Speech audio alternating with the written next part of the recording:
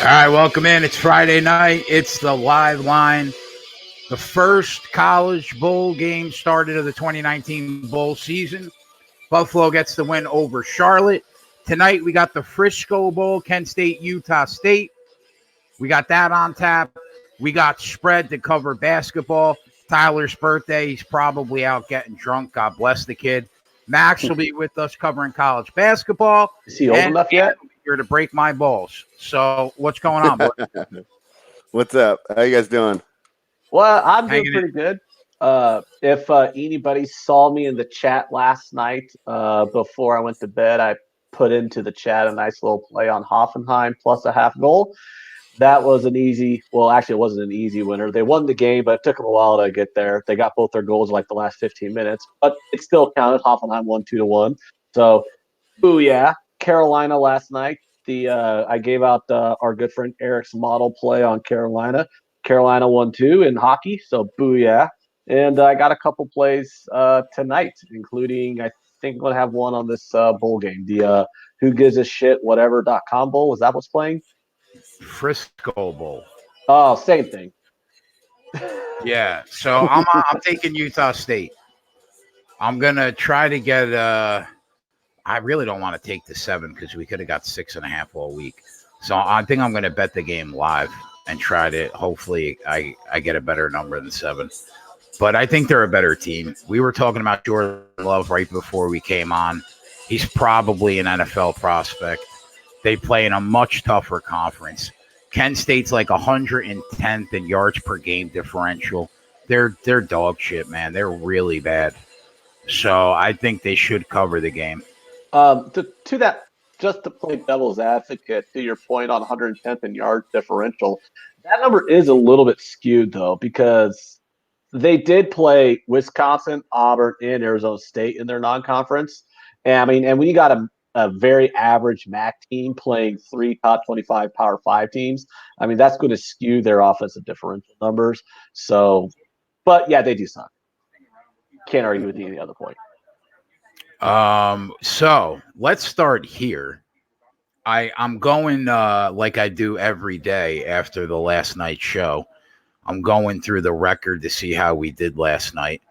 We ended up making a unit of profit on the night, but I type in the Clippers to see what the score of that game was. They dropped the game spread? It was horrible. So we get off. What the fuck happened? They melted down, and then Lou Williams got ejected, arguing a foul call, which he was correct about. But this is the NBA. Foul calls get called wrong all the time, and for him to go ballistic like that, it really hurt the team. And that was just kind of like the nail on the coffin for the momentum. Westbrook had one of his best games of the year. If you were imagining what the Westbrook-Harden pairing could look like, potentially to be a championship team, this was the game you would have used to display that. But yeah, I had the same problem. I even thought we had it, went into the other room to edit the article I was working on, came back, and I'm just sitting there like, I could not believe it. And then with all the drama, there's already bad blood between both teams. And then with Lou Williams getting ejected, it was just a rough night. So what is that wonderful sandwich you just put in the camera, Maxwell? Bro, that's a Wimpy's burger. A Wimpy's burger? Yeah, is that like a fast food joint or something? It's a diner, but it's like a burger like the length of a fucking 6-inch sub. Wow. Yeah. That's interesting. It does start in about 10 minutes. So you said you do like the Utah State minus the points? I do, but I can't disagree with that too much. I'm not laying the 7 because we could have got 6.5 last night. Lynn asks, do you like Utah under 71? Ant was looking at that before we started the show. I have no real opinion on it, to be honest. My opinion is it opened at 65 and it got bet up. And when you look at the defenses of these two teams, they're both bad. So obviously there's a reason why it opened at 65 and got bet up. But when you get to the number of 71, on principle alone, don't you just take the under? And here's the other way I'm looking at it too, is all you need is about 5 to 6 minutes of no one scoring in this game. Then you get about 2 straight drives where no one scores. That number's going to drop 6 points. And then say you just don't really like the under anymore. Say, okay, no one scored for about 5 or 6 minutes, but the teams are moving the ball or something fluky happened to keep them from scoring. Well, you can come back the other way and take the over, like, say, 64 or whatever. And so I'm kind of looking at maybe throwing a half unit here on the under on principle alone because it's 71 and that's absurd. And then if I don't like it live, I can just buy off of it. But I do like the -7 on Utah State. There's no question they're a better team than Kent State, and Jordan Love is an NFL prospect. And when you got a guy in quarterback for a team who's going to be an NFL prospect going up against that shithole defense that Kent State's going to throw out there, I mean, how the fuck do you back Kent State here? Is there what's the best line that we can get on the first half? Oh, Ron Lofton in the chat said first half -4. I'm getting first half -4.5. But you know where you could probably go and find some first half lines, Jay? SBRodds.com, the best odds site in the business, Ant. Oh, well, let's do it. Utah State halftime full-time is -120, bro. I might have to pull the trigger there. Because what are they on the money line to win this game? -300? Yeah, I'm betting that. That's my first play of the game. Of the night, I mean. I'm sorry. I'm going Utah State, halftime, full-time, -120. Give it to me. Coming out firing. And I'm going to lay the 7 for a full unit. And I'm going to try to get a better number, or you just don't think there's going to be a better number? There probably won't be. If they go up early, you're never going to get a better number. And when you're talking about it was at 6.5 all week, well, if the game comes out at 7, I push. So it's not like missing that half point is going to cost me, is going to make me lose money. It'll just mean I'll push versus win. So it's not that big a deal to me. But I'm going to go ahead and take a full unit on that -7 because I talked myself into it while we were talking about it. And I'm going to take this under 71.5 now for a half unit. It's only a half unit because I'm only betting it on principle. So I'm going to take the under for a half unit and hopefully middle the game some point live. I just not big at all. I just laid the 120 to pick up a stick. But yeah, taking a shot there, see how that goes. You're gonna take a -7? Yeah. Spread, do you have any games that are like going to start in the next 2 minutes? No, my first NBA plays aren't going to go off till 8 p.m. Eastern. All right, good. What were you saying, Ant? The one game that hasn't started yet that I did bet pregame, or I tailed Eric's model on the Penguins Oilers under 6 at -110.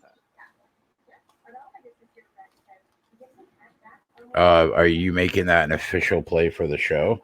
Yes, I am, because I bet it and I'm giving it out. All right, hang on. He's the only guy I tail in hockey. All right, so I gotta find a fucking hockey puck or stick. or like a little symbol or something. Yeah, hang on one second. Talk amongst yourselves.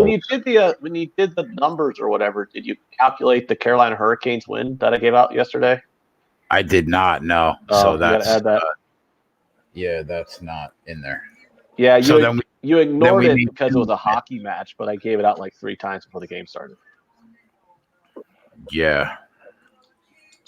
I don't know how I'm going to stay up at 2:00 in the morning to watch this UFC card all the way through to its completion, and then sleep a little bit, and then be on for 12 hours tomorrow. In theory, you could just not watch the fucking UFC card.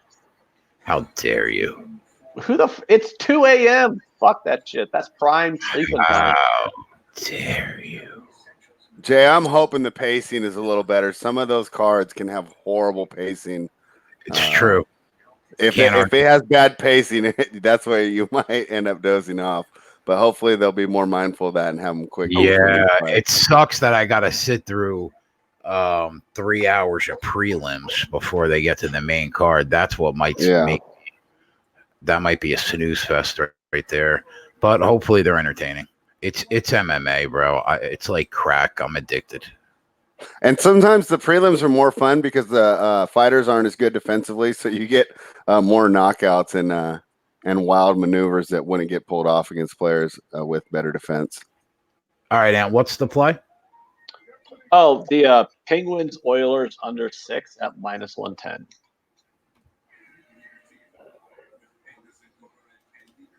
With the hockey season going on now, you'll probably hear me talking a lot about Eric's model plays. Now that I'm focusing more on hockey betting with college football being over, I've been talking to him a lot about how his model's going. Did you bet anything in other than the NBA spread?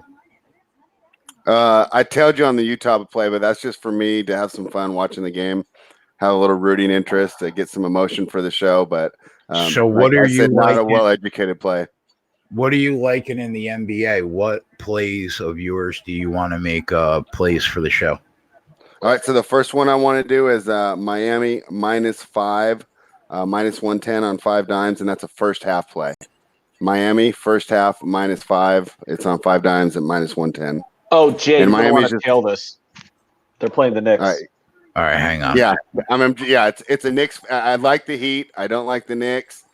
And with the first half play, it doesn't get close to the end where I'm not sure who's going to be in the game if it's a blowout. So Heat first half -5, and it's 110. Yep. Okay. Are there any other plays you want to make official? Yes, and this one's going to start. I don't think this one's going to start till 10 p.m. Eastern. But it's Portland -3.5 at home against the Orlando Magic. And the idea is that the Magic are kind of towards the end of a road trip, the way that the Lakers were last night. So I'm not expecting to see the best performance from them. And even though Portland's had problems and not performed too well this year, it is a Western Conference team going against the Eastern Conference team, and Portland's got a lot of talent. I think they'll be able to cover that home spread. All right, so I'm just going to put trail -3.5 full game -110. Yep. All right, boom. There you go. To the masses, you got 4 plays. It's not a bad look there. You got a bad. That's 5 plays right off the bat for everybody in the chat. Enjoy. And Max has barely even jumped in yet, so it's Max is halfway through that fucking. Yeah, he's halfway through that wimpy burger, bro. He can't even think about sports. Right hold on. Speaking of Max, I wore this today because you wore that Chelsea bullshit yesterday. Rolling your ass on Sunday. Rolling your ass. Yeah, you just wish that Nebraska could do it to Alabama in football. Eat a dick. I mean, you know what my answer's going to be. There's got to be a better way to convey your feelings. There has to be. What? And telling Max to eat a dick? No, yes. he is a connoisseur of the ladies. So the one thing he absolutely does not want to do is eat penises. So if I'm telling him to basically telling him to eat a dick is the perfect thing to say because that's something he would absolutely not enjoy. That is correct. Yeah. What's your problem, Jay? Jay, stop drinking Jersey water and settle the fuck down. Yeah, I heard that you were. I already heard that you were going to start breaking my balls when I was listening to Jimmy's. I was listening to you because I support my friends. So I'm watching the show and I hear, yeah, tune into the live line tonight so you can watch me break Jay's balls all night. It's true. It's true. It's true. That's why you got the cup of coffee right there, bro. You're ready for it. Friday Night Max coming to your goddamn city. Yeah, let me tell you something right now. I'm bringing my own I got a bone to pick with SBR. Okay, some reason I sit on this show 35 hours, right? And Max has an intro video for a segment that he does 5 days a week. Where's our intro video? I want an intro video. I gotta get on that. Email Natalie. Yeah, I'm getting on that. I am the first official low bag guest in the history of the show, so I do think it is warranted that I have my own intro. Is that true? You were the first guest ever on that show? I claim that. I claim to be the first one, yeah. You claim to be, or that's the fact? What is that? I'm pretty sure I'm the first one. I just can't remember completely. When did you first make your appearance on that show, Max? During college basketball season. I'm going to say that I blah, blah, blah, blah, blah. Somebody's going to try to call me out on that bullshit. And I'm going to say, well, I claim to be. I'm using that. My memory is betraying me right now, but I'm pretty sure I was the first one. Was it last college basketball season or this one? What? Was it last college basketball season? A guest on the show. Think about it. When we watched the show, it was always Peter and Jim. They didn't need anybody. Then I came. And then I opened their eyes to the freaking amazing guest appearances of people with personalities like myself. There's no other personalities like you.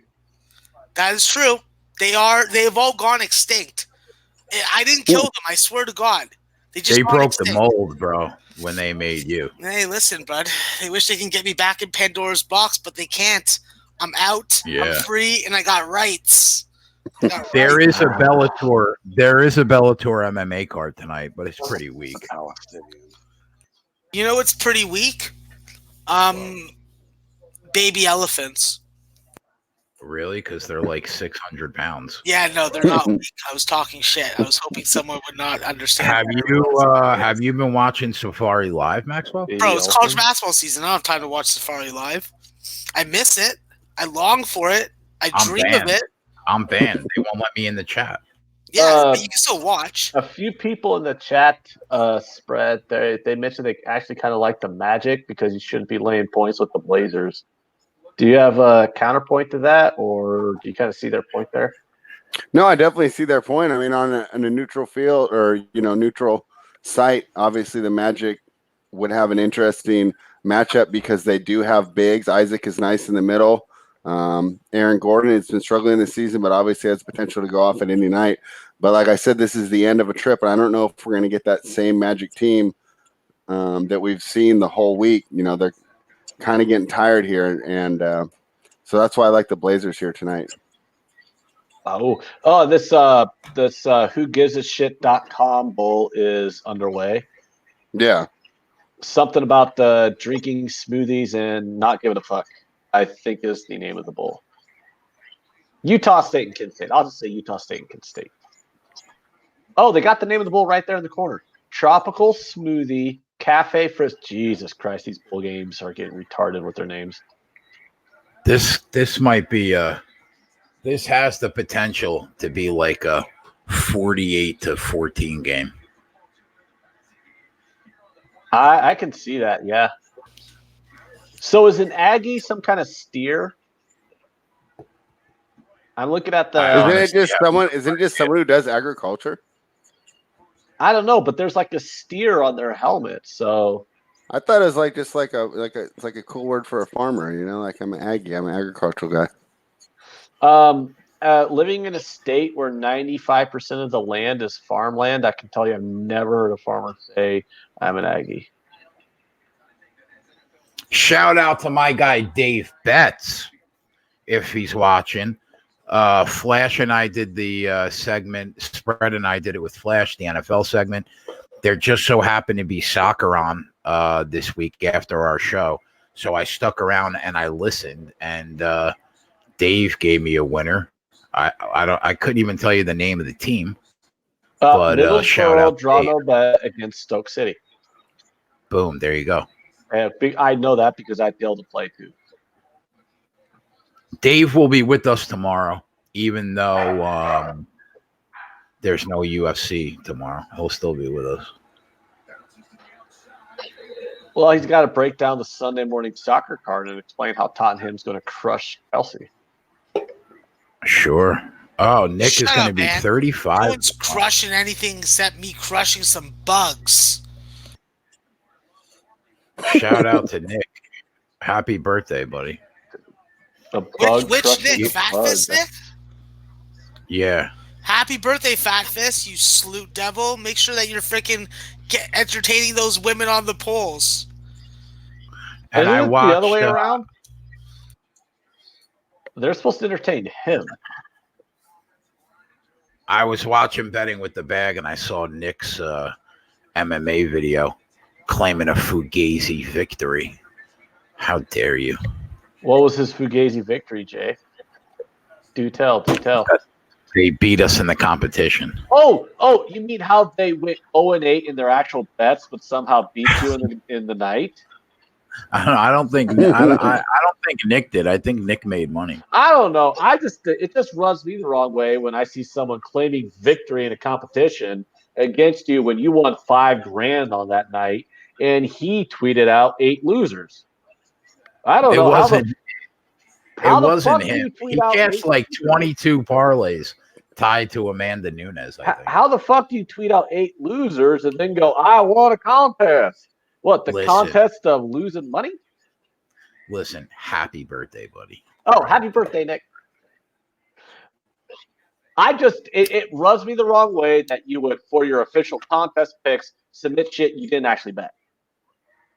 Meanwhile, Team Liveline, their contest picks were their bets. And if you follow Team Liveline, you could have been like Jay and won $5,000. Yeah, Nick, I saw his 2 picks for tonight's card, and I'm on both of them, so I agree. I agree with both of those plays. By the way, Utah State's already up, Jay, so I don't think you're going to find that better number 5. Yeah, so I was going to mention that right off the bat. Looks like you nailed it on the head with the difference between the 6.5 and the 7. If this, they get a stop, they get the ball back. You're right. That a better number may never materialize. So, well, I bet the halftime, full time anyway. So yeah, so that's great too. But I just point out to Ant's kind of analysis on the 6.5 to 7, and obviously this isn't for huge money making ideas, but for recreationally, I can understand his point. Yeah, like bowl games. I mean, I bet like $50 on bowl games because power ratings. You can power rate a bowl game, but there's just so much. You're also trying to power rate motivation. That's pretty hard. Yeah, and I think it's all over the map with football because you have 53 guys. I always kind of get a chuckle when I listen to some of these pods and they go, well, this team's doing this team's doing that. And they go, it's 53 guys. Like if you give me motivation, even a basketball team, you got your core 5 or your core 8, it might be a little easier. Individual sport like UFC or tennis is real easy, but sometimes hard to tell motivation for a full team. Yeah, like the running back might be really motivated, but 3 guys on his offensive line might be hungover. There's 3 NFL games tomorrow, obviously, that we'll be on for. But during the course of the day tomorrow, there are 7 bowl games that we're going to be on for. There's just going to be football bets just flying. Oh, Jay, the plays for some reason aren't on the YouTube. Tito wants you to put the plays up. I've turned on the YouTube channel, and I put them on. They're at the bottom. There they go. At the bottom. There they go. They're scrolling now. That's what I'm talking about, Vermont. Go get you some, sucker. Go get you some. That's what I'm talking about. It's Revenge City time. It's Revenge City time. Woo! Max, did you like the Marquette under today? No, I don't like totals for the most part today. I'm getting my ass kicked on totals. I like sides, first halves, team totals. That's the only kind of total I like. Yabba dabba giddy up. What were you Woo! on? What was your play of the day today? Fuck the play of the day. The play of the day fucking loses more often than it wins. Let's not talk about fucking negative things. Let's talk about Vermont, mother beeper. Let the Vermont. chirping begin. Did you just say beeper? Yeah. Let the chirping begin. Fucker, but like, yeah. Hey, Max, there's a couple games about to start. Yeah, who cares? I mean, well, I want you to tell me what you're on them because I know you have a side and total. Why don't you just watch the show? Then you know what I'm on. Oh, you mean watch the show while I'm driving? Yeah, absolutely. I'll do that. Shut the fuck up. When you're having a dump, when you're having dinner with a family member, you should always be watching the show. Anthony communicates way too much while he's having a dump. You know what else I can communicate? SMU's going to win this goddamn first half. Now, let's go, SMU. Do it for your man, Maxwell Smart. Maxwell, how about you communicate to me UC Irvine, Illinois, Chicago? I like Illinois, Chicago. It wasn't a play that I felt strong enough to give out, but it was a play that I definitely bet because I think that UC Irvine has traveled a lot. I think UC Irvine's playing a different kind of tempo. I think they depend on guard play, and with Illinois, Chicago having their three-headed monster of guards in Bowen, Ferguson, and Audie, I think that they can play and, if not win this game, at least keep it close. So plus 4.5 is the number you got? No, 5. And I got it at plus 101. So number and the odds make the difference, not the team in the game, boys. Remember that. I'm not taking Kent State scores a touchdown. Yeah, I was to say, just for patting ourselves on the back. What's the flag, though? I don't know. I'm hoping it's coming back. I am, too. Oh, my stream's. They broke a play. Yeah, and it is, yeah. 3rd and long, and you give up that kind of coverage? Come on, bro.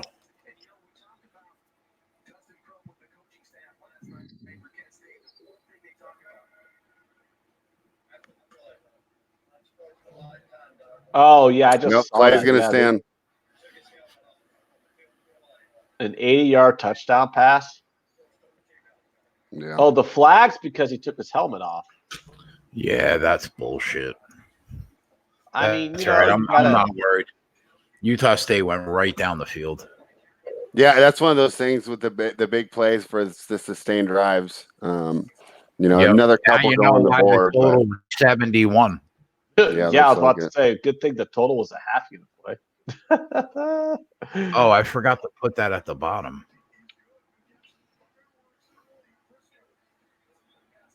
Hey, Max, what about the halftime line between Lipscomb and Vermont?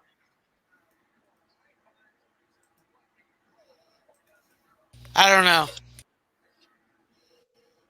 I just wanted to hear Pryor can watch it again. Kyle Pryor says he can watch the show while he's driving. He said he watched it all the way home from OKC yesterday.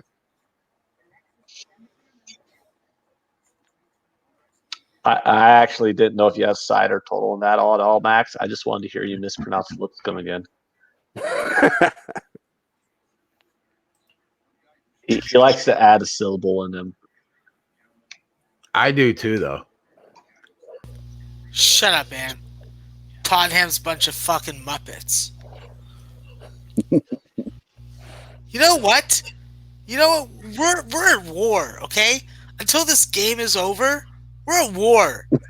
We're gonna take out your fucking Korean sensation. He's gonna be a fucking Mbop fucking member after we're done with his ass. Fuck you. Fuck okay? His you. Achilles is getting fucking partially torn tomorrow. Please. Fire another. Are they playing tomorrow? They're playing. They play each other? They play Sunday. Oh, okay. Big rivalry. You didn't know Tottenham and Chelsea were big rivals? Who's the favorite? Tottenham, but only because they're at home. It's plus 120, plus 190, and then whatever the draw is, probably like. You bet it? No, I haven't bet it. You bet any EPL? I bet a couple draws, telling Dave. I have one EPL game I've been looking at all week. I asked Dave what his thoughts were. he didn't disagree with me, but he's not betting it. So, but oh man, it's just oh man, I really want to bet it, but I haven't bet it. This is where you got under 71 Ant or 71 and a half. I don't remember. Let me look. I think it was 71 and a half because it moved to 71 and a half right before I bet it. Yeah, I got the hook, 71 and a half for a half unit. And for people thinking it's dead already, that was one broken play. It's only 5 minutes into the game. The good thing about a number so high is, like we were talking about, 1 or 2 extended drives, and we're way back under pace for the under. I wouldn't put too much into it. Now, if they're consistently beating this coverage, then we already know, okay, those, go ahead and light that ticket on fire. But one big play doesn't necessarily dissuade me from the side just yet. OJ, I have no idea what plays we're gonna have for late night, buddy. But there are 1, 2, 3, 4, 5, 6 plays on the bottom, and we've only been out for a half hour. And Max hasn't even gotten going yet. Yeah, I know. Max isn't even warmed up. I think that burger is sitting in his stomach a little heavy. I think I could light my. I bet an under in the Maple Leafs Rangers game, and I think that can just go ahead and get lit on fire. Holy shit! 2-2 after the first period, and I have under 6. That's not good.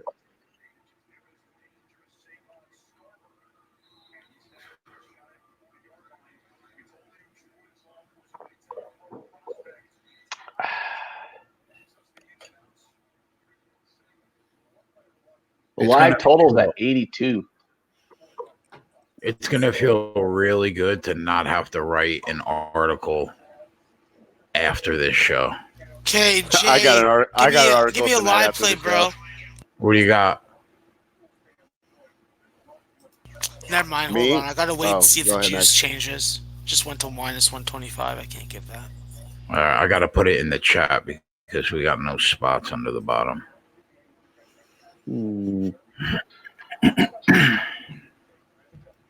Under 82 and a half live, huh? Yeah, the total's up to 82 and a half. That's tempting. That is. Oh, 83? No, 82. Well, how is it? I look at 83, then I press update, and it goes to 82. Crazy. They knew what you were thinking. I know, right? So this guy doesn't bet overs in bowl games. I mean, I don't bet overs in the 70s. That's just weird to me.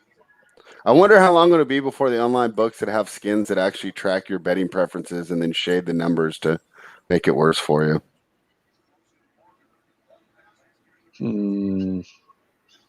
Like if they see like trends that I have, like this guy bets under in almost every primetime game, or if you bet like your local team that you just like to root for, like recreationally, if they juice it up for you.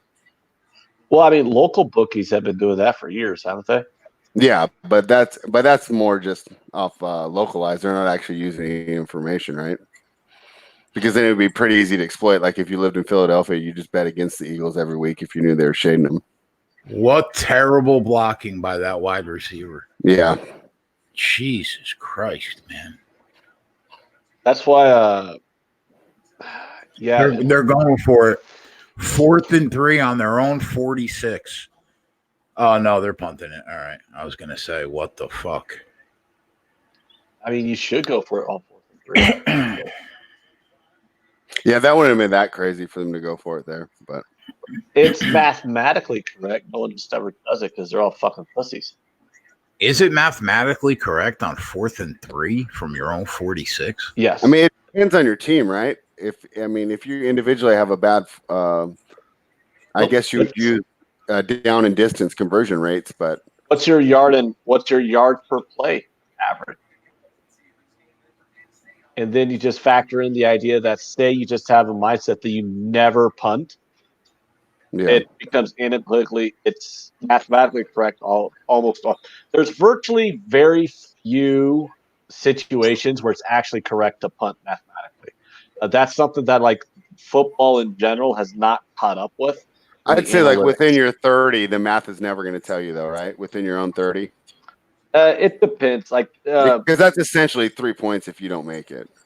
Yeah.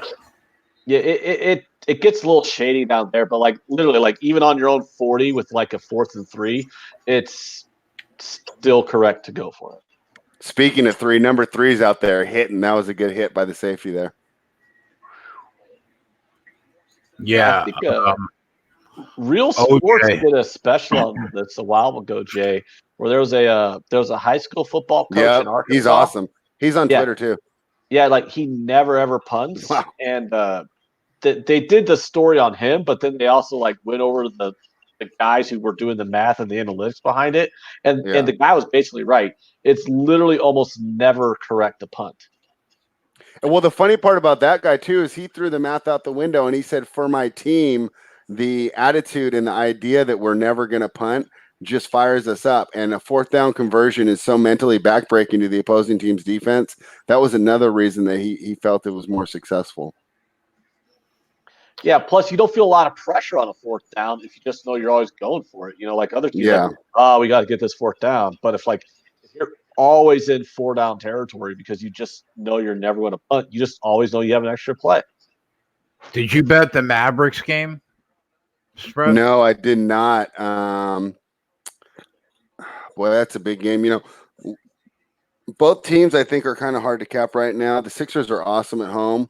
The Mavericks are obviously getting a little extra value with Doncic being out, but that's starting to kick in, and they're starting to revert back to the mean there.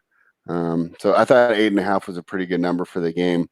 What we'll do is I'll flip that on one of my TVs when it starts, and if the Sixers get down early and we can get them as a short favorite, we might look to get that live. Sixers have only lost 1 game at home this year. Really? Yeah. It was actually to my favorite team to bet on, the Miami Heat, the other night. The totals come down a bit in this game already. That's the crazy thing with these super high totals. Yeah, a couple minutes of no scoring and the total crashes like 4 points. And the funny thing is not even like the offenses are doing bad. You know, we had 1 shutdown, but Utah State's actually moving the ball pretty well here. But the total's going down just because they're staying in bounds, running the ball. And, boy, 2nd and 16 here. Wonder, they've had 2 big 3rd down conversions so far, obviously one of them being the touchdown. Utah State's going to have to get off the field. I'm sorry, Kent State's had big 3rd down conversions, but Utah State's going to have to get off the field on some of these 3rd downs here. What do we got up here about? This looks like about 3rd and 12 here. Yeah, another 3rd and long. Yeah, they got to get off the field. Gosh, you guys are like a full minute ahead of me on this stream. It's pissing me off. I think Jay's ahead of me because usually when we watch on the line, like I can hear him telling me what's going to happen. But you know what? I kind of like that because I know what to look for. At least it's not like when we do it on Monday night when that Costa Rican future television's always on. With the future television. Another fucking run by this quarterback for 20 yards for the first down. Utah State can't get off the field. Jesus fucking Christ, man. I don't know. I mean, what's the difference on 3rd down compared to how the do you first have two, right? nobody in the middle of effective. the fucking field on 3rd and 11? And see, their wide receiver knows how to set a block. They're going to be halfway through the first quarter at 21 points. You're going to be on the point. Why does Hines Ward want a Gatorade shower if the Jets win? Is he on the Jets now? Hines Ward? Yeah. He's been on the couch for about 8 years, Ant. What the fuck does he do for the Jets?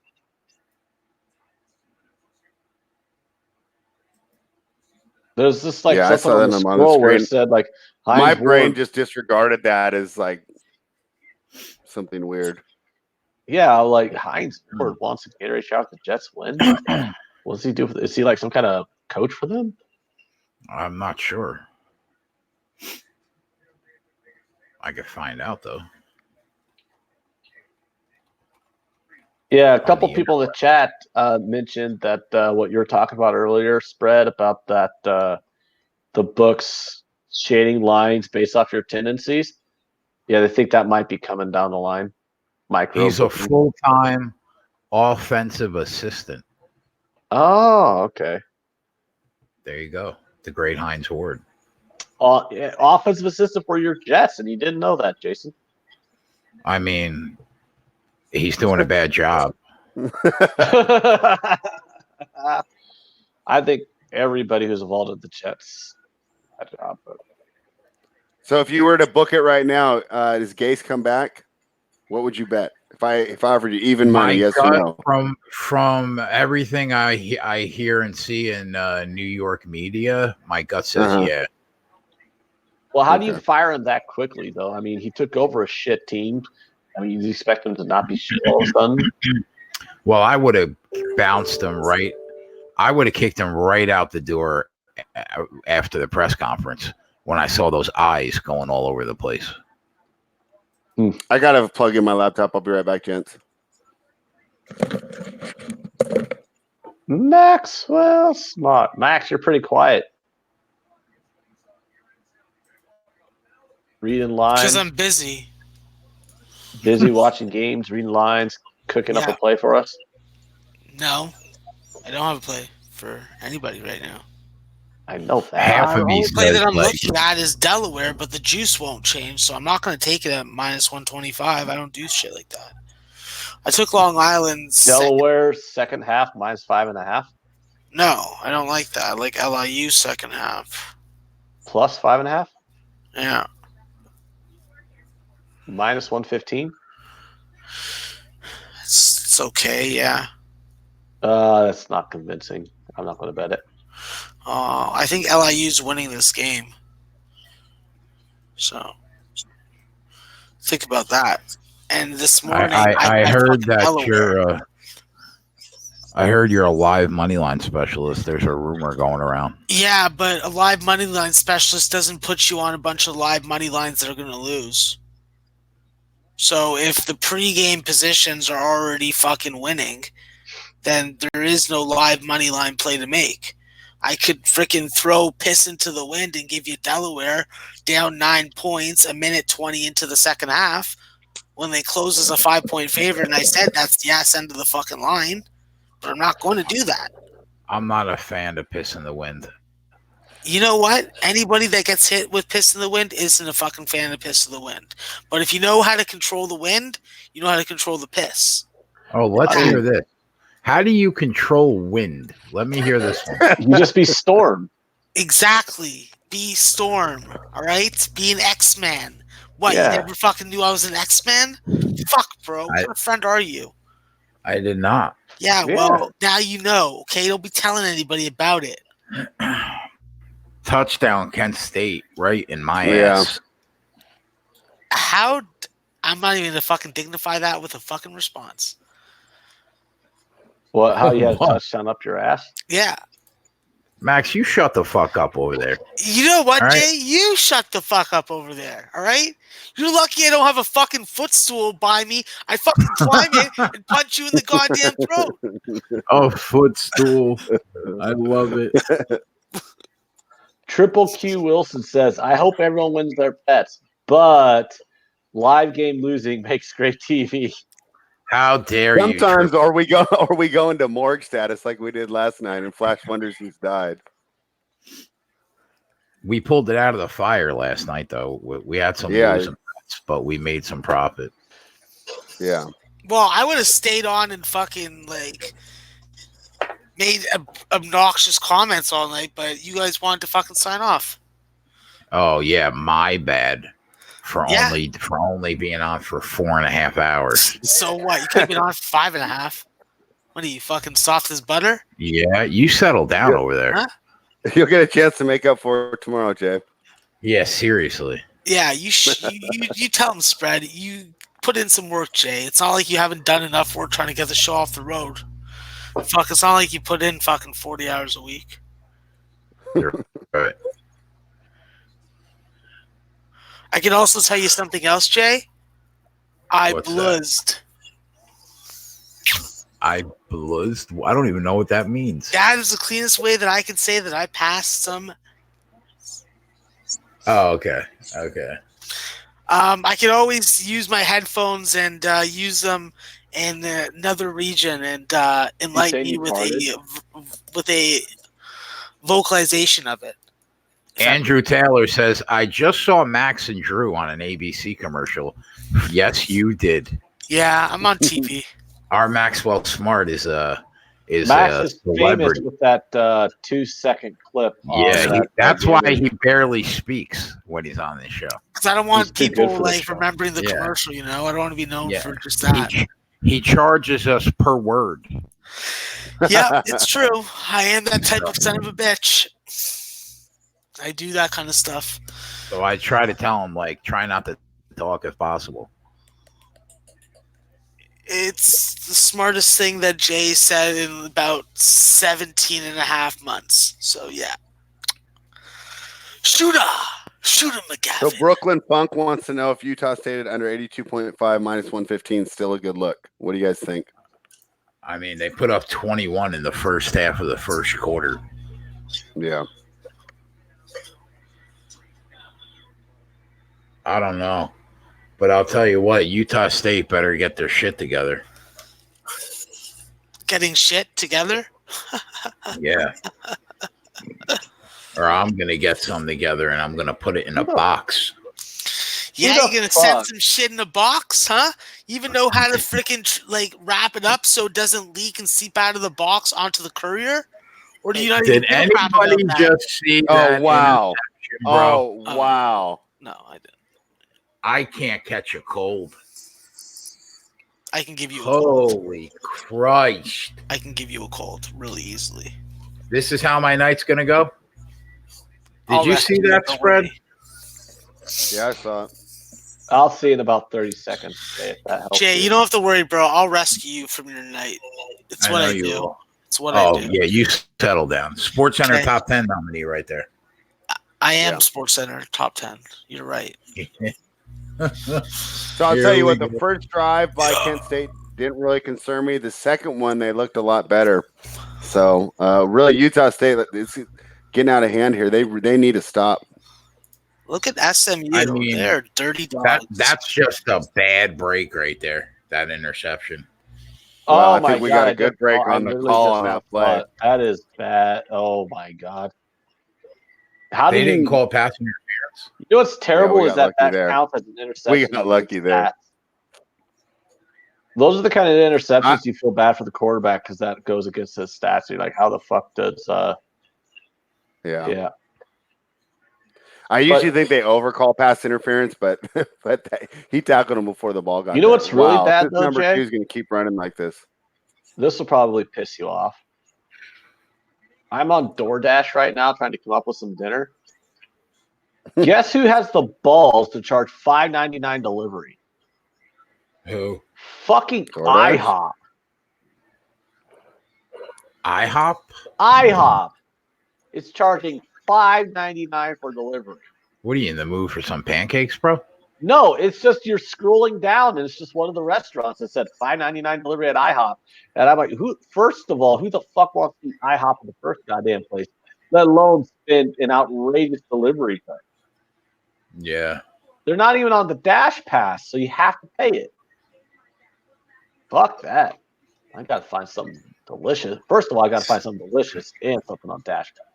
Scott said, I knew Utah was going to lose, shaking my head. Well, you could have fucking told me, Scott. It's still early in the game. And that was the we got a lot of football left in the world, too. Like, I don't besmirch Jay for being mad about that one. Holy Christ. Big third down stop. First one they've had yet. Yeah. They're going to go for it. How do you not go for it? Oh, they're not going to go for it. I think you can go up 2 scores here. I know, but like when you're Kent State and you're in a bowl game, are you just going balls out? Should I get Red Robin? Oh, Red Robin is so delicious, bro. Yeah. That campfire sauce, I could drink that shit. Yeah, I guess you're right. This is a pretty long kick, too. It's not a gimme. He made Their it. kicker is looking solid, and he made it with room to spare. That's something to keep in mind if this game is close later. That kicker's nailing it. My halftime, full time does not look great. I mean, we're not even halfway through the first half. We got plenty of time. Nate Dogg in the house. What's up, buddy? Why does Red Robin feel the need to tell me the calories on everything when I'm looking to order? Don't they? That's the new thing. Yeah, that's the new thing. Even McDonald's tells you. Like Red Robin is the truth. I don't need you to fucking tell me how I'm going to kill myself. That onion ring tower. Oh my god. I mean, it's just onion rings, but for some reason, putting it in a tower makes it amazing.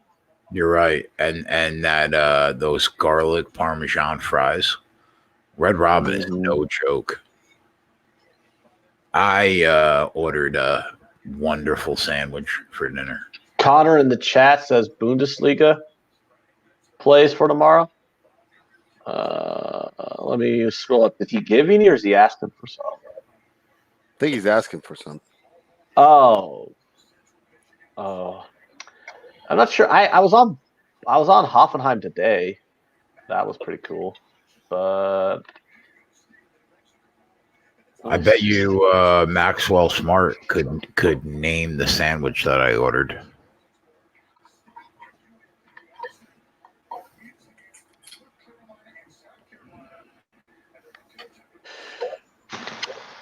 Mortadella. I don't eat mortadella, Max. Get the veal parmesan. No, Get the gabagool. Oh, the gabagool is good, bro. I got that meatball parmigiana on garlic bread. My God, sometimes you just dip it in garlic bread, and you just have the sandwich in garlic bread. Yeah, you can't go wrong with that. That's how you're Italian, and you know that I'm a pretender. I try and look Italian. I try to talk Italian. I try and perceive myself as Italiano. I'm a Southerner, not a Northerner. I would think you were Italian if I didn't know you. Yeah, that's true.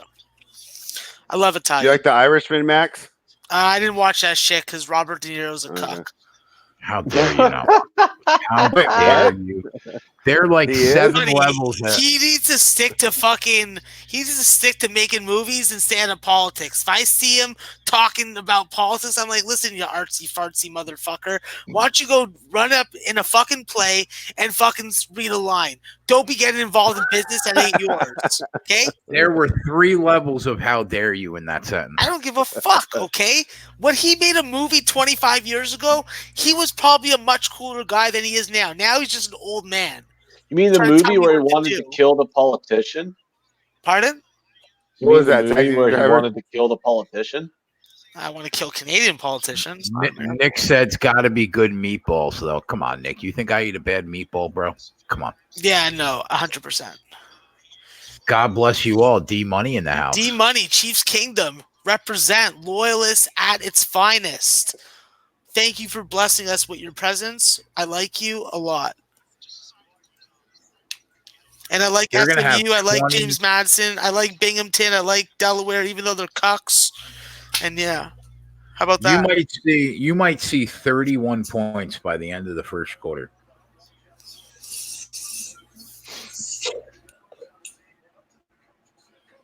Wow.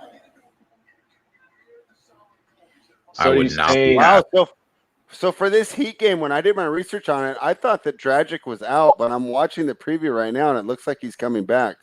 That's actually good news for me because he's been great bench scoring for the Heat, helping us cover these spreads. Who's the best team against the spread this year in the NBA? Oh, that's a good question. I'd have to look it up. Give me 1 minute.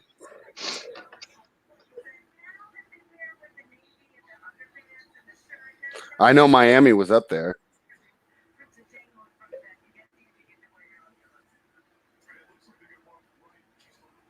Michael Jordan said, rip your Utah State tickets up. Kent State is determined. I don't want to hear that, Michael Jordan. All right. I mean, he's not wrong, though. I need positivity right now, bro. No, I'm going to rip my Kent State ticket up. That's money. And settle the fuck down. There's a lot of football left to play. Yeah, I'm not worried. I mean, Let's go, guys. Especially, if you get the first quarter, the first half, then yeah, your ticket may be fucked.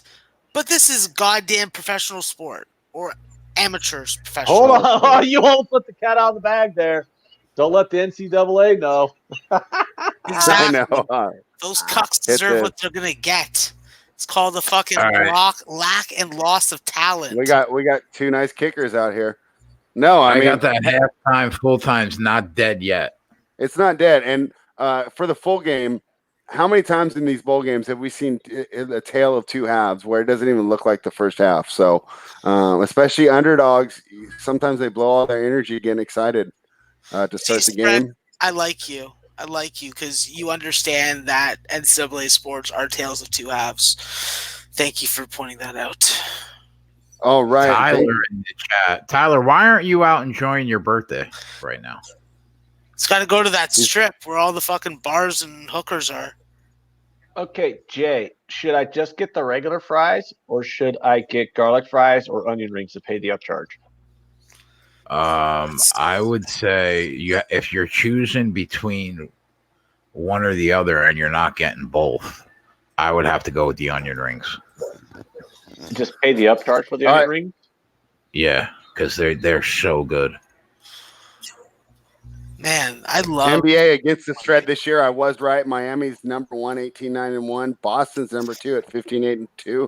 Toronto and Dallas, Sacramento, Indiana, and Oklahoma City are all 16-11 versus the spread. So those are your best ATS teams so far.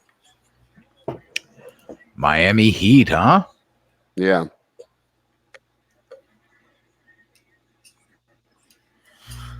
And Robin we're already off and to a 4-0 lead against the Knicks.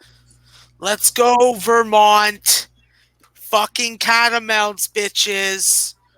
What you know about that Cracker Jack? Don't you come back.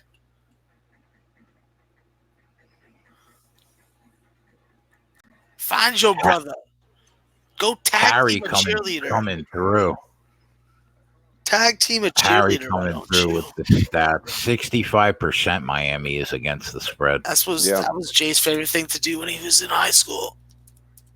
Yes, it was. Michael Jordan thinks that the Jordan Love has his wide receivers are smoking too much, and that's why they're not making plays. What are they smoking? According to him, the sweet Chiba. Well, I hope it's Kush and not some Bush sativa. Otherwise, that's really a waste of fucking smoking. Jamie would like to know, is this the food channel?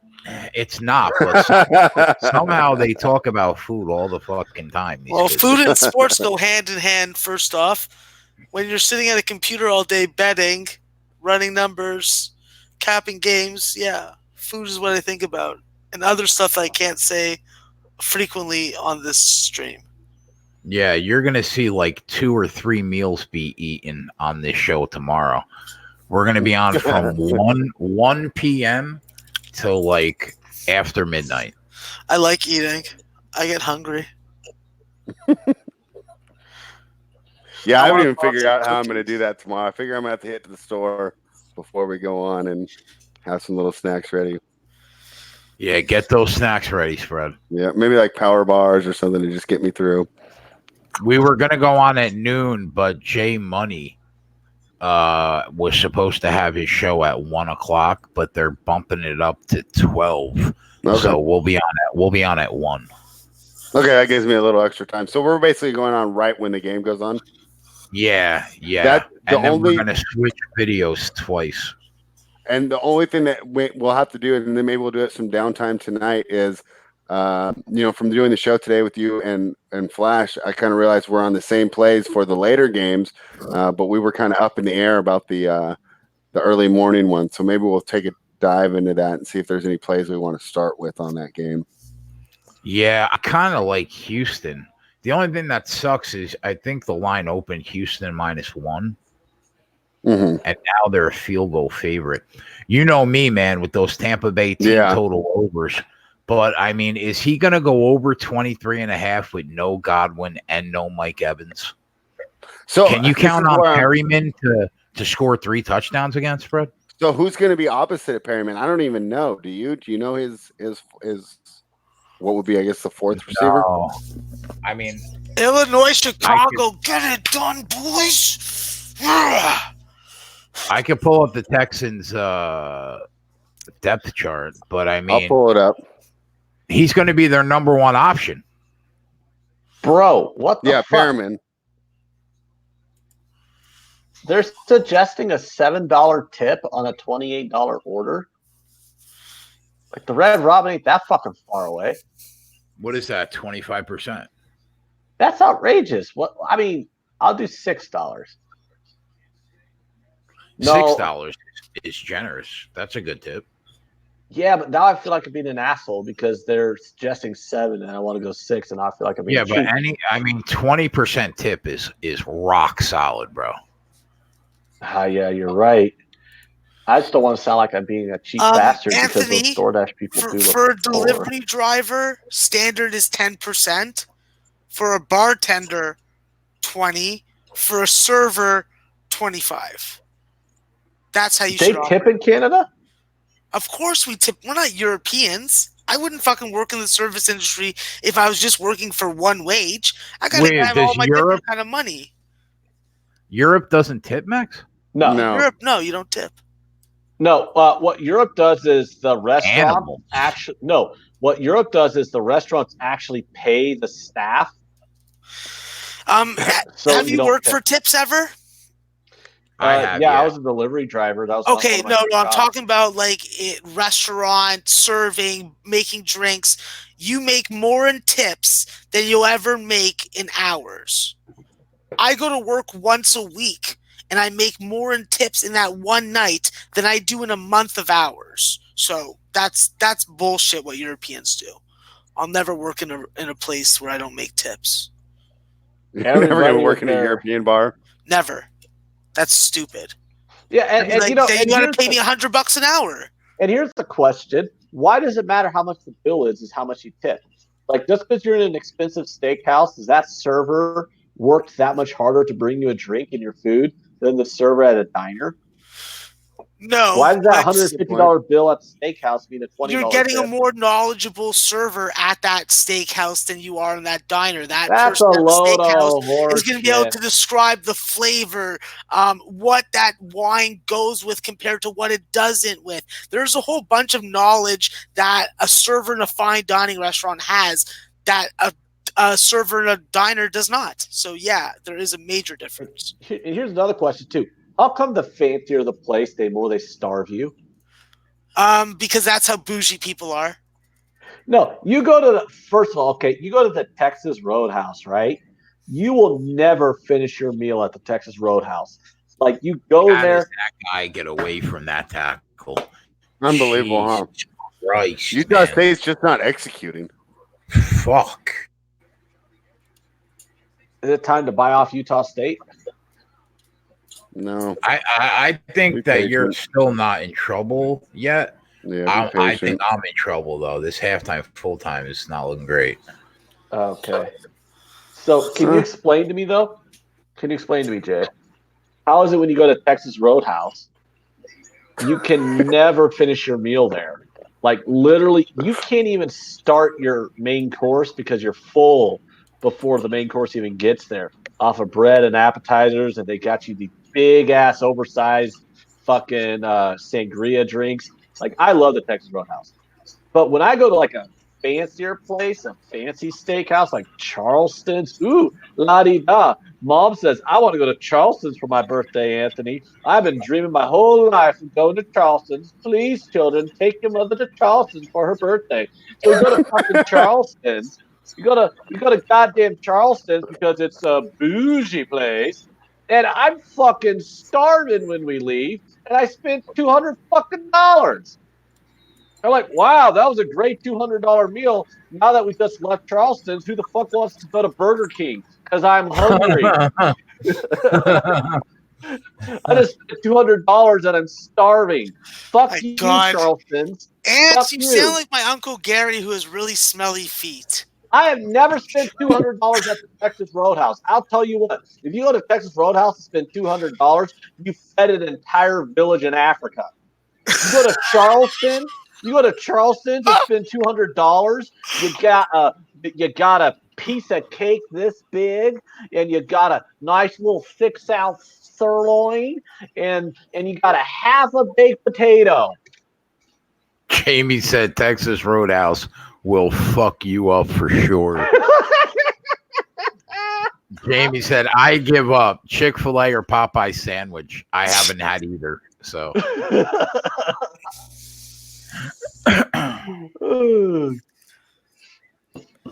Jamie, I will tell you right now, I love them both, Chick-fil-A and Popeyes. Oh, they're both so delicious. Brooklyn Funk Project said, what's fancy in Nebraska anyhow? We got a lot of fancy restaurants around here, believe it or not. Well, not in like rural areas, but see, Omaha's we need to produce pictures. We need actual like visual evidence. When you say fancy, does that mean like you guys put your sneakers on when you walk in and you're not barefoot?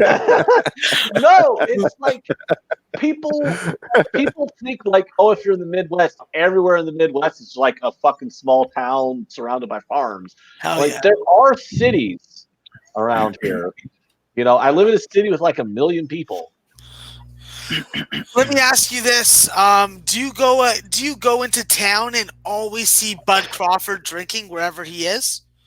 No, you don't see Bud Crawford all the time. Okay. No, but it is not difficult to know someone who knows Bud Crawford. Okay, cool. Just wanted to make fun of that. Omaha's a city that's big enough, but it's still like not super big to where it's like literally you cannot throw a stone without hitting somebody who knows Bud Crawford. Bud Crawford's awesome. Right. Just to let you know, he is the champ. He's the champ. Yep. He's the champ. He's Omaha's champ. Max, you taking him over Errol Spence if they fight? Yeah. Wow. Fucking outbox his ass, motherfucker. He still lives in Omaha yet? Yeah. Where do you think he's famous? He's only famous in Omaha. Yeah. And they sell out. He sells out there too. They love him. It's stupid when he doesn't fight anywhere else. No, yeah, you got a good point spread because Jay and I, Jay knows I bet on a fight for Bud Crawford to win inside the distance. I laid 200 on him. And it was in Omaha, and it was at the arena downtown where Creighton Blue Jays play, and it sold out like 20,000 people. Yeah, it was. They do them all in Vegas, but Vegas rarely sells out these days. So, real quick to go back to what we were talking about with Tampa, because I also saw that talking about that in the chat. Jay, help me out with these guys. You knew college better than I do. We got Justin Watson, Ishmael Hyman, Cyril Grayson, and Spencer Schnell below Godwin and Evans on this depth chart here. Do you know any of these players? No. I literally don't know. I don't know one of those names. Justin Watson went to Penn. I don't know if I ever watched Penn play. I don't want to jinx this, but the Heat are up by 15 in the first quarter. I'm feeling pretty good about that. You shouldn't have said that. Oh my God, is this kid gonna get it again? Oh my God, spread. He almost got that 4th and 4. This kid's a machine. Yeah. A machine like Brooklyn Funk Project says Omaha is pretty much in Iowa. What else you got? LOL. Iowa was the second state to legalize gay marriage. Oh. That's something. Why does everyone on the coast always like shit on the Midwest? And then they wonder why we vote for Trump just to piss you guys off. At this point, it's like it's a shtick. I like that. Like literally, like, the Midwest, the part of America that doesn't matter. Meanwhile, the Midwest is like, oh, we don't matter. Oh, you know that guy you hate? He's your president now. You guys actually want to know a secret, Jay? Because I'm pretty sure you don't know that many of them in New Jersey. But like around here, like I didn't vote for the guy, but I know thousands of people who voted for that guy. You really want to know the secret? They just think it's funny that he pisses off the liberals from the coast. That's it. Seriously, everyone's like, oh, Trump voters, they're all bigots and racist and sexist and want to grab pussies. And in reality, no, they just think it's funny that fucking liberals in Portland wearing pink pussy hats are on TV crying that he's president. We just think it's funny. Yeah, that makes sense. Hey, Max, I don't know how much you follow, and I missed a great spot here that I usually hit because I was too afraid of the cluster. But even with all the injuries we talked about on Liveline last night to the Raptors, they are kicking the crap out of the Wizards right now. Because my Raptors are awesome spread, and second off, they're a team. They don't need a star. They'll just fucking massacre people with their fucking fists and strength in numbers. Yeah, I was gonna say a lot more vulgar thing, but then I decided to hold back. That's fine. Have you ever been to Jurassic Park? Yeah, of course. Really? Is it like wild out there? Yeah, it's wild. It used to be more wild. Now they got a whole bunch of cops and security and fucking rules and shit. Harry Doherty would like to know what the smallest state in America is. Is that Rhode Island? Well, it's Rhode Island by a lot. Rhode Island by area, and then by population it'd be Wyoming, right? Yes, exactly. Yeah, Rhode Island, you can literally walk across it in an hour, and Wyoming is. There's like 7 people. There's like 7 people in Wyoming and North Dakota, and they get 4 fucking senators.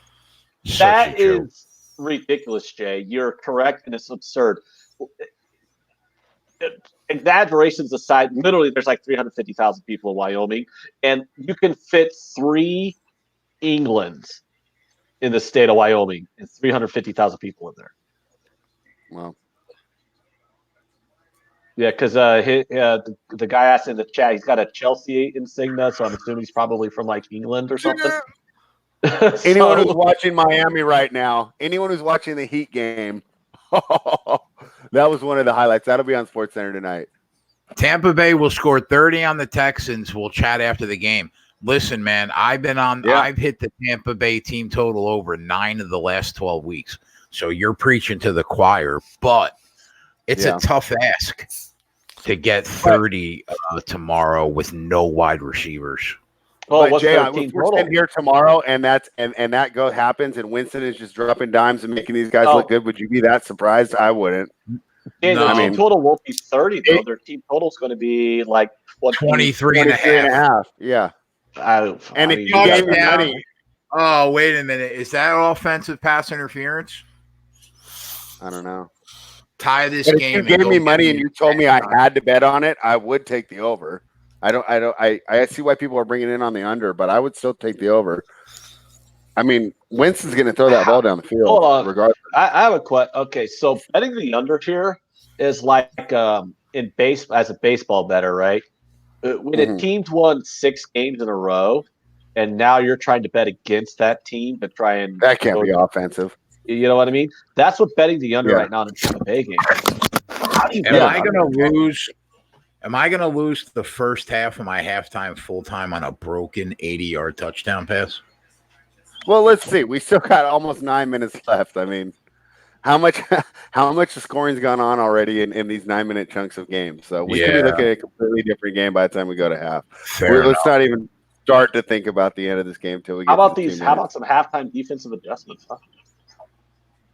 I mean, tie game. The good thing is when you do so bad, you can only get better. I just think that I like the Texans in the spot, regardless if Tampa Bay goes over their team total or not. Texans could score 35 and Tampa Bay score 31. Oh yeah, well, Tampa has a horrible secondary. They have the 30th ranked pass defense in the league. Tampa Bay. That's not very good. Deshaun Watson's a fucking murderer, man. With those wideouts, they're gonna they're gonna score at will. I think the Texans are gonna score at will, and if they win the game, they clinch the AFC South. Max dipped. What happened? Max is gone? Yeah, Max is left. Back to the Houston game, and an interesting thing, too, was that was supposed to be the sandwich with Tennessee, right? But with them beating Tennessee last week, now if they beat Tampa this weekend, right, they automatically wrap up the division, so the game against Tennessee won't mean as much. And even though they were able to pull that out on the road, I don't know if I would want to be in that situation. I think it'd be much easier to take care of this Tampa Bay team than a tough Tennessee team that really seems to be playing physical and hitting the right cylinders at the right time. And talk about a tale of two halves. If you watch that game, just in the second half, Tannehill looked pretty good against that Texas offense. It was the slow start that doomed them.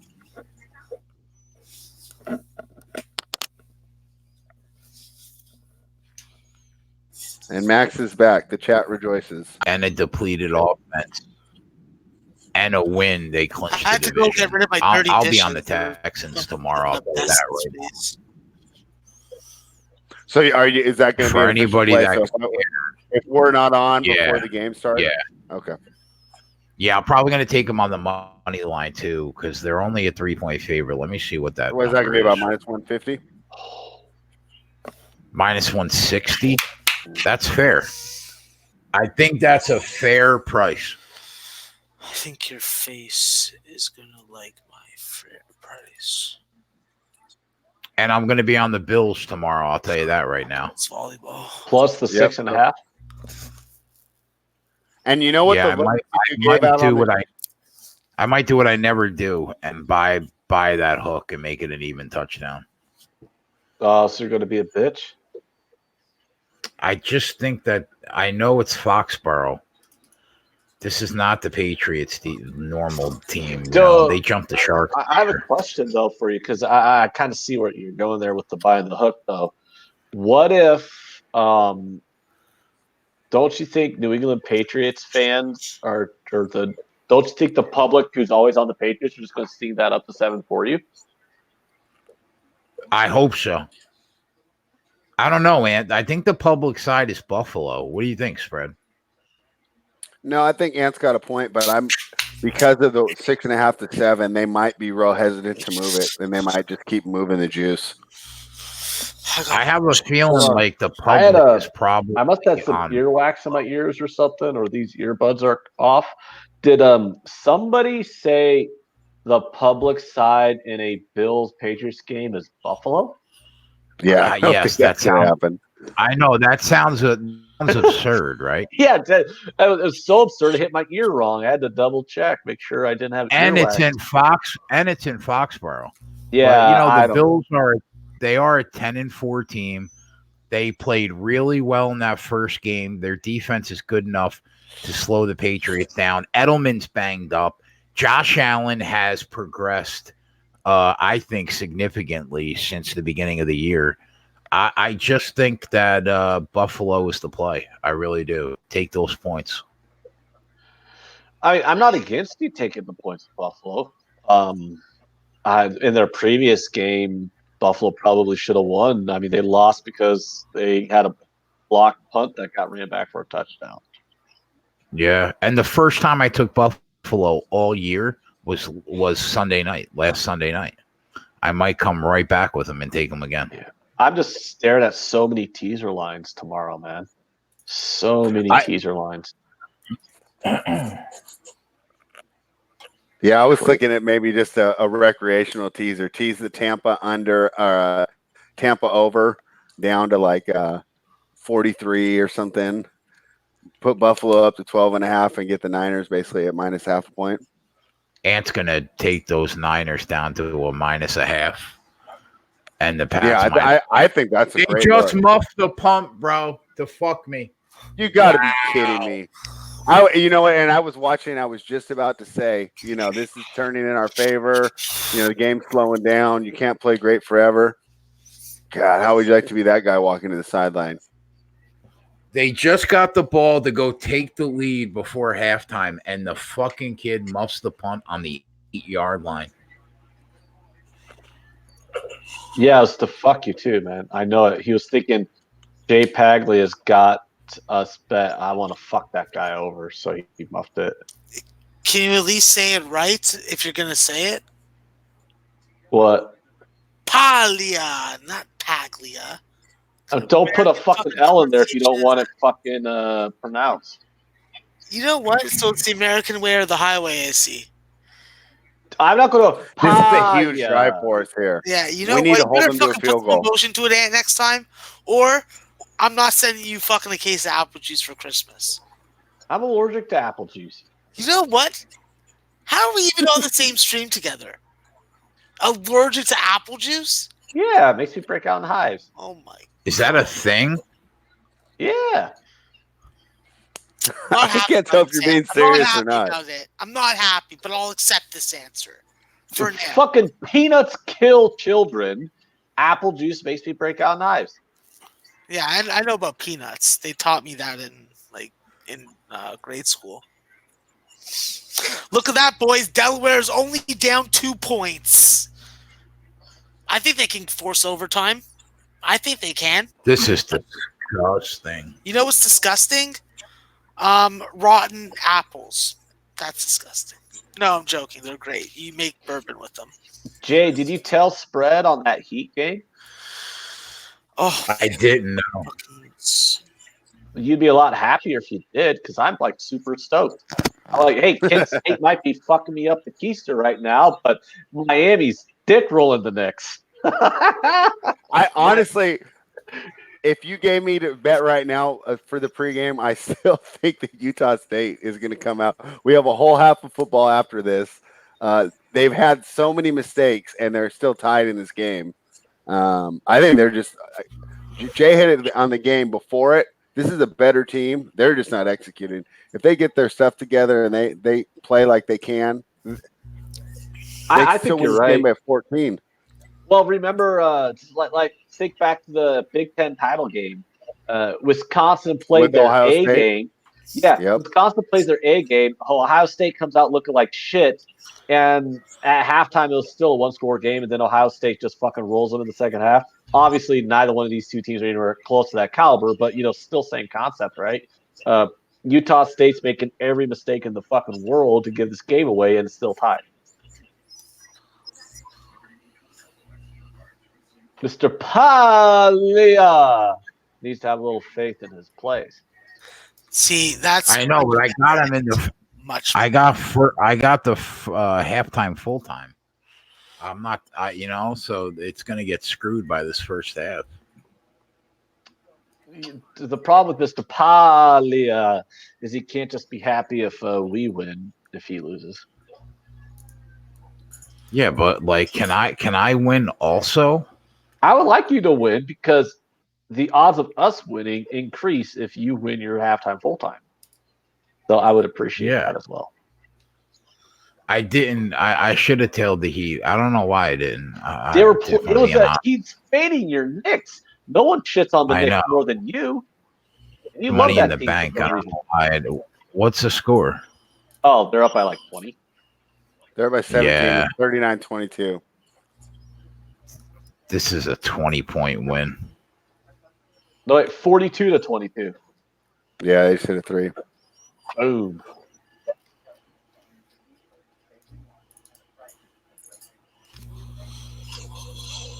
Tie game. Wow, Delaware, you are fucking mad. Triple Q Wilson says they tell you how bad smoking is, but drinking acid out of a tin can is okay. He's referencing soda. Come on, Delaware. Come on, Delaware. I actually don't like soda out of a can. I prefer soda. I like fountain. I love life. Make life better for me. Win. Oh, Jamie subscribed to the channel. There you go, Jamie. And click that link in the description for us, everybody, to the best sportsbook page. Why should they do that, Max? Just risk your bet, not your book.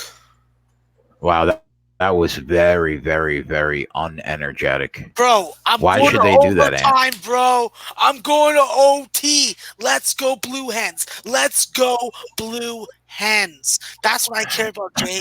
You asked me to throw that bit at a time where I'm worried about my guys going to overtime?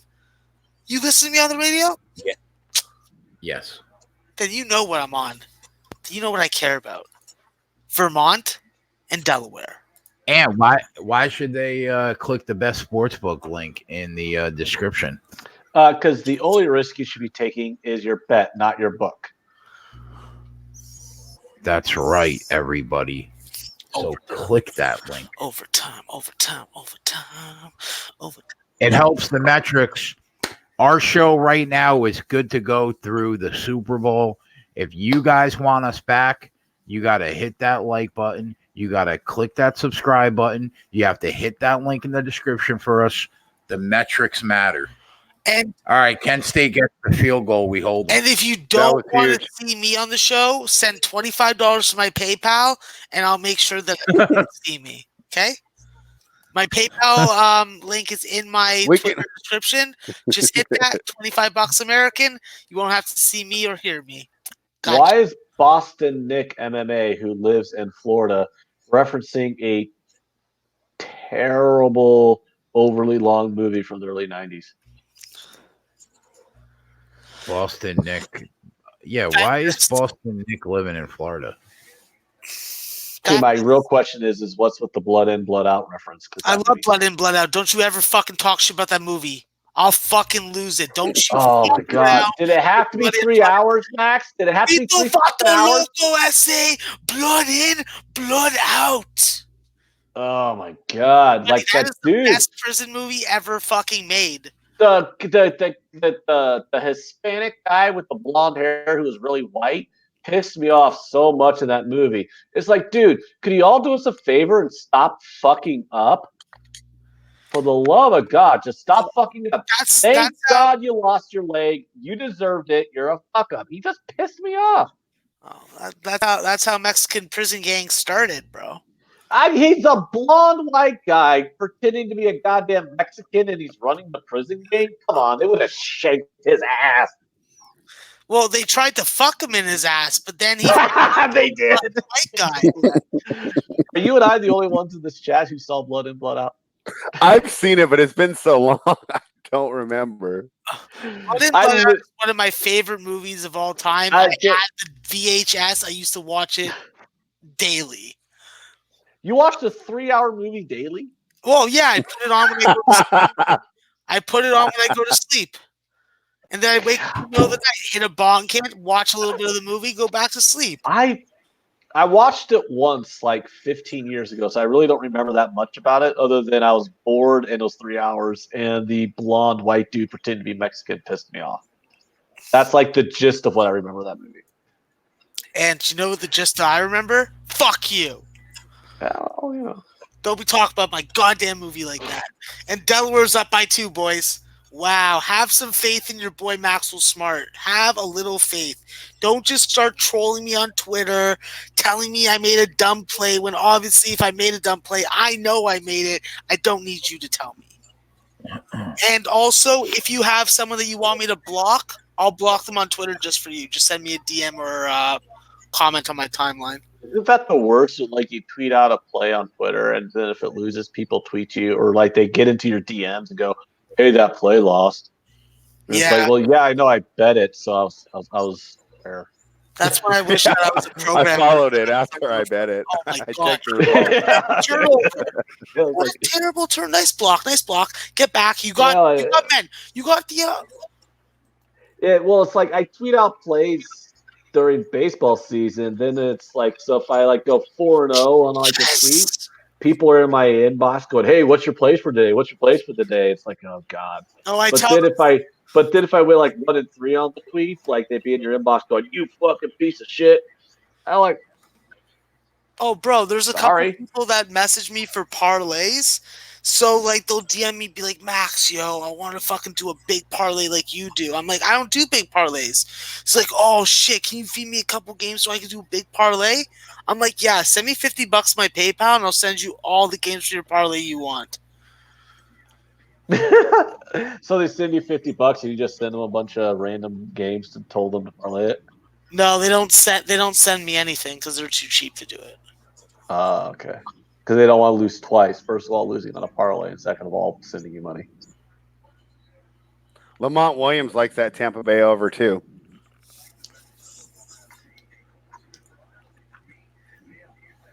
Lochak was on fire yesterday, 10-2. Tito Banton says he was raised in the hood, so he joined the hood. Referencing the Blood In, Blood Out. Yeah, I mean, I guess I could rewatch the movie. I mean, I wouldn't be against rewatching the movie to like jog my memory on what actually happened in it. I think Max should watch it while he goes to sleep tonight. No, I don't have a VHS player anymore, and I like to sleep in silence. Is it on Netflix? Maybe it's on Netflix. I don't know. I don't. Is your apartment nice and quiet? Pardon? Is your apartment nice and quiet? Yeah. So you don't have like loud Canadian neighbors? No. If I did, I would fucking definitely do things to fucking make. Canadian neighbors are too polite to be loud. I can imagine. How do you fit in, Max? Being so I live in a building with Persians and Koreans. There's not many Canadian people to begin with. So. Oh, you live around a bunch of Koreans? Do they? I live next to Vietnamese. Vietnamese bought my neighbor's house. Yeah, they don't cut the grass. We know. God, that pissed me off so bad. They didn't cut their fucking grass for like 3 goddamn weeks. I looked out there. I thought I was looking into fucking jungle back there. I'm like, what are you guys doing? Yeah, the worst was they didn't cut their front lawn either. I mean, that's your curb appeal. Like, what do you do? Like, trying to take everyone's property values down a few $1,000 because people are driving down and they see an overgrown lawn? Like, what about the neighbors down the road who are trying to sell their house? And now people who come into the open house are going to drive by a house in the neighborhood where they don't cut their fucking grass. I mean, it's not just about you being lazy and not caring about your own shit. You got to think about your neighbors, your other property owners, you know? That's the kind of shit that makes me think if I should live in it. Sometimes I'm like, should I live in an HOA? But then I remember HOAs are communism, so I don't live in an HOA. So sometimes just kind of like, okay, fine. I have 1 or 2 neighbors who don't cut their grass very often, but at least I don't got some 60-year-old white lady busybody telling me how tall my fence should be. So fuck HOA. Hey, anyone in the chat who's watching this Philadelphia game? I just switched over. They're down. We might be able to look for a live spot. Anyone who's been watching, maybe throw in. I just flipped to the game. Any insights on this Philly game would be welcome. Do it, Jay. I'm gonna do it. Where is he? Where is he? Let me search him up. And I'll take care of the business right there.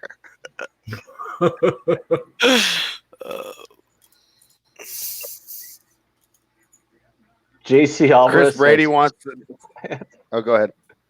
No, JC Alvarez says chill, and I don't know, dude. Neighbors who don't cut their lawns, pretty bullshit. Chris Brady wants to know the play. He wants to watch. He wants to do Jen out on the game on TV. North Dakota State or Marquette. What's up, Max? Oh, I'm on Marquette. So okay. That's all. There you go. Number. James Madison's about to blow this goddamn game. They are only up 3 points with a minute left.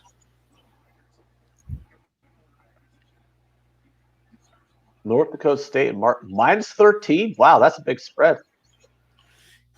Yeah, but Marquette can shut them down defensively, or at least I hope they can. Right now, I'm just concerned with Vermont and fucking Delaware, who's gonna just fuck the dog. The total's not dead yet.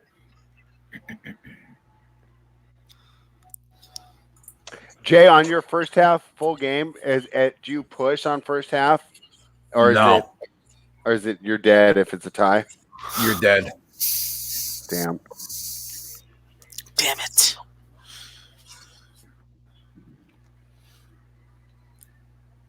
RKE wants to know what your thoughts on Kinsler retiring our aunt.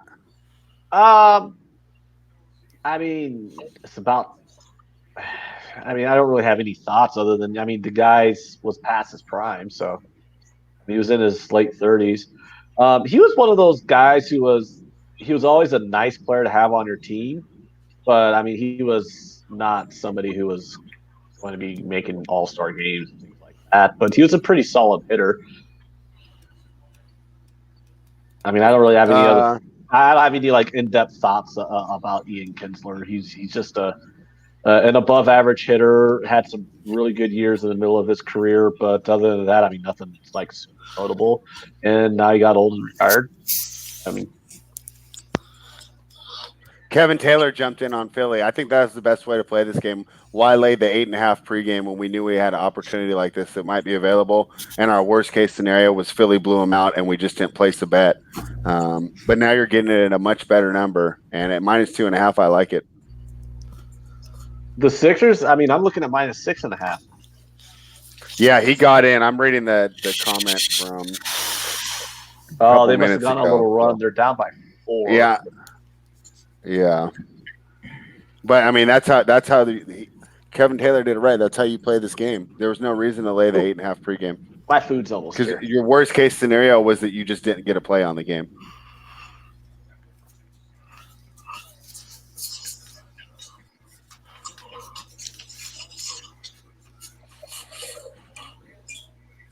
So what do you think of Jordan Love so far, Jay? He hasn't looked bad. Moves well in the pocket. He's got some zip on his ball. I could see him going. What are you thinking right now? He looks like what, second, third round pick maybe? Yeah, probably third. Maybe a little later. Depends on how many quarterbacks. They couldn't get in the end zone. They fucked me.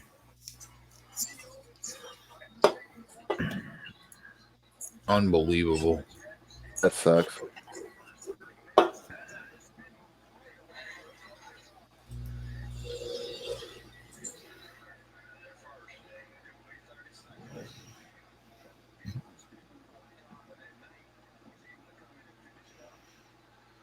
Are the Heat going to kill the Knicks? I actually switched over to the Sixers game because I was looking for a live spot, but let's see what it's at right now. Tomorrow I'm going to try and have a better setup here. I think I'm going to try and get an extra computer in here. Heat are up by 21 with 6 minutes to go. So I'm liking the first half play. This is wonderful. And I think I'm going to pull up Bovada and see if there's any opportunities for us to get in on Philly.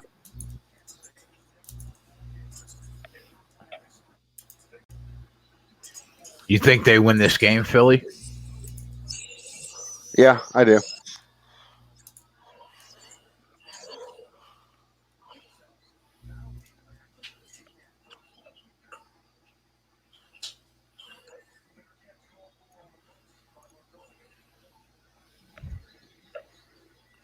Philadelphia is sneakily one of the best defensive teams in the league, even if the metrics and the analytics don't say it. I think they have potential to be one of the best defensive teams in the league.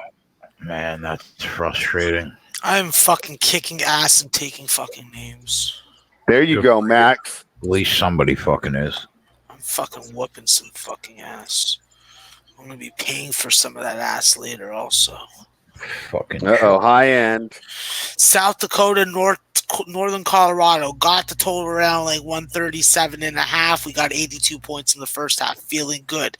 Got UIC +5. Talked about it on Joe Ranieri's show today, where I believe that they were leaning towards UC Irvine. Well, right now we got a 20-point lead for UIC, and that triple-headed monster of guards is coming to pay. Mercer is surprising me. That's first off. I almost jumped on Furman first half on the show. Did not. Glad I didn't because it would have lost. Have Mercer full game. Ross Cummings just completed a 4-point fucking play. Yabba dabba. It's not all roses and peaches. Northern Alabama's getting smoked, but I hit the over there, so that's a wash except for juice. Delaware's losing. That was another pick that I gave out on Joe's show. But I got the LIU +5 second half, so that's going to wash that out. UMass is going to be a triple header winner. I'm not done, Jay. There's a lot of games to talk about. UMass triple header winner, first half full game and second half. Vermont, boom, boom, boom, wire to wire victory. Double loser on Binghamton, first half and full game. Tailed Pete's Norfolk State second half team total over, that cashed. Just waiting for Georgia and SMU to finish. Need that to stay within 5 points, and I could use the over if they like to get me there. So you just gave a recap of games that people have no idea what the fuck you're talking about. Well, if they watch the show and they follow me on Twitter like they're supposed to, then they would know. If they don't, then they don't deserve to know, and they can go fuck themselves. How about that? You were on Ranieri this morning? Yeah, I was. So if they don't watch Make It Rain, if they don't watch Maxwell Smart on Betting with the Bag on SBR, the home of fucking the best odds page in the business, and your advocate against a book that tries to fuck with you, well, I can't do anything about that. How come you didn't tell me you were on Joe's show? I would have watched it. I thought you were watching because I thought that you were on after me. No, I didn't go. I didn't go on, but I sent you a message to find out if you were definitely. I didn't know until Joe responded to me at 5 a.m. Then I had to send him some pictures right away. I didn't know. I went to sleep not knowing if I was on 100% or not. He said you're on, but I usually need more confirmation than that. All right, I'm sweating out this total right now. 69-64, James Madison, Fordham. I need the under. We're at 135. This is going to end up being a heartbreaker. I can feel it in my veins. Max, how about this question? Does Max think the guard position has changed significantly in college ball in the last 5 years? I think it's changed just in the last couple months because of moving back this 3-point line to the EuroLeague line. I think that it's affected some of these fringe 3-point shooters that were hitting at a decent percentage. I think it really shows who are the snipers, and we're seeing that in college basketball. College basketball scoring is down. It's because teams are still heavily relying on the 3-point shot when, in fact, their better option is to penetrate the paint where there is now more room and bigger lanes to get through. So we're going to see college basketball change from that aspect. But as far as the last 5 years, all that I've noticed is guys are less invested in their college basketball experience and just about getting their body right, getting their diet right, and getting to a professional spot. So it's losing its allure to the non-obsessed fanatic type fan. That was a good answer. We're going to overtime, SMU, Georgia. Thanks, Brett. What's your play in the SMU game? I'm on SMU plus. I got them +5. And I had SMU second half team total over. That was another Peter tail, and that's going to cash. I also have the over full game, so overtime doesn't hurt because we're only at 136. I need 147.5. Jay, we got a live play here in the NBA. I got 76ers -1.5, -115 on Bovada right now. I got them +0.5 right now. Oh, all right. Well, that's even better. Why don't you put your +0.5 point down 9? Yeah, I'll take that. I'm looking at 47-37. +1.5 -106. You want me to lock that in? Get it. Put it. That's a play.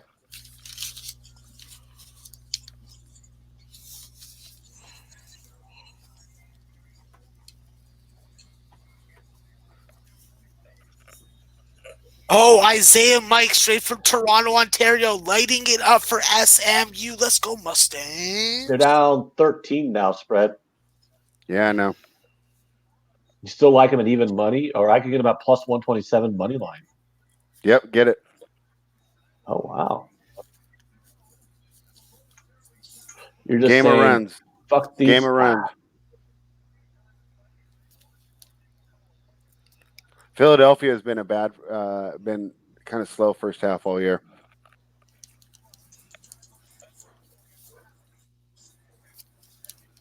Man, this sucks. There we go. I got him at pick him at +127. Great work.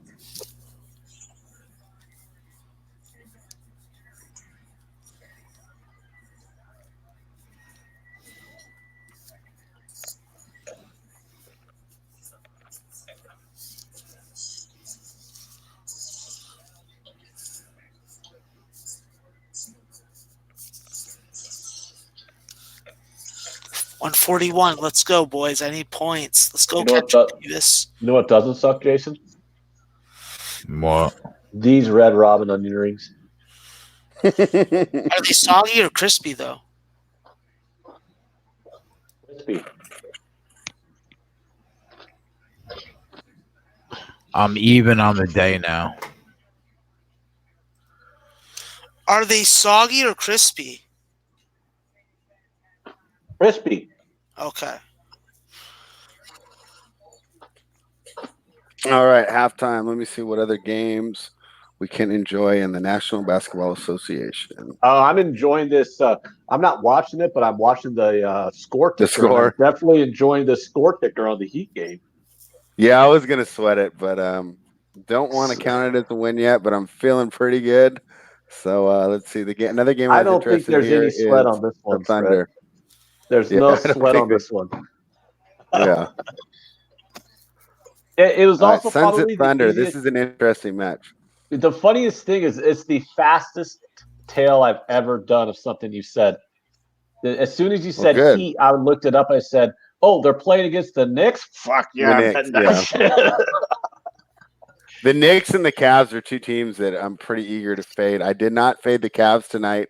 They're at home against the Grizzlies. It looks like it's a 1-point game on a -2.5 point spread. So my idea was right that the bookmakers got that one right, and it could go either way. I love these bets where it's like the Miami one. You feel like you got the right side, right? There's no luck involved. We picked the game right, So kind of glad I laid off the Cavaliers. Although they're a team that I'm obviously looking to fade as well with the way things are going in Cleveland this year. So this is interesting. Booker's first game back.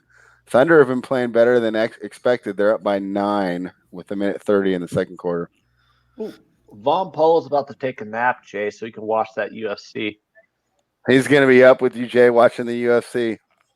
Hold on, wait a minute. Now that I just thought luck. about it, Jay, do you actually have any plays on the card? Yeah, I bet 3 plays. Alrighty.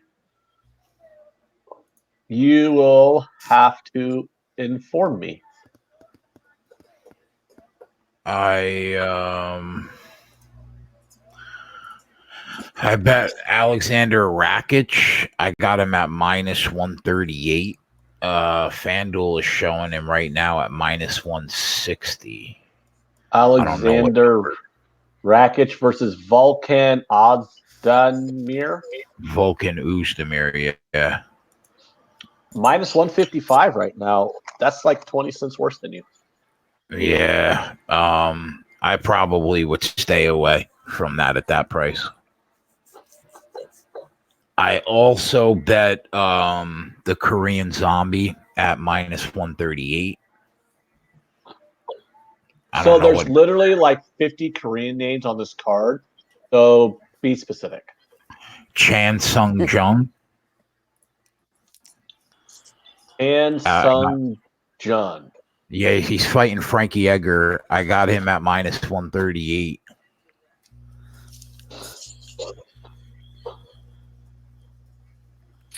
Michael Jordan's not happy with my hometown Sacramento Kings here. Let me flip over to this game and see what's going on.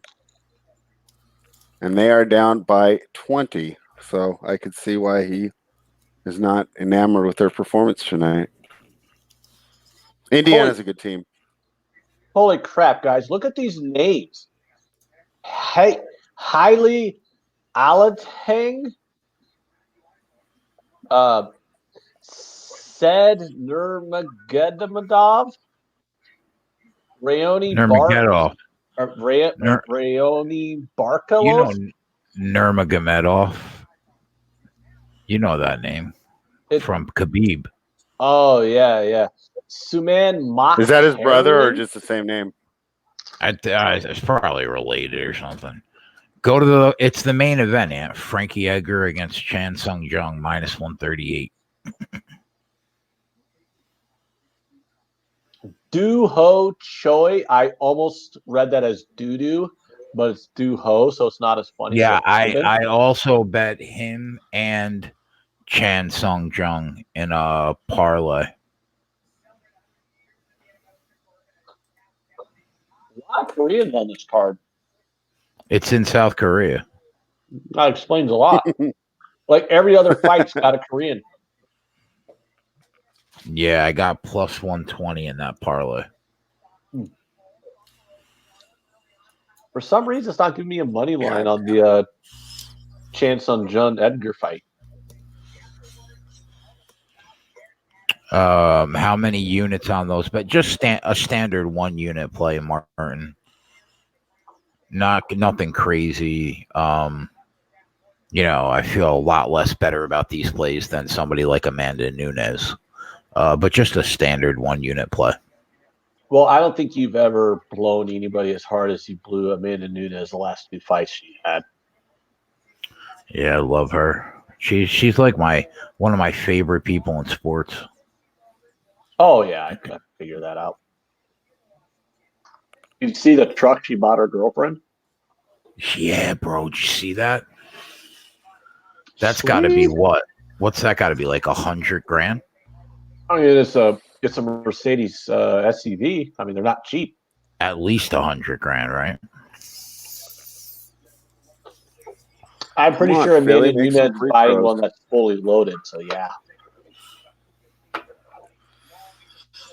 maybe she's leasing it.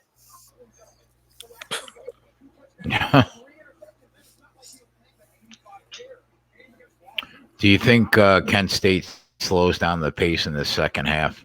I don't know. I don't annoyed. I'm annoyed.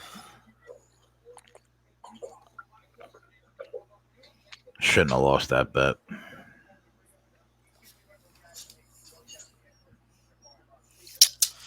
Fucking hell. Good for you, Nate Dogg. Make that money, buddy.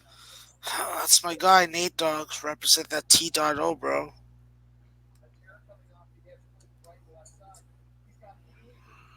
Trying to lock down this Mercer game. I'm trying to blow it. Trying to blow a bunch of shit.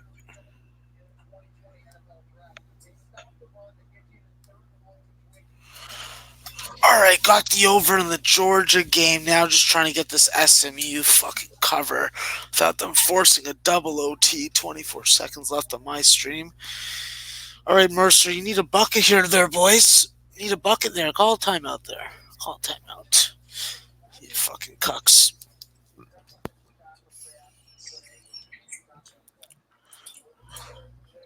All right, Jay, up by 24 with 25 seconds to go in the half. I think it's safe to put the Miami Heat on the board. Put it on the board. That's a winner for us. That a boy, Fred. Put that Put it on the board, yes. Put it on the board. That away, spready boy. Get it done like sundown.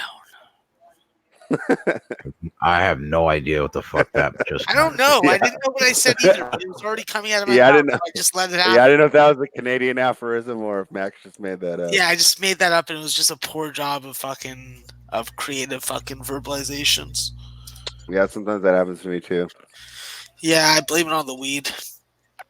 Oh, that's good. Is it the gelato that you blame it on? No, I don't smoke gelato. Gelato tastes like dick. I like pink strains that taste good, so Noli knows he can have all the gelato in the world. It's my humanitarian act that I'm doing in Ames. Puck is about to drop at Pittsburgh, Edmonton, so let's go defense in this game. Are you talking about hockey? Yeah, it's a hockey game, I bet. So you're saying defense? Well, you know that the under. He has the under. Defense. Defense. Defense. Like in basketball. Dude in hockey also. No, that's a lie. We don't.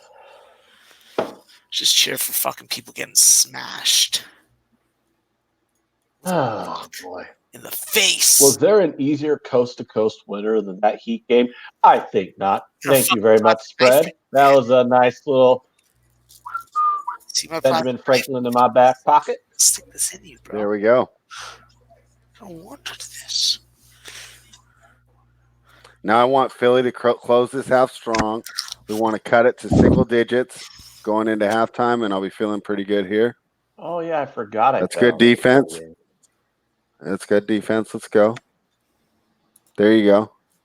You got to get a rebound, though. Good defense doesn't matter if you don't rebound the ball.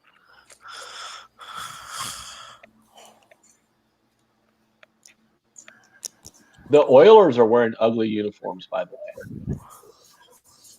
Not a fan. Why does someone think that Max looks like Jordan Hill or Jonah Hill? Who the hell said that? I don't know, Michael Jordan. Yeah, that's very insulting to Jonah Hill. I don't give a fuck about if you think I look like Jonah Hill. What are you watching? I don't even know who that is. Huh? What are you, some fucking Jonah Hill? Like, you know who Jonah Hill is? Shut up. Watching me Who like is that? he? Is he like Moneyball? Not the one that in the movie, yeah. the fucking best basketball player ever to fucking grace the fucking planet. Hey, I forget his name, but how bad do you think the guy who represented Jonah Hill, like, you know, Jonah Hill played whatever his name was in Moneyball, right? Don't you think that dude's the pissed off? secondary guy? Yeah, don't you think that dude's pissed off that Jonah Hill played him in the movie? And Billy And B the other guy's got Brad mad Pitt. fucking pissed. Yeah. Billy Bean, the most average-looking motherfucker you'll ever look at. You look at Billy Bean, you go, okay, yeah. You don't look twice at the son of a bitch. And they have the most attractive man in the history of fucking Hollywood playing him in a movie. Come on. I think you Brad went a little Pitt too far looks there. nothing Most attractive man in the history of Hollywood? Wow. I mean, have you seen some of his early work? I'm a fan. But it's like, sweet Jesus, you know? It's like, my point is simple. Billy Bean looks nothing like Brad fucking Pitt. Yeah. So whoever the fuck the name of that guy was, who I can't remember his name, but Jonah Hill played him. That guy's got to be mad. He's like, you guys got fat-ass Jonah Hill playing me, and fucking Billy Bean gets Brad Pitt? The guy that Jonah Hill played ended up doing big things with the Dodgers, didn't he? Oh, that guy, the guy's still around doing stuff. I just yeah, can't he's a remember his name. he's a good executive. Does I can't wait to see the Maxwell Smart Hill? movie. Yo, it's just a fucking low-key fucking way to be an anti-Semitic piece of shit. So keep on fucking talking, you fucking cocksucking motherfucker, and fucking run your fucking mouth. Come fucking see me, bro. I'll fucking help you spring a fucking nice leak. Is he talking to me? No, I'm not talking to you. I'm talking to these cucks in the fucking chat. Who? Oh, I don't even see anything. I don't even see anything bad. Did somebody say something bad? I'm not going to even dignify that with a response because I'm busy. Yeah, we'll move on. We got plenty of sports. They're still here watching and listening to me speak. So what does that say about you, you motherfuckers? Exactly. This is a fucking chat meant for fucking legit keggers and low baggers, not fucking trolls. MB just got worked on the perimeter. Wow. All right, come on, guys. Finish this half strong. Get a 2 for 1. 2 for 1. Hit that. A fucking winner, man. There we go. I'm aggravated. All right. We're down to 9 in Philadelphia. That's right where we want to be. We want to be within single digits going into half. I mean, we got even 2 for 1 spot right here. Yeah, chuck that up, Porzingis. Oh, that was a charge. All right. If we can get a basket here, that'd be even better. Fucking double overtime? God damn. Why am I watching this hockey game when I bet the under? There's nothing more stressful than betting to watching games you bet unders on. Yeah, you're just waiting. Whenever I bet the under, I just stare at the clock. Like, keep running. Keep running. Keep running. The worst. I watch the clock more in the game. I'll tell you, the worst is when you bet soccer because the totals are always so low. Like literally any goal can fuck you, you know? Yeah. So it's like anytime the ball gets anywhere close to the goalie box, you're just like all pissed off. Like if a dude goes down into the penalty area, you're like, oh, don't call a penalty. Don't call a penalty. Like you're just like, ah. There's nothing worse than having an under and having a penalty kick called. Ugh. Philly cut it to 7.5. I feel great about that play we got going on.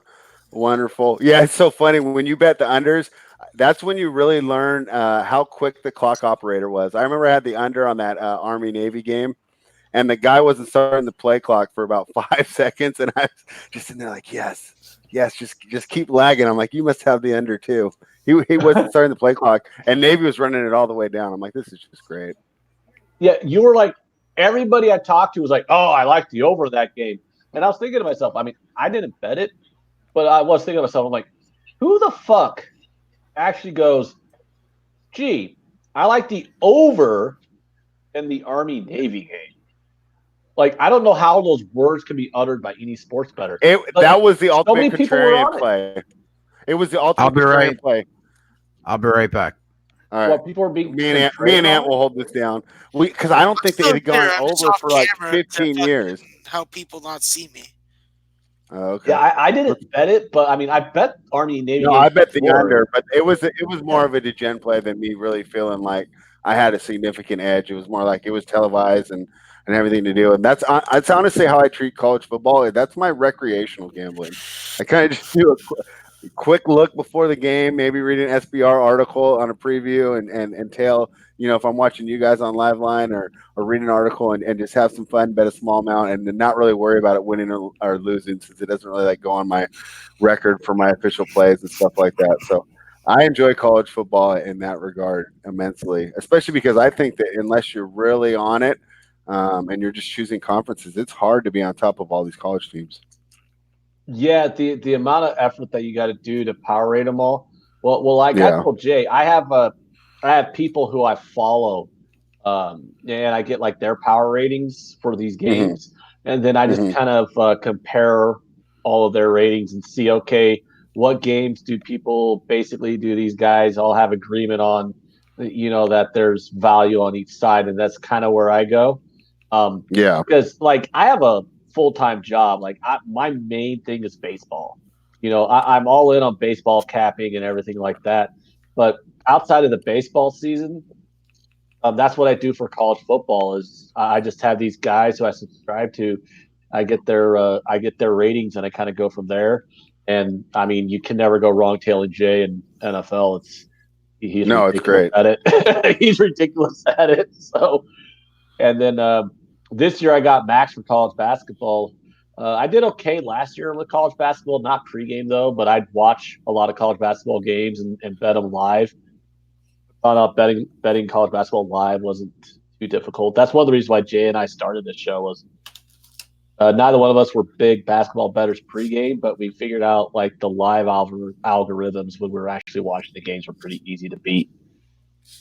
Well, I think this Philly game is a great example, right? You go in, and we already have the look going in that if Philly gets down, we're looking to hit them live, and so we got the great number now. Not saying it's going to hit or not, but the thing was, the worst case scenario was we don't get a bet. Let's say Philly jumps out by 15, and it was a -8, -9 game. Okay, well, we just don't have a play on that game. But I think with basketball, especially because there's so much scoring and the way the runs work, it's by far the best to bet live. So right now the halftime line is Philly -8.5 on the second half. So that means they're -2.5. So Philly's still the favorite to win the game, and we got them. Should be. Yeah, and we got them at a plus money on a pick 'em. Yeah. And it was just because we waited for the spot. And that's what the only hard part is, finding the spots, right? If we would have waited a minute or two longer when it was close to, I think the highest lead was like, 16? It could have been a little better. And that's the hard part. But you don't beat yourself up. You think about what you wanted to get before the game started. I was looking at just being a small fave, and, hit it then and then just not worry that, hey, if I waited 2 or 3 more minutes, I could have got a better number. Because that's really hard to predict unless you're Maxwell Smart. Yeah, I don't know how the fuck Max does it. What I don't understand about Max is how you can literally, it doesn't matter what team, no matter what team. He knows all players. Yeah. He knows the third string point guard. For Wright State. Yeah. I was like, really, Max? Oh, wow, okay. He's like, well, obviously, random player here is going to be able to shut down this and that, obviously. And like, yeah, Max, obviously the second string point guard on Mississippi Valley State is somebody who we were all had on our radar. He's great. I love it. I mean, that's how he fucking wins, man. That's how he can have a side and total on every play and come out ahead. Yeah, I mean, if I were to sum up Max's contributions in one sentence, it would be obviously you cuck.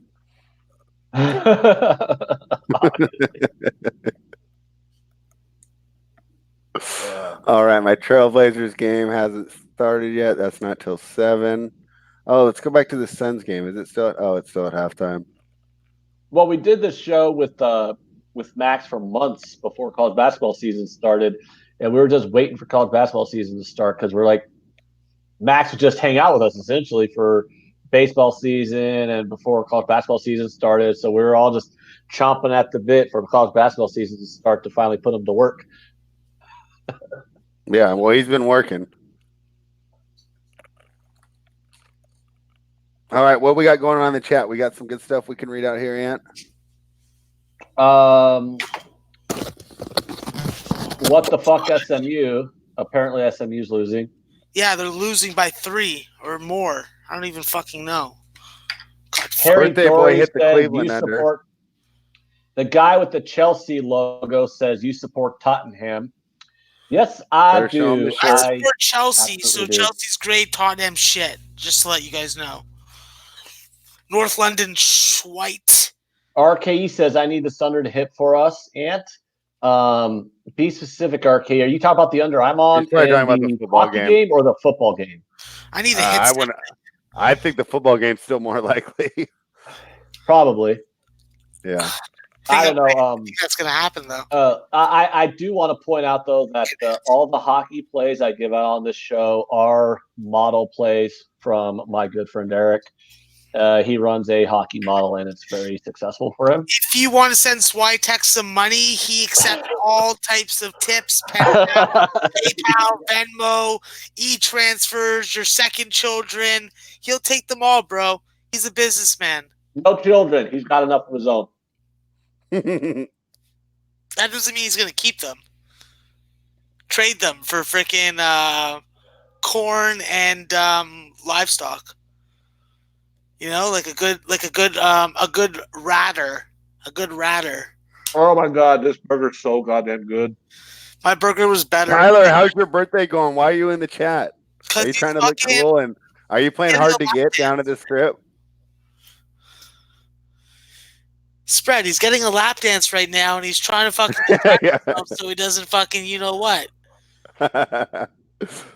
I'm sure the lovely young dancer loves listening to me and Ant while she's giving a dance. Of course, that's the way to fucking go to the strip club, bro. You got to be not focus on the girl. Otherwise, they take you to the cleaners and you do the walk of shame to the ATM. I've told the listeners before, guys, when you go to a strip club, first, don't get distracted. Second, make sure you got cash. You don't got to go to a machine. Third, Max, let's go back to number 1. How would you get distracted? Expand on that. You're gonna fuck the stripper. That's not going to happen unless she says it verbally to you. I never got distracted in strip club. I never had an issue getting distracted in strip clubs, Max. Listen, there's hustles you got to avoid in the strip club. I was good at avoiding all of them as well. All those girls are running hustles. They look at you, they size you up. It's like prison, bro. It's like prison. Is that why they never wanted to offer me? Is that why they would offer all my buddies lap dances, but not me? Because they could tell. They could tell. Yeah, no, because one of my best friends, her and I, like we would hang out like every Saturday night when early 20s, like we were 22, you know, and she was straight, and you know, you guys all know my proclivities. I would go to the casino, so we'd hang out at the casino because her dad would always go to the casino, and if he'd win money, he'd just give her money. So if he like would, he would play like the big dollar slot machines. So when he hit on a slot machine, he was hitting for like 4K. He wasn't hitting for like 500. He was hitting for like 4K because he was pumping. You know, he's playing the $5 slots. So he'd like throw her $1,000 just for shits and giggles. So she wanted to always make sure that we went to the casino because I like to gamble. She never gambled, but she liked free drinks.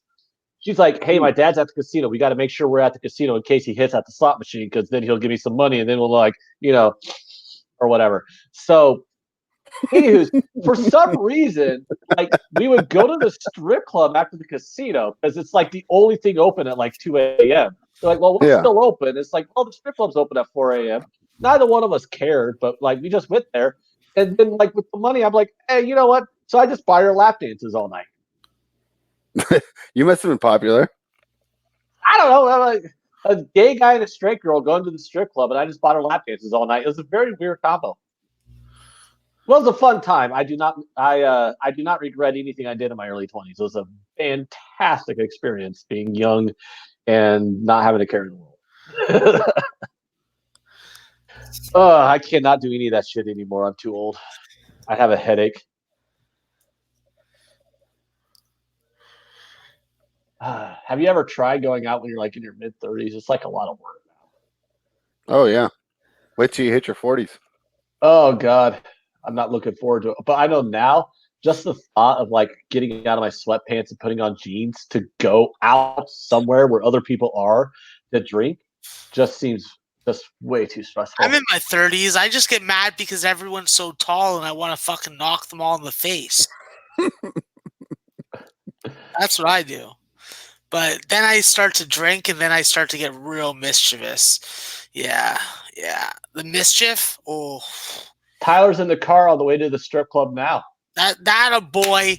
Just make sure, bro, don't do that walk of shame. Have that cash money in an inside pocket so no girl can feel you up and rub up on you and try and fucking take that shit off of you. Oh, they smelled my friend like sharks smell blood one time because my friend was going through a divorce, so he took all of us out. Yeah, so he took all of us out. He's like, he basically like it's 4 best friends, like me and a couple other guys. You know, he's like, guys, you see the guys' night out, that fucking whore, blah blah blah. So yeah, so we went to the damn strip club, and he also just got promoted, so he had some extra money floating around. And man, them bitches took him for so many goddamn lap dances. Oh, a guy going through a divorce who also has a little extra money because he just got promoted. Yeah. I mean, that's like the key to the business model, right? Yeah. Who wants to be getting that shit and keep on going back if you can't get more? He dropped some paper that night. See, I get bored of strippers because like there's no like I need action. I don't need Apparently he did too because he got remarried less than a year later. Oh, I respect that. Stay married for a year. You're gonna get the pum pum at least. And after a year, I don't know. Have to ask someone more experienced like me than me. Excuse me. That's why we need Not Flesh Allen in here because he can explain what a committed relationship looks like because he has the best relationship that. He's not in here tonight. We're missing him out. So he's probably out with his family because his family's cool. His son's cool. My relationship isn't committed enough for you, Max. Hopefully he'll be in here tomorrow. Yeah, and you've been together for 10 fucking years. You also have opinions of places that I don't like, and I know that he doesn't have that opinion. So how about we go into the private chat and I tell you how I really feel. I'm typing it in right now. You fucker. There you go. Yeah. Oh yeah. That's the one, bro. That's the one. Oh well, very well. We got to keep the show neutral, so no, we're not going to type it into the regular chat. No, we're definitely not. We're definitely not. 23 years? Listen, we've been keeping it pretty on the rails. Let's be frank. You know, I could fucking turn on this camera right now, and you guys would see something glass and phallic shaped. That a dildo? No, not a dildo. I got some glass and phallic shaped I can bring on camera too, but glass. I have so much respect for my audience. They don't want to see that. Yeah, that's true. See, and that's your train of thought. That wasn't other people's train of thought. Because what's the 3 numbers on the? What are the 3 numbers? I know what the fuck you're talking about, dude. I was making a joke. Yeah, well, it didn't sound like a joke. You got to do a all better know you're job talking at about tone. A bone, Max. Tone disguising, okay? You know what? You can't be telling a joke when you're eating a burger. It just doesn't work. It doesn't work. It's like telling me that there's a green light and I should drive when there's not a green light. No, that's like. I thought you didn't drive, Max. I don't, but I'm just using that as an example. So, you don't like Ubers too. He doesn't like Ubers either because he doesn't like being in cars with other people. Yeah, I don't like to be fucking supporting fucking people that I don't like. And Uber drivers are morons, and I don't like them. Except for Ramon Scott. That's the only Uber driver went that up I do 2-0.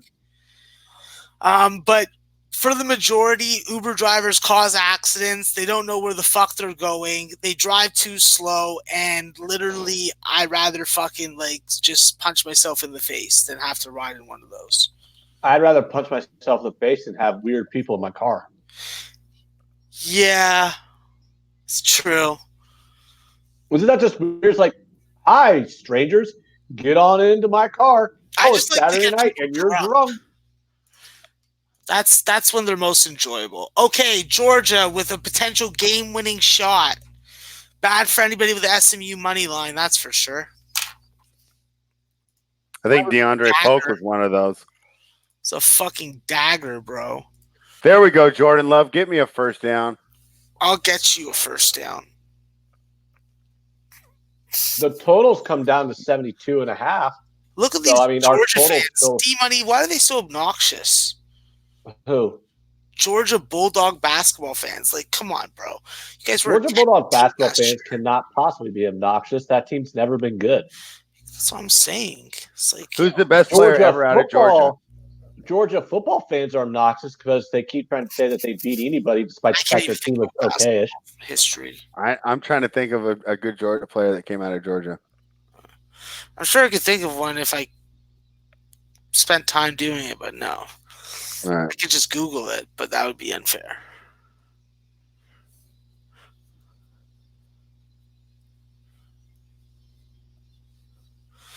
So UIC is definitely not giving up the lead so far. They're still up by fucking what, like 18? That's gonna rip a lot of people's parlays. Sorry, I didn't mean to put Ray. 87-85, Georgia with the win. SMU covers the 5 points, but Georgia comes back from 5 points down in the last 45 seconds, forces overtime, and wins it on their home floor. That was cool. That was a good game. That was a good game. Dominique Wilkins went to Georgia? All right, I stand corrected. That was one of my favorite players when I was a kid. But to be fair, I'm not old enough to remember his college career. I became a fan when he was dunking against Jordan. Yeah, I'm 43. 43. I mean, that's not that old. Yeah, not too bad. Especially in these new days where we all stay healthy and live forever. Hey, what's this dog doing? What are you doing back there? Better not be trying to sniff or something. You need help? It's wagging its tail. He probably just needs out because I had the audacity to fish my food and not give him none. So he's probably mad at me. I'm sorry, buddy, but that's like how Oliver gets. Dogs are just like, yeah, just feed me. Just feed me. I know, right? It's like all I want from you is food. If you don't have food, then fuck you. What are you good for then? I know Oliver's saying that to me. I know it. He's like, you asshole. You fucking. Yeah, Anthony in the chat says time flies. He's 42 as a 19 and 16-year-old. I think time does fly. Literally, like, I don't have any kids, but I'm like close to my sister, and she's got kids, and her fucking oldest daughter's like 17, and it just feels like, how the hell is that kid 17 already? She was born after 9/11, for Christ's sakes, and she's 17. She'll be a senior in high school next year. I don't like 9/11. Fucking ridiculous. Max, what are your thoughts on Santa Clara tonight? Did this person watch the show? Because I clearly gave I would guess that Tar Heel Tim did not watch the show. But remember that a lot of these people were at work while you were on and might not have had a chance to watch it. So they're here tonight. They want to spend their Friday evening with you. So well, I already turned. I finally have somebody else to be the voice of reason when I'm not around. Spread kept us on the rails very well, Jay. We only told one stripper story and only had 2 dildo jokes. I didn't even Yeah, it was pretty good, I thought. Good job, Spread. Thank you. bring my bong on the show. The stripper story wasn't even from Max either, believe it or not. And the tips were from Max, but you had the story. So yeah, you stay still alive here. What, we're down by 2? Well, I lost my bet already, but I'm rooting you in. Thank you. When it comes to the Santa Clara game, obviously this is a game that is a second game of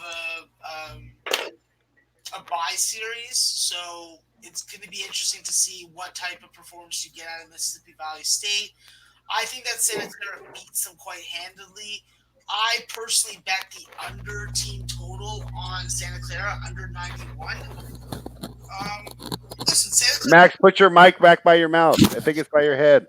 Santa Clara definitely has balanced offense with Joseph Franchik and Trey Wirtz and Taj Eady and a couple other guys. But I just think that this Mississippi Valley State is playing a little bit better defense. They're not going to give up 134 points by my estimations, by my numbers, to the Santa Clara team.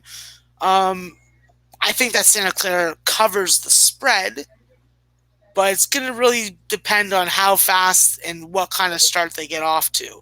If you're seeing Santa Clara put up over 44 points in the first half, well, then they're definitely going to cruise. And it'll just be a matter of when they take their foot off the pedal and bring in the reserves. So, not a sexy game, but definitely a game that will be able to hit live for total perspectives.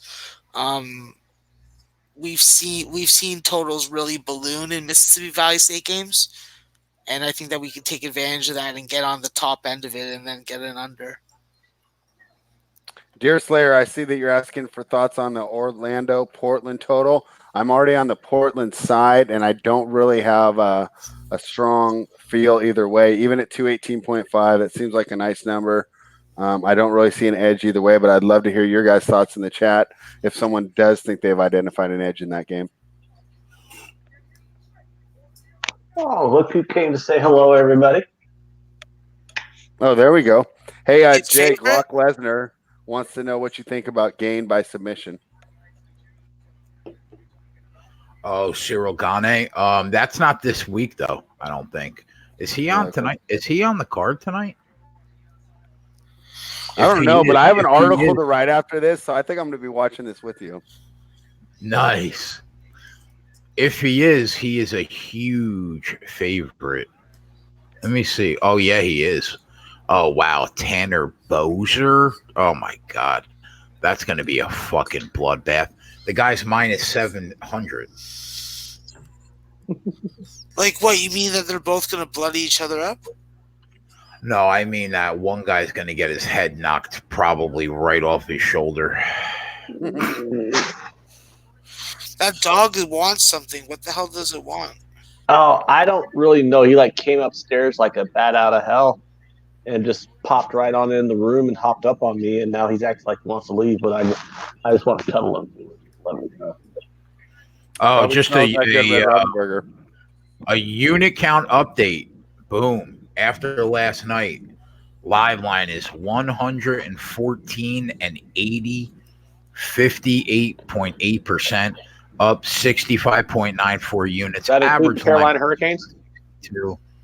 ROI of 33.81%. No, that's not. I didn't count that. So we're really 115 and 80 and up 66.94 units. But I'll add that play into tonight.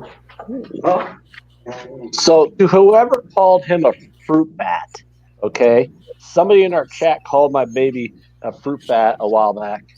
I'll have you know that one of my coworkers is actually a licensed bat handler, and he has 2 pet fruit bats, and this dog looks nothing like his fruit bat. So fuck you. And my coworkers' fruit bats are actually really fucking cute. Oh my God. Did you know that people actually have pet fruit bats, Jay? No. Yeah, neither did I. and until I met the guy at work, and he randomly friended me on Facebook, and he's got like pictures on there of his fruit bat. He's like what? I didn't know that was the thing.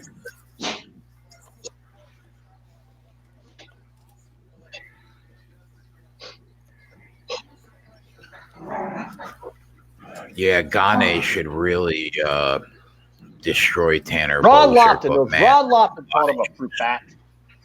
Well, I can't really say anything bad about Ron Lofton. I love Ron Lofton.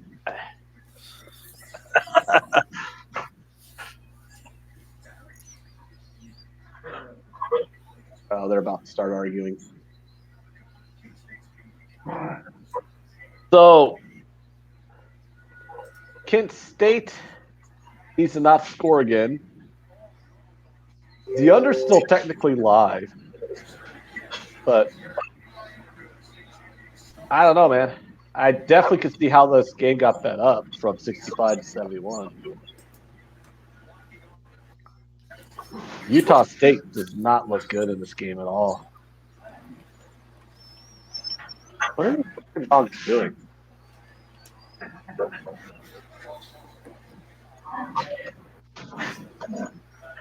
They're roughhousing today. I got 2 dogs roughhousing behind me. Show us. You can see them behind me. They're chasing each other around. Oh, they just left it. Damn it.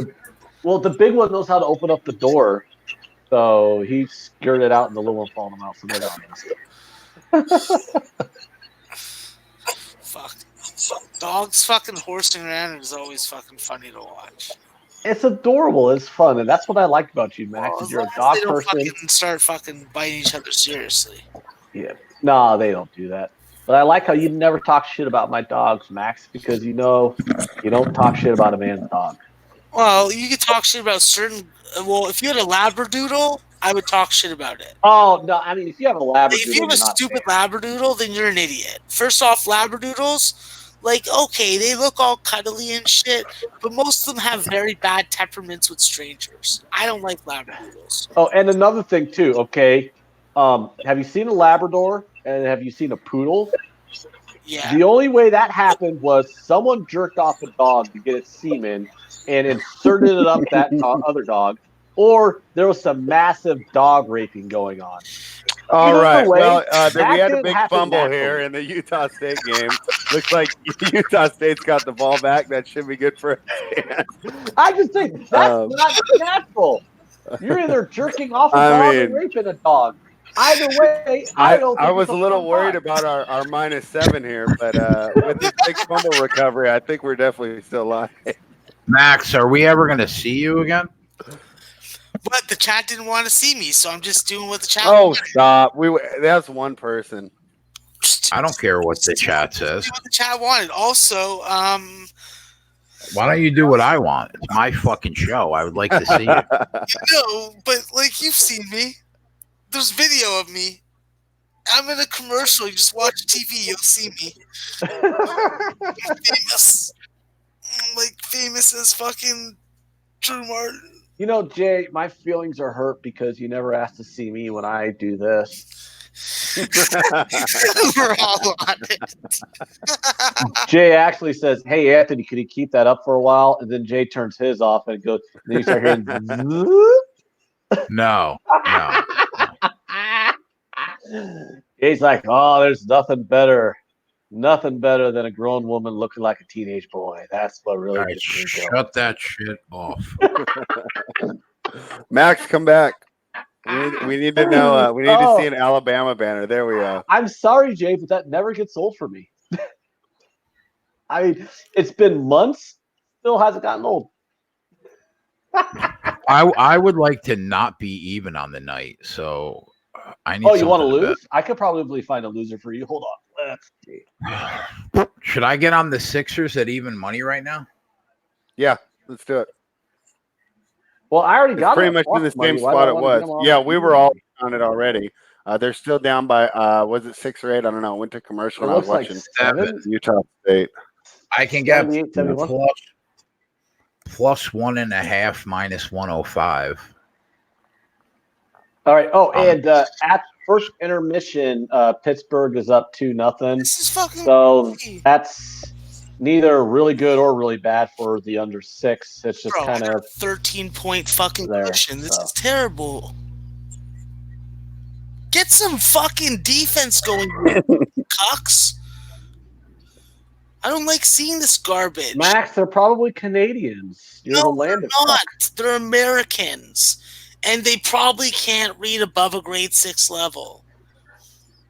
I would like to say something about that, but I've been across America and I've seen Americans, and yeah, that's about accurate. Yeah.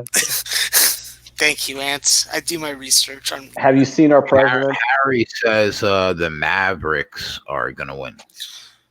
I mean, he could be right? I mean, these are just plays where we think we're identifying edges, but nothing's 100%. Mavericks have been playing well, but Philadelphia's got great defense down the stretch, and I think that, I mean, who are they going to go to? They got Hardaway Jr., who's been balling out so far, but we'll see if he keeps going, and then we'll have Porzingis against Embiid, and I actually like that matchup for Philly.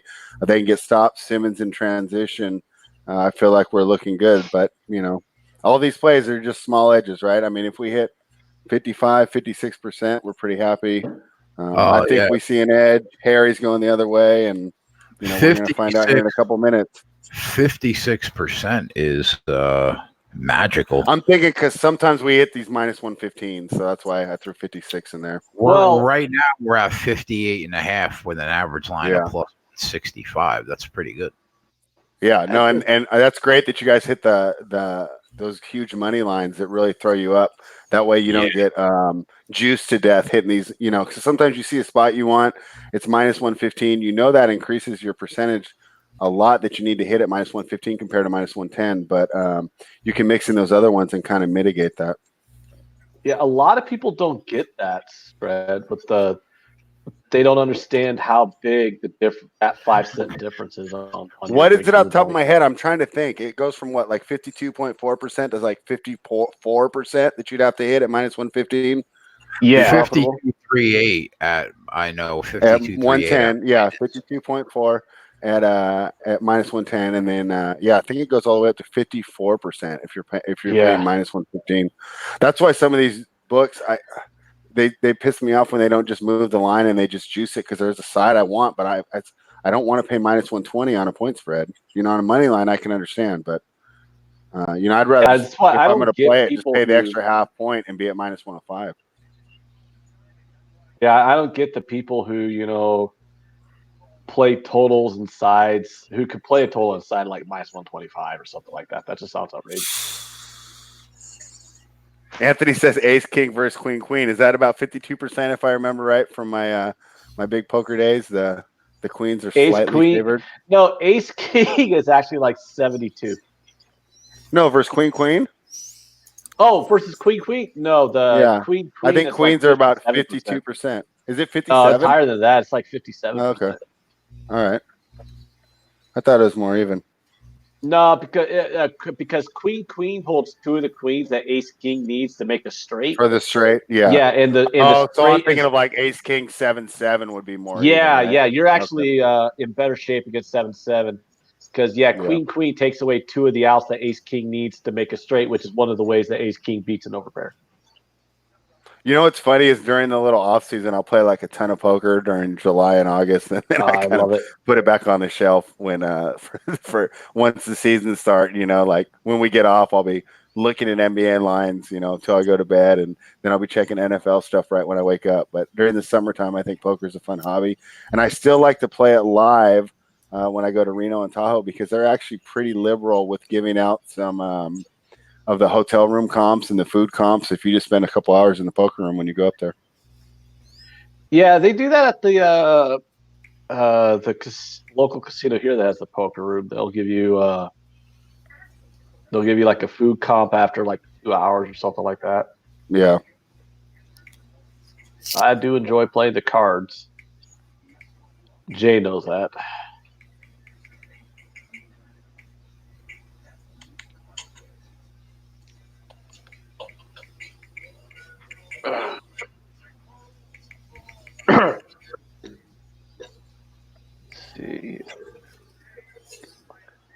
So, are you seeing anything you like live in any of these games that's going on right now, or is it? Well, I mean, you can't lie that Heat game is such a blowout. It's ever, but yeah, I'm watching Philly now since it seems like we're all on it and a bunch of the chats on it. So, but they're not close to that margin right now. The Mavs are not going away here. yeah, it's still the third quarter in an NBA game. So, wow, we're going to have a good sweat though, man. This I haven't found a good opportunity to live bet this Kent State Utah State game against my pregame positions. It just looks like my pregame positions are going to have a nice ass sweat going down into this fourth quarter, both with the side and the total. If Utah State just gets one touchdown in the fourth quarter, and that's all we have left for scoring, I will come out roses.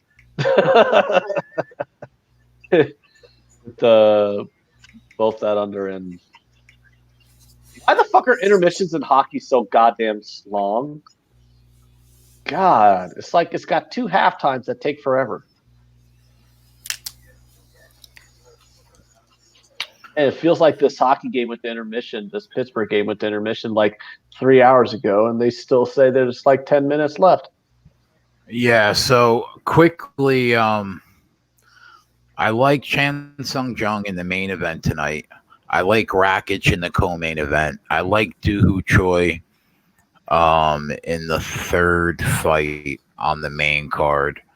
And then the last two, I really don't have an opinion on. I do like Pantoja in the prelims against Matt Schnell. And obviously Cyril Gane, but he's minus 750. Slugger Cards for Life says he likes Wizard plus 4.5 right now live. Yeah, so I'm not on that. I'm not watching that game. I got Utah State on one TV, Philadelphia on the other, and I had mentioned that the Raptors were blowing them out. Looks like Wizards are making a comeback. Might have to flip over. It's a tie game right now. It's 109 with 3:40 left. All right, that's a league pass alert. I'll you guys keep me up to date on Philly. I'm gonna check out Toronto real quick. Gane by knockout is minus 120. Which one? The guy that's an animal that's minus 750. He is minus 120 by knockout. Tanner Bozier's a tough kid. I mean, this is like tailor-made. Dana White, they made this fight for Gane to get a knockout on a card, really. But Bozier's a tough kid. Gane on points is plus 280. I just don't see it going the distance. Minus 120 is not a bad price.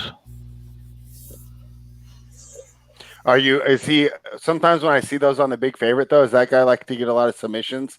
Is that why you're getting a good price on knockout? Well, no, he by submission he is plus 600. Oh, okay. Yeah, he's a monster. He's probably gonna knock him out. All right, well I'll have that on as I'm digging into the NBA tonight and knocking my article out for tomorrow. The favorites I like are heavy though, like Pantoja minus 260. Doohoo Choi is minus $3.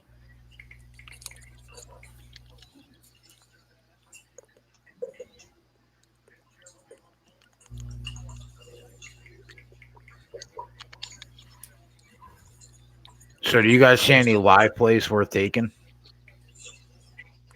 No, I'm sweating out our current one. I switched over to the Raptors, but I don't want to jump in on it. I do want to watch it. I have Raptors team totals over regular season win totals, so I'll be rooting for them.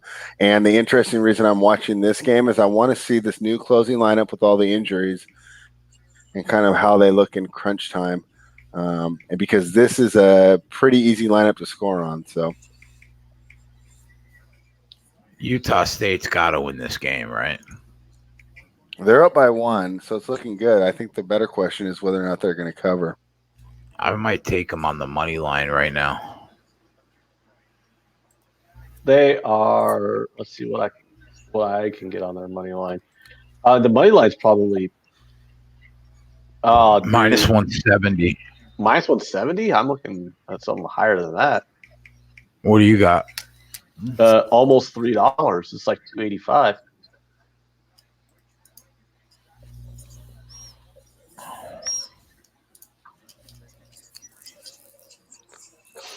I don't know if I'm pronouncing this right. Gane won by sub the last 2 fights. Glock Lesnar had to take it at that price. Yeah, I get it, but his hands are really heavy. I mean, I understand why you would take a shot at that price That's at 6-1, right? Yeah.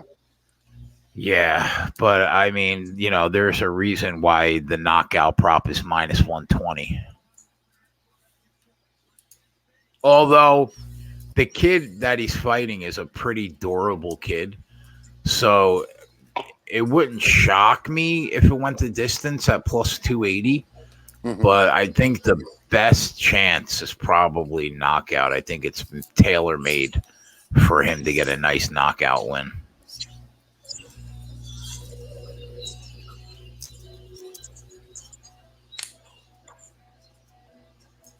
All right. Football game's been a pretty good game, dude. Yeah, pretty fun. This is why, like I said, these are kind of some fun ones for us to get going. Well, I mean, they I have a feeling Utah State wins and covers. I mean, maybe that's just hopeful. Yeah, I like our spot right now. Yeah, now that they've taken the lead, I mean, do we see them falling back? I don't know about that.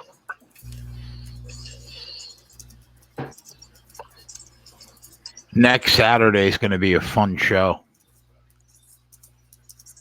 Which will be the Week 17 playoffs? Or the Week 17 with the playoff implications?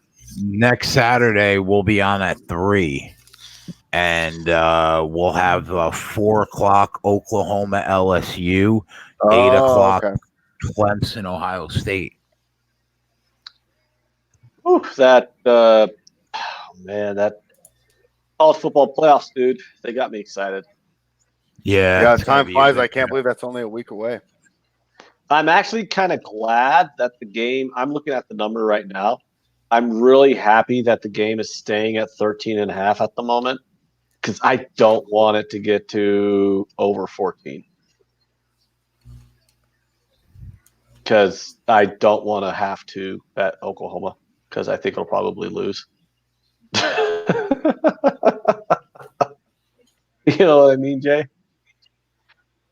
Yeah. I mean, I could see LSU blowing them out by like 30, but still, I mean, the numbers say that if it gets to like 14.5, that I have to bet Oklahoma. So I'm kind of hoping it doesn't get there because I mean, I hate it when you plug your nose and make a bet.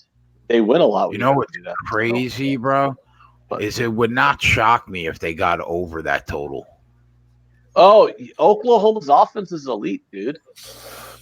And LSU, their offense is incredible. Well, I mean, their quarterback's a Heisman winner, right? Yeah. So, I mean, I could definitely see this being like a 45-35 game. You know what I mean? Yeah, I don't know how I feel about Ohio State Clemson. I kind of feel like that's going to be a low-scoring game. I think the total in that game is definitely too high. 63? No. Yeah, I just can't you see like a 28-24 game? Yeah. Or a 31-28 game. You already had a lower scoring game when Penn State and Ohio State played each other. It was like 28 to what? 17 or something. I can't remember the exact score, but it was I think both those defenses are really good. I think they're going to shut each other down or at least contain each other. Well, the reason why I've said multiple times throughout the season, and I haven't budged off of this stance of Ohio State's the number one team in the country, is because they're the most complete team. They have a top 3 in offense and top 3 in defense in the country, and none of the other teams can really say that. Oklahoma's offense is elite, but their defense is average at best. LSU's offense is elite, but again, their defense is, I mean, better than Oklahoma's, but I mean, LSU's defense is not, anything to write home about. And with Clemson, I mean, I don't have anything bad to say about Clemson other than I just don't know how good they really are when you know they haven't played anybody worth a fuck all season. Which isn't necessarily against them. They It's not didn't Clemson's last fault year either, right? Yeah, but what I'm saying is it's not Clemson's fault that their conference is dog shit. You know, LSU's a top 30 defense, though, at least in the You nation. got to be kidding me. These guys can't even get a punt off. I know, dude. who's punting? Kent State.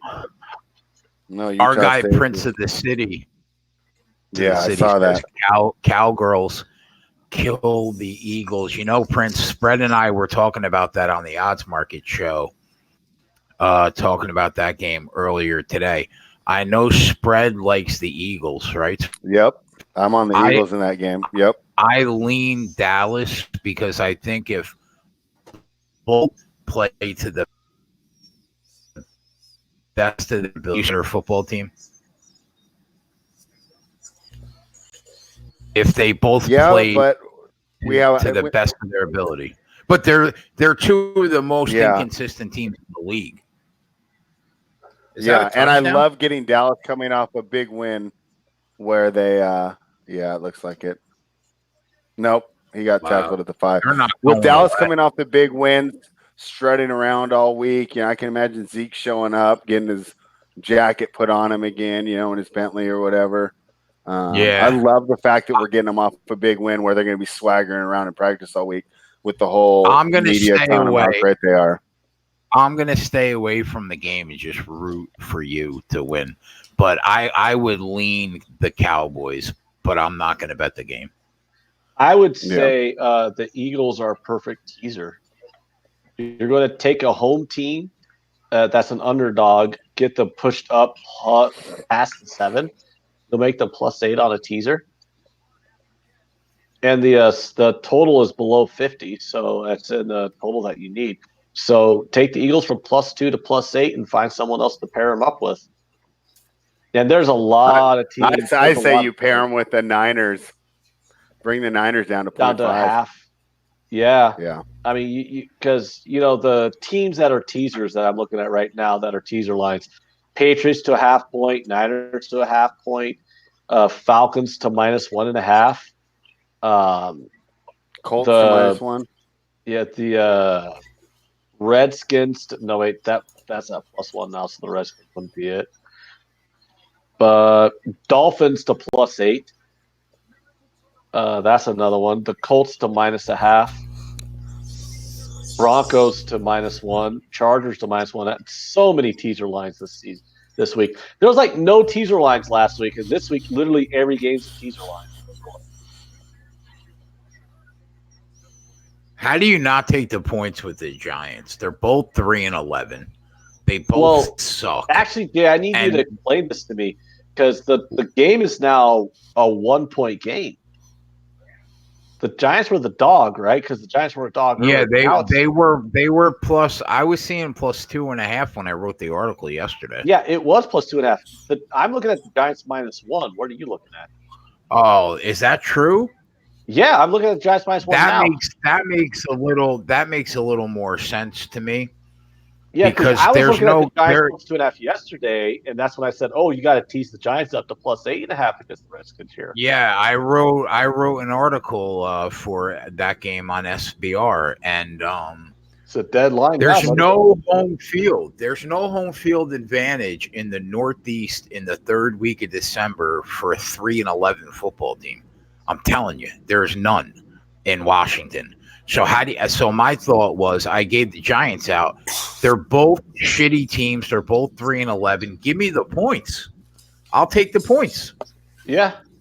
Yeah, but now it makes sense to me that line moved towards the Giants, but not that much. That's a big move.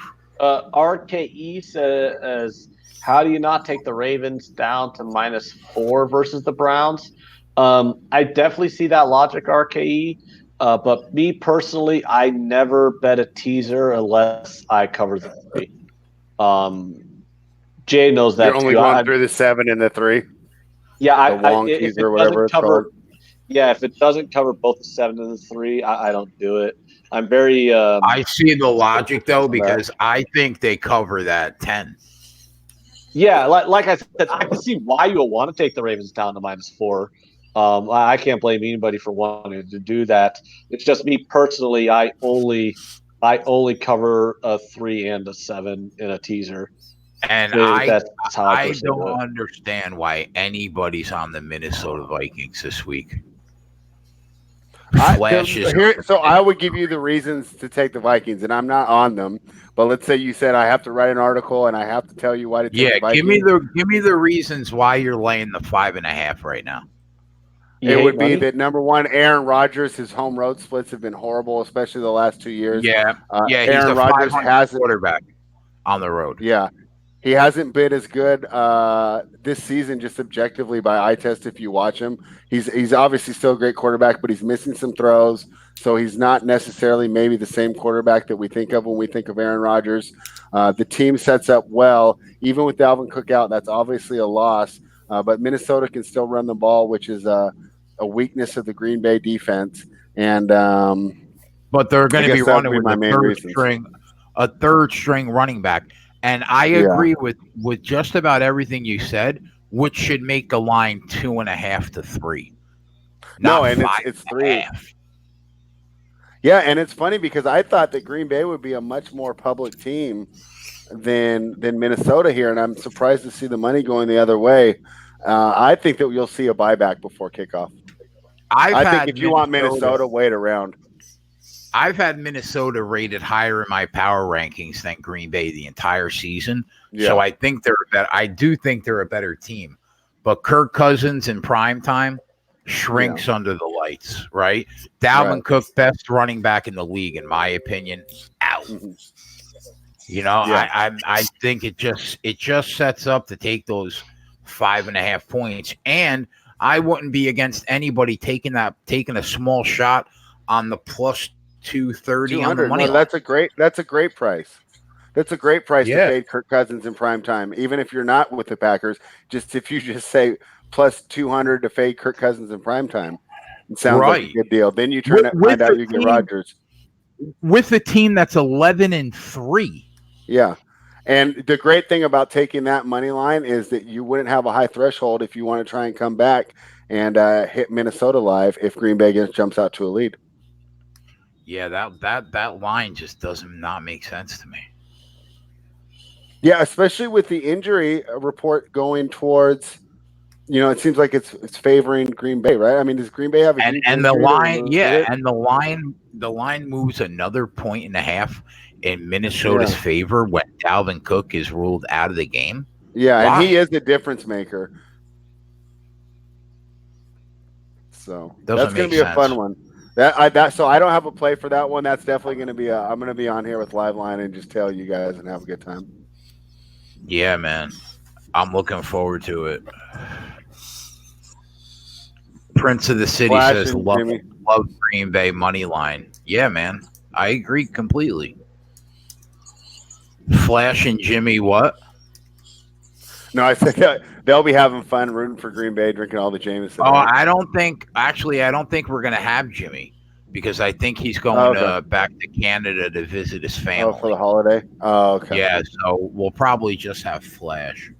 Okay. Only one future teller this time? Yeah. Yeah.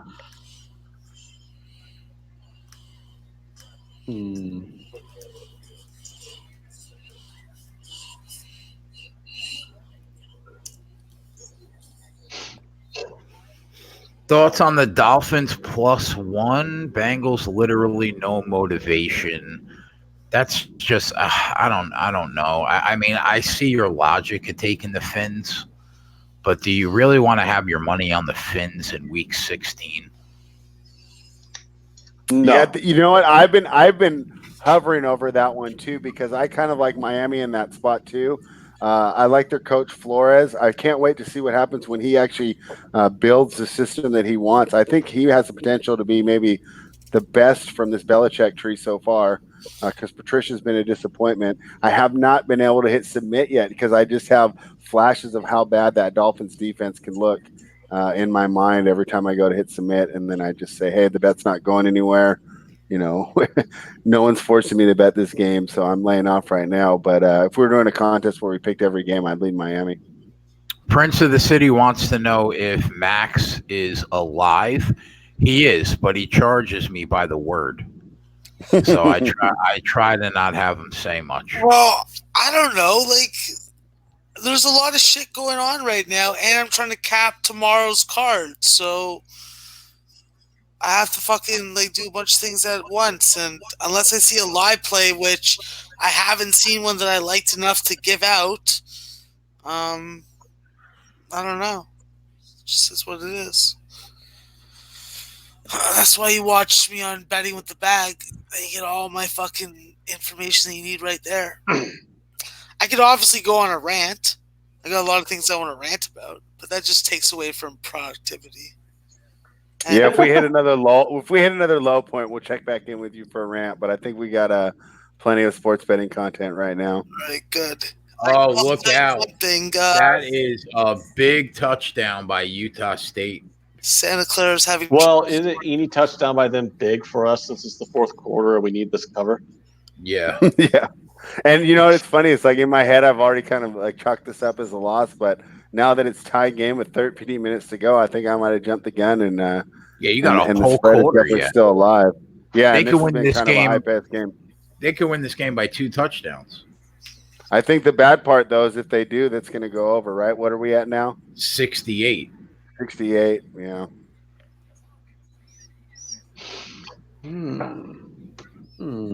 Max usually doesn't play top 25 games, but I'll ask him. Christopher Reese asked, Max, what's your early opinion on Kentucky +4 tomorrow?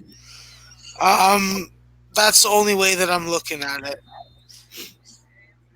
I think that Kentucky definitely is missing the services of Nate Sestina. Brings good leadership, scoring, gets on the glass. But if you're getting good point guard player to Ashton Hagans and EJ Montgomery, Nick Richards aren't freaking turning the ball over on attempts to fucking post up, then I think that you're in a good shape to stay in it. I think the SEC has a lot to prove, and I think Kentucky can start that tomorrow. Barry Black says, wish you guys a Merry Christmas, Happy Holidays. Merry Christmas, Barry. Merry Christmas, everybody. And if you don't celebrate Christmas, Happy Holidays. 90% of the country celebrates Christmas. Well, then that message was for the 10%. For 10%? 10% still like 35 million people. Yeah, that's true, I guess.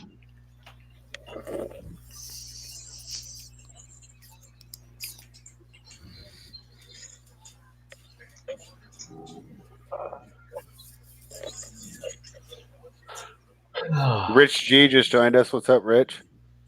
Where you been all my life, Rich?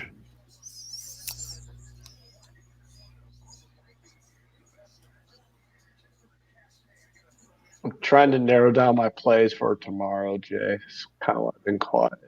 So exciting. Well, I mean, like Max, I'm working right now. But I know you hate the sport, but people ask in the chat on occasion. So I'm trying to narrow it down to a few things.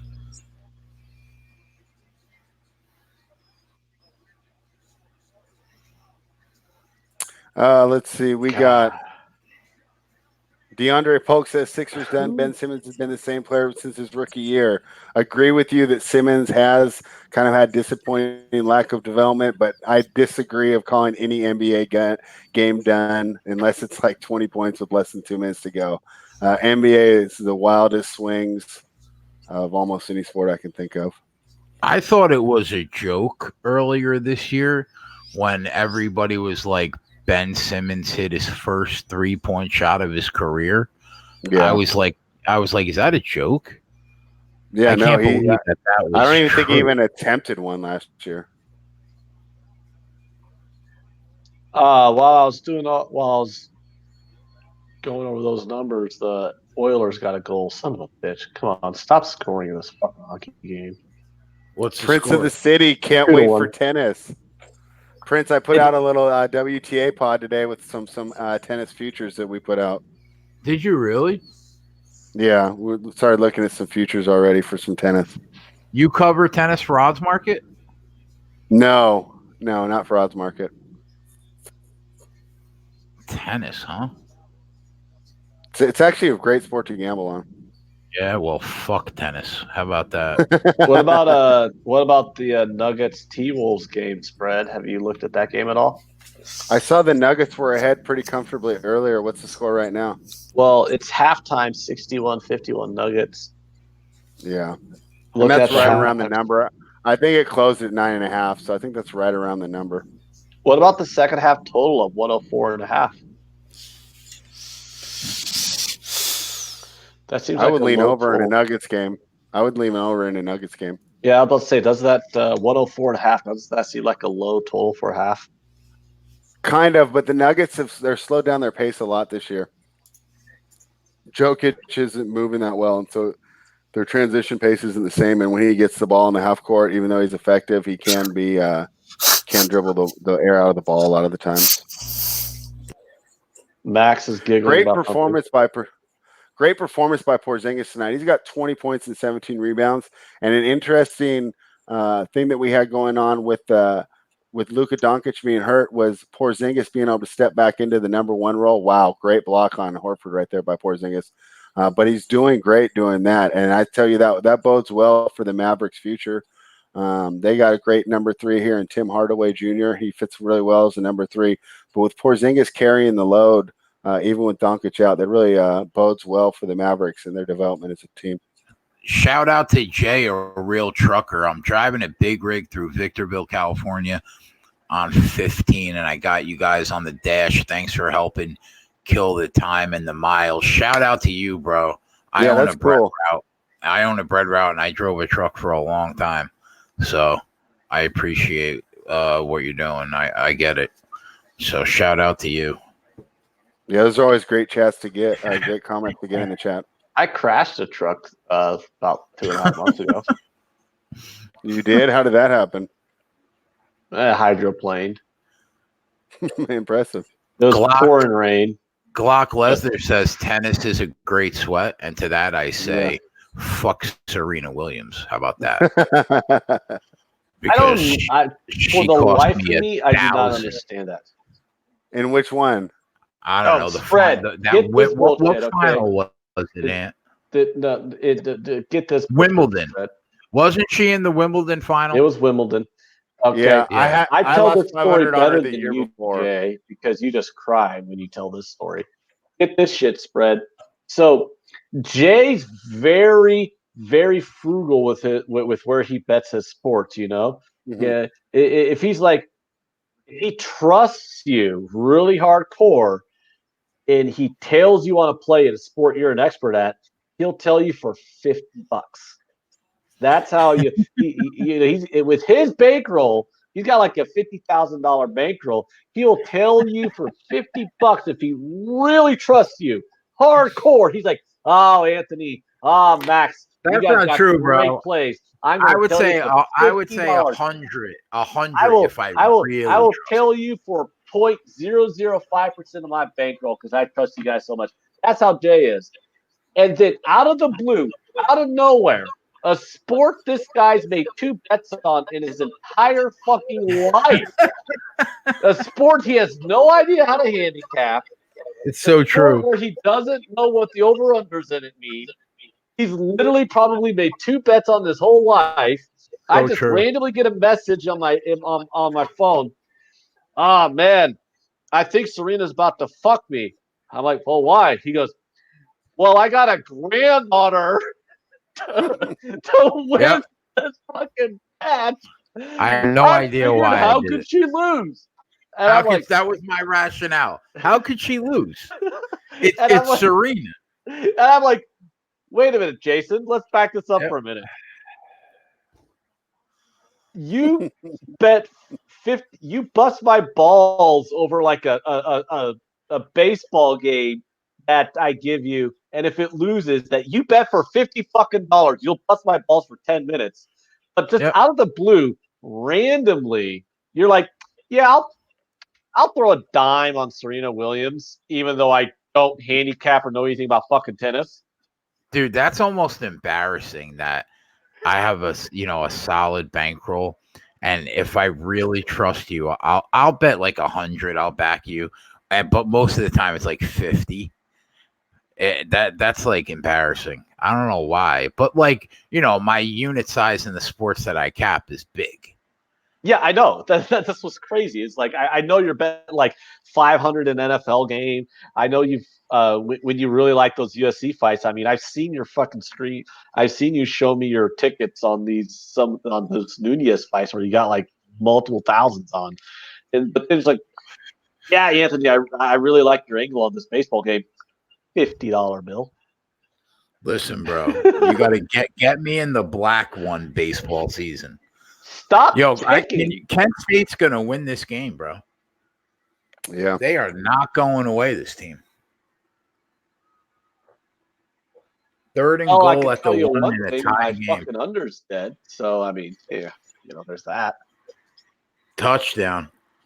9 minutes to go. Couple guys in the chat are on Kent State too. Yeah, good for them.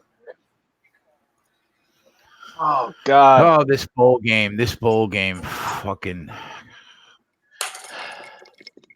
I have so many looks tomorrow in soccer, but I'm having a hard time trying to narrow it down to what I want to give out. Miami Heat up 19, about 3 minutes left. Yeah, and so I'm about ready to pull the plug on Philly. I changed it. Looks like we missed that one. It's still kind of like the spot. We had a spot that we liked, identified it, and they just didn't come through for us. My major takeaway from that game is I need to maybe reevaluate how much Doncic is really worth.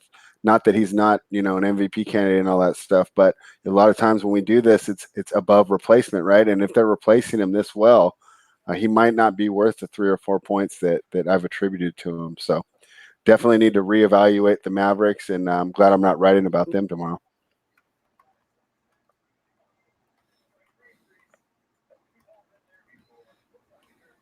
But I think Portland can get me to 2-1 here. So hopefully we'll get a good game from Portland, and they're up by 6 already in the first. So that's my next NBA spot. Oh, shit. I forgot to bet the Portland game. I just looked there. I didn't bet it. God damn it. And now it's 6.5. Son of a bitch. Well, I'll keep an eye on it, and if I see a good spot and where you can come back and maybe get in on that good number, I'll let you know. All right, thank you, sir. Yeah, fuck this under. That's why the total is 71, right, Jay? Yeah. Yeah, man.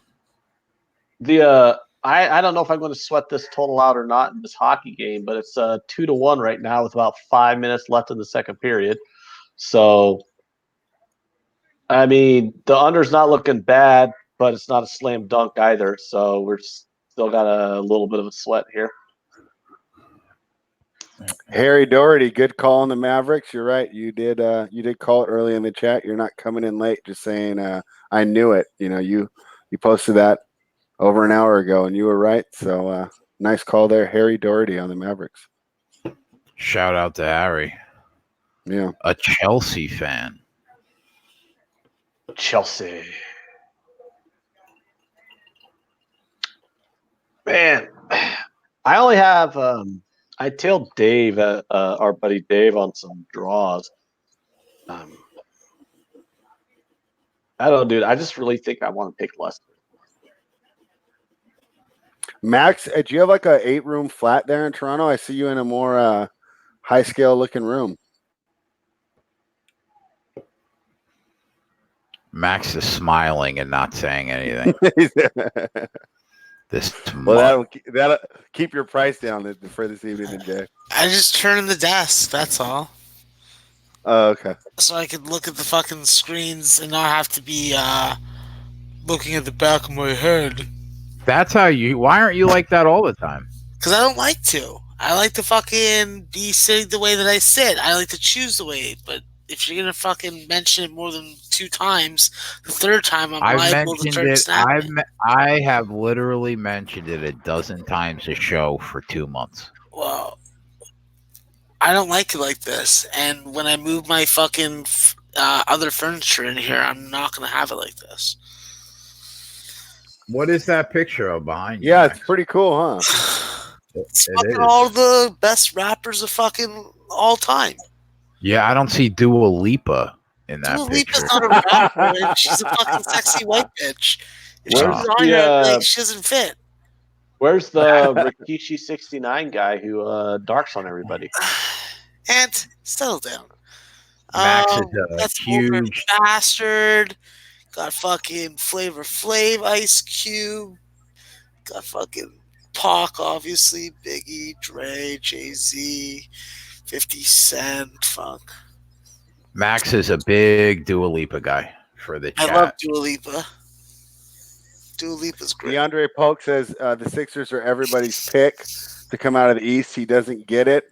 So for the Sixers, basically what everyone's looking at, the two biggest names in Simmons and Embiid, they were the crazy bounce shot away from, making the ECF, and anything could happen because I think they match up pretty well against Milwaukee. So I think that's some of the love that they're getting. But I'll tell you what, they have not necessarily looked cohesive so far. And with the way that Milwaukee and Miami are playing, I might put both those teams as more likely to make them. But we also have to remember, this is December. We have a lot of basketball to be played. And from their potential, I really think the Sixers could improve the most out of the three teams I just mentioned.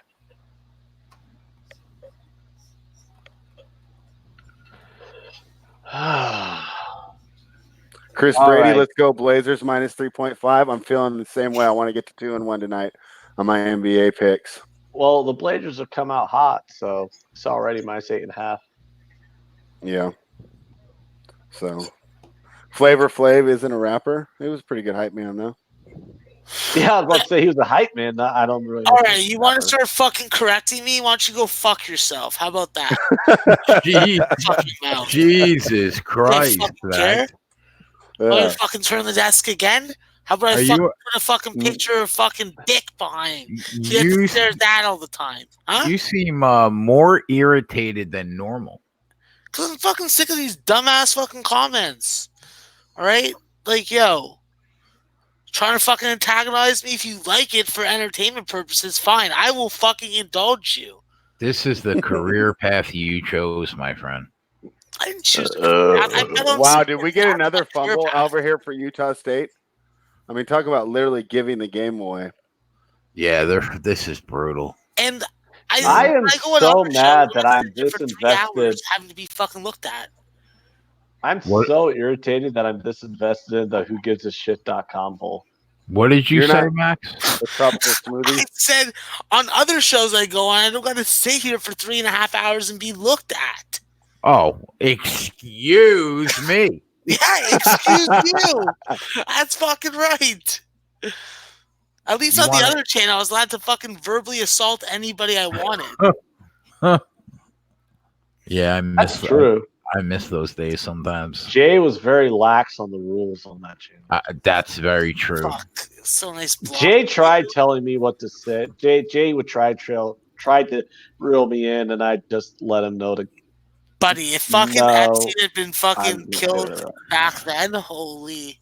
I definitely still tried to keep it on the rails a little bit. Speaking of off the rails, though, I mean, don't you think it's a little weird, the timing of this all? That, they're just this big old distraction that they have this big old long impeachment hearing. And the same week that they're doing this big old long impeachment hearing, we have the reauthorization of the Patriot Act, the most unconstitutional law of the country. Where's Ronnie Lofton at to tell Hold him on, I'm not done. I'm not done. You had the reauthorization of the Patriot Act. Oh, did you know this one, Jay? Were you guys aware that last Ronnie, help me out here, bro. No, Jay, don't. You're going to be interested in this one. Last week, while we're all distracted with the impeachment hearings, they had a massive document dump that basically said that the military admitted that we've been lied to for the last 18 years on the Afghanistan war, and the military has no mission over there. They're just over there for no fucking reason. Yeah, we're just over there for no other reason other than to fucking pad the military contractors' pockets. There was a document dump last week, I guys. want to You get can go on my look it up. knees and We've punch been back. lied to for 18 fucking years by the goddamn government on the goddamn Afghanistan war. But you guys don't know this because all you do when you turn on CNN is, oh, look at the Democrats. I want to impeach fucking Donald get on Trump. my He's not going to knees get removed from office and because it doesn't fucking choke matter. Max right now. All right, so back to sports. You would be the first time from fucking Philly. tall person, but you have to fucking get me. I'll fucking go in between your legs before you not even to fucking mention, pick me not up. to mention the whole Epstein thing too. When it comes out that not all Epstein, the bro. major news Not networks had Epstein. the bombshell story years ago on this Epstein. guy. Oh, No, the Not ABC Epstein. News. What? Oh, something's wrong with Anthony's mic. oh shit! Prince of the Something City just thinks happened to I'm Anthony's Philly. mic. No, He's I'm not sure what just happened. muted. We're having communication problems right now. No, you can't mute me, motherfucker. Oh no! You can't mute me, figured it motherfucker. He's back. Yeah. You don't think it's just a little strange that whatever. Oh yeah, it's not weird at Connor all. Butler. Connor Butler, Fox is better than CNN. Jamie, this is CNN. Kyle Pryor, mute him, Jay. Scott, laughing my ass off. What is this, ESPN? Yeah. See, this is all Max's fault. This is all because of Max. I mean, if you just want to keep living in this world where the fucking powerful elites aren't controlling everything, it doesn't matter, man. They fucking run the whole they run the government. And haven't the powerful and the elite been running things for like 3,000 years? It doesn't mean we got to like 4. The fucking Prince of England. I mean, like is banging kids and no one cares. Chris, I mean, have you ever watched it's a good show is Rome on HBO? Did you ever watch that one? Nah. That one's awesome if you want to go back and watch it. It's only 2 seasons, but it'll give you a pretty good idea that the rich and powerful have been kind of getting over on everyone for at least 2,500 years. Bogey 34 says that's what happened to Epstein. He got muted. That's a good comment. When you got exactly. When you're about to blow, how did that story, by the way, it lives on in memes on social media, but how does CNN, ABC, NBC News, Fox News, that story just kind of went away? The whole guy who was about to fucking blow. There are people in the chat begging you to shut the fuck up. Yeah, and Mr. Politics, I'm sorry. We're gonna go democracy, and we're gonna vote for. Let's hold on. Ronnie Lofton. Let's go back to the Sixers. Ronnie says, and here we go. Ron, where were you 5 fucking minutes ago? Yeah. Huh? Where were you 5 minutes ago when I was telling you? You're right. That stuff doesn't matter. Hey, Max, can we have an in-depth breakdown on the Mississippi Valley State basketball game? Can we have a riveting in-depth breakdown on Utah State versus Kent State in the Gasparilla Go Fuck Yourself Bowl? Mississippi Valley State is playing absolute defense right now. Their passes are telegraphed. They're literally having sex with each other on the floor with how fucking lackadaisic their offensive execution is. And I want to jump to the screen, pistol whip them, and throw a bunch of freaking horse urine on their faces. How about that?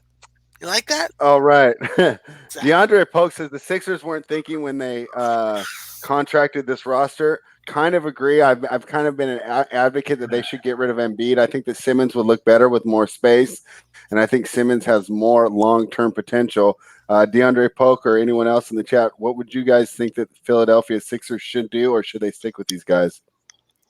I don't know what the Sixers should do, but I do know that Jeffrey Epstein didn't kill himself. Okay. I know that the Sixers are soft and they should trade Embiid now while his value is the highest. That's what I'm thinking too. And I don't think he works with Simmons. I think Simmons would look good if you had him in a Giannis-like system where you just threw 4 shooters around him and just let him get to the rim on every play. Yeah. Yep. Drive and kick. Yeah. Drive, kick, drive, kick. in a better. So, Max, should we have made something of the fact that Ben Simmons couldn't even make the tournament when he was at LSU, or is that just not a big deal? I think it's more a product of coaching and system. Okay. Because in college he was a fantastic driver and he was more confident to shoot the jump shot, even though he wasn't he? Yeah, he did take a lot of jump shots in college. So this is why you don't bet bowl games, Jay. But when you go through the pre-draft process, what do you think that they're critiquing you on? And you know it. You've watched video of yourself. You know your stats. You know that your jump shot's your biggest weakness. But I don't know. I don't think that Philadelphia is right with the makeup they have right now. That was made more apparent by the fact that Jimmy Butler left. So yeah. And Prince of the City lives in Philly, and I kind of agree. And I was making a joke that I thought that the Philadelphia, there's 2 stars, didn't fit the personality of their city more than any team I can think of. When I think of Philadelphia, I think of Rocky. Who's Rocky? A guy with basically no talent who just worked his ass off to become a pretty good boxer. That's the story, is the guy of no talent overcoming everything through hard work. And when I see Embiid and Simmons, I see the exact opposite. I see 2 guys that are ultra talented that I know that they're hard workers, because you don't become a professional athlete without being a hard worker. But compared to the other players in their sports that are excelling, I don't know if they're working as hard as those players.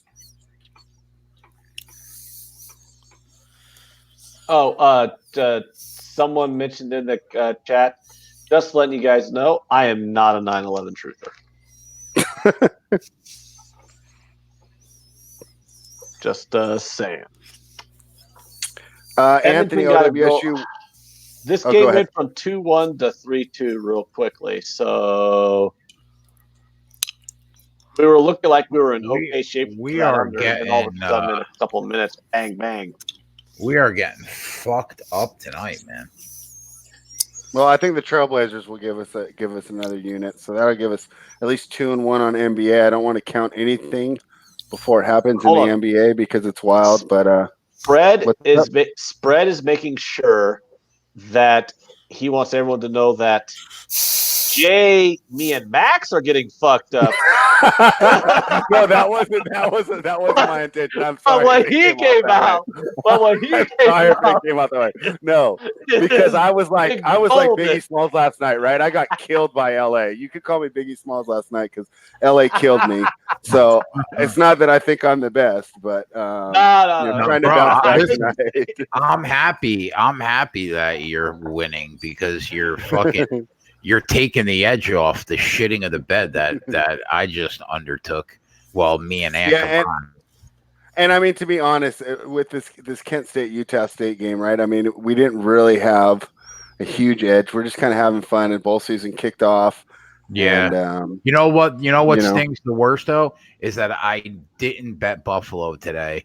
And I wanted to, but I didn't. And then I lose. I'm only 0-1 on the night, but I mean, still sucks. Yeah. No, it sucks. You always want to feel good. It's just sometimes I even tailor down my plays because there'll be nights I go 3-1 or 4-1, and that one loss just puts me in such a bad mood, And I'm like, I came up money, but I'm just pissed, especially if I feel like that I capped the game wrong, and not that it was bad luck or this or that. Like when I specifically cap a game wrong. And back to that Philly game, we had one guy, Anthony OWUSU, who said watching the ticker looks like Sixers quit in the last minute. Watching the game, I did not feel that way. I think that my angle was that when the Sixers defense stepped up, that the Dallas would stop and not be able to execute as well, but they were still able to execute down the stretch.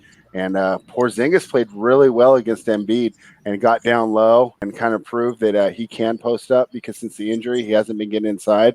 And if he's going to play like that, boy, Dallas can be a major player in the West. What was the pregame close on the Denver Nuggets game spread? -9.5.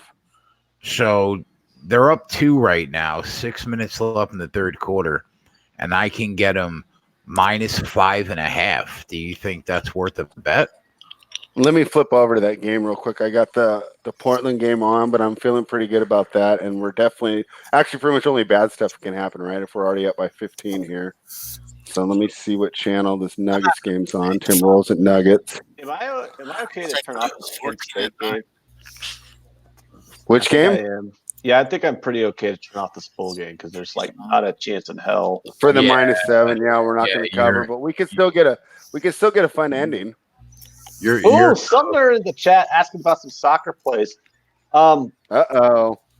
All right. Yeah, I got a lot of strong leans, but turn my camera off.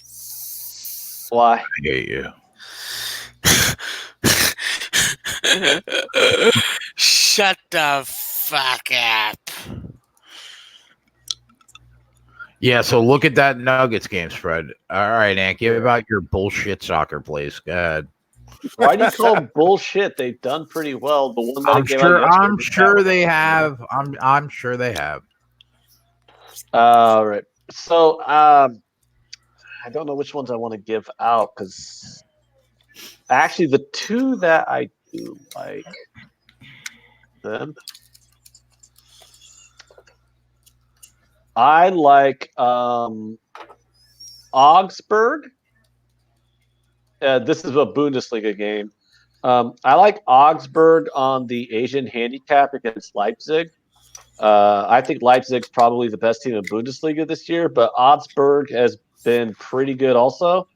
And I think you're getting +1.5 at even money on them. I could definitely see them staying within a goal against Leipzig. Augsburg is a top half of the table team in Bundesliga. I mean, they're not going to make champions or anything crazy like that, but I think they're capable of keeping it to 2-1. You can get them +1.5 at even money. You could probably get them at +1.75 in the -120 range if you want to go ahead and get like a half a push if Leipzig wins by 2. But I think there's value at Augsburg +1.5 at even money. I'm also looking at Wolfsburg at Bayern on the Asian handicap. You got more leeway with Wolfsburg. You can, depending on the juice. The reason why I'm not betting Wolfsburg right now is because my bookie has it at -125 on the Asian handicap. But if you could get like say -110 on Wolfsburg at +2.25, I think there's value in that play also. Fading Bayern on the Asian handicap, something I like to do a lot. And then in the good old Serie A, the Spanish league, I like Torino Spal over 2.5. That's a definite play. And I lean Spal on the Asian handicap. You can get Spal draw double chance at even actually plus money. You should be able to get Spal draw double chance at plus money there at about +120, but that's only a lean. That's not like a big play. My main play on that game is the over 2.5 Torino Spal. And then I think there's value, small value, not a lot of value, but small value. So I'll have a half unit on it going into the Spanish league. At home, I like Real Valladolid against Valencia at +220 on the money line. I think they win the game more than a third of the time. Not a lot more than a third of the time, so that's why I say it's small value. But at +220, that's pretty good odds. And my main play for tomorrow is going to be Leicester +1.5 on the Asian handicap against Man City. So there you go. Those are my leans and some of my plays.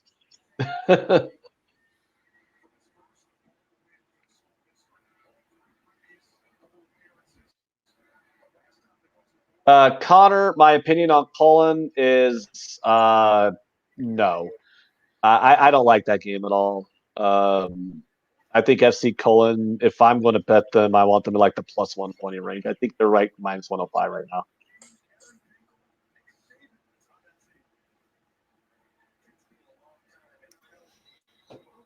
Prince of the City asking, is this English? Jamie says, why in the hell does anybody bet on crap they don't know anything about? I don't know if he's talking about you and your soccer plays. Oh. I like soccer. I only like betting on the one thing that I do know about.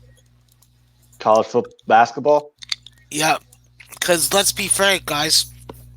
Although I did have a 41-29 plus double-digit unit profit throwing darts in FCS football, I full out tell people I'm throwing fucking darts. Darts.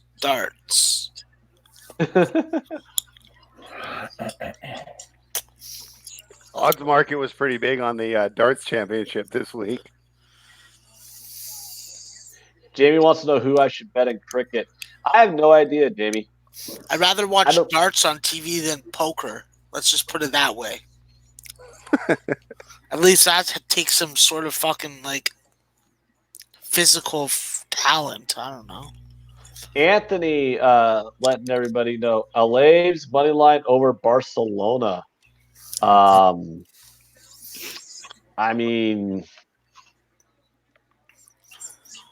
it's like 17-1. So I mean, if you want to throw $5 on it, I'm not going to tell you no, but you're probably also going to throw that $5 on fire.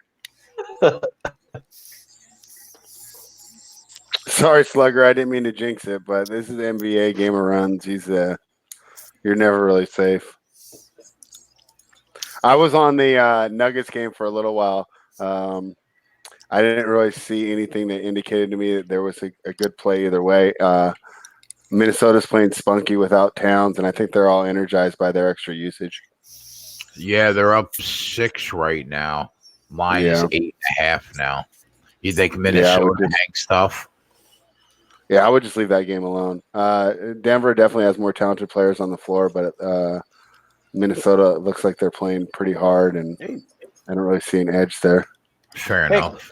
Connor Butler in the chat defending soccer says Premier League's fun to watch. Likes to watch soccer all the time.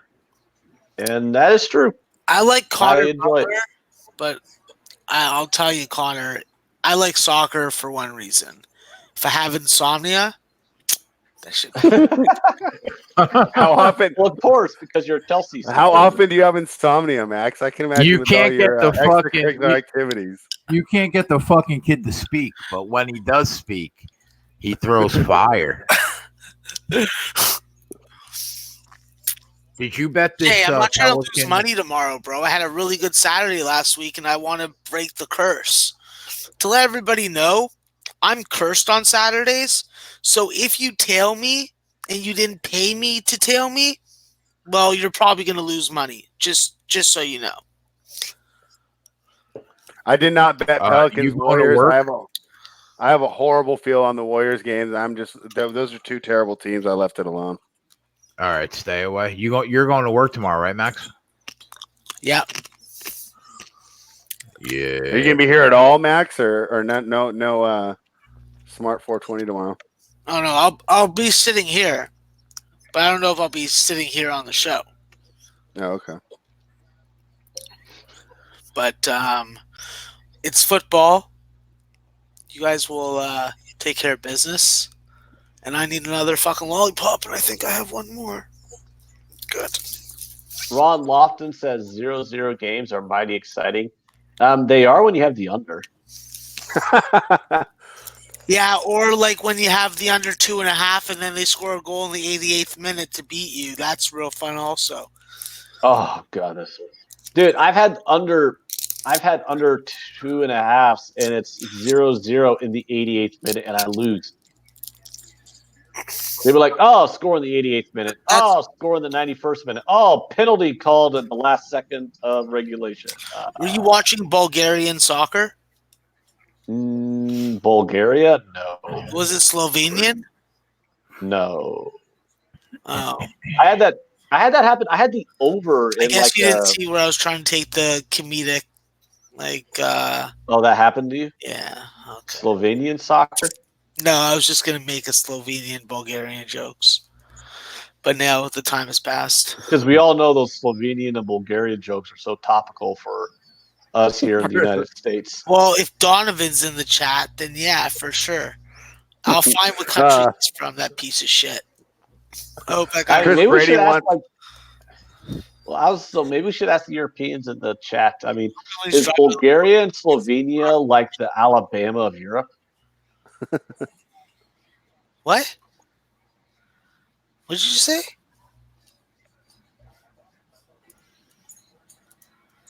Chris Brady wants to know about buying the half point with San Francisco to get them down to -6. I know it's not a regular play to buy a favorite down from -6.5 to -6.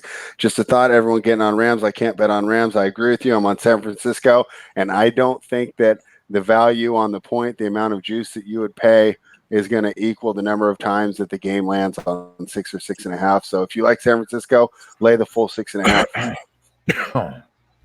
Harry Doherty says, "You know you're American when you say penalty called."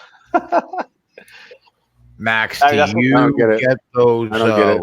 Do you get those lollipops right from your friends in the Lollipop Guild? I saw that one coming. Or I got them from a fucking jar that there's more than one because I went to fucking Bulk Barn and bought some. Fair enough. So I'm going to continue to eat this red lollipop because it's a good one and it tastes good. You get that lollipop in you, bro. Yeah, that's what I'm doing. That's how I'm living. Anyone got a problem with that? Swallow animal urine. Hey, Prince, we're going to be on all day tomorrow. Harry Doherty says the best soccer to bet on is Australian soccer. I like whatever Harry Doherty frickin' thinks because he knows what he's doing. So if Harry Doherty says watch Australian soccer, then I think that I'm going to have to watch it on IPTV. Ron Lofton says soccer players act like they got shot every time they hit the ground. Cannot disagree. That actually is one of the most annoying things about trying to watch the sport. Yeah, it is. I mean, I love watching it, but that does just fucking irritate me. Like if an NFL player is on the ground holding their arm or leg or whatever and paying like their fucking career is probably over. Soccer players get sneezed on and they're like, oh my God, the horror. So yeah, that I do see it. That is kind of annoying. They're worse than NBA players taking charge. And NBA players are bad. Oh, NBA player. I don't even think NBA players are bad because I watch too much soccer. That makes sense. Yeah, but if you think flopping in the NBA is bad, watch some soccer. But sometimes it works. Like I needed Juventus to win in order to close out a parlay for me that was like plus 300. And it was a tie game, and it was the last minute of stoppage time. And Ronaldo, the king of floppers, had a fantastic flop in the penalty area. You know, just a beautiful flop. Some dude got within a foot of him, and Ronaldo went, "Oh, I got touched!" Just fell down in the last minute of the game. Of course, they called the penalty kick, and he drills it with no time left to win the parlay for me. So sometimes flopping is good for you. But, yeah, I could see how if I was on the other side, I would have been annoyed there. Max just won a bet, I believe. Yeah, what's up, Max? Did you win a bet? Let's hear some celebration. No, I didn't win a bet. I'm just getting excited. I'm watching a basketball game that ESPN refuses to allow me to pay for them. I'm like, I'll pay you double, but because I'm Canadian, they're fucking racist, bro. You're fucking racist. Okay. Sorry, Canadian I can't or say race? that with a straight face anymore. That's past. I'm about to say, like, are you conflating race and ethnicities? Hold on. Nationality. Are you conflating ethnicities with nationalities? I've been doing it for weeks. What do you mean? This is not the first time. Yeah, I know, but I'm just finally calling you on that bullshit. How can you be racist against Canadians? I just called myself on it before, so you can't even call me on it. No, you should. Too late. Max, 10 seconds too late. No, what you should tell them is that they're anti-Semitic because they won't let the Jews buy ESPN Plus. I do that in fucking like real life. Come on.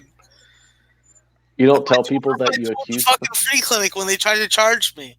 I was like, what the fuck, you guys are anti-Semites? Huh? You see my fucking nose? That's what you guys are fucking charging me?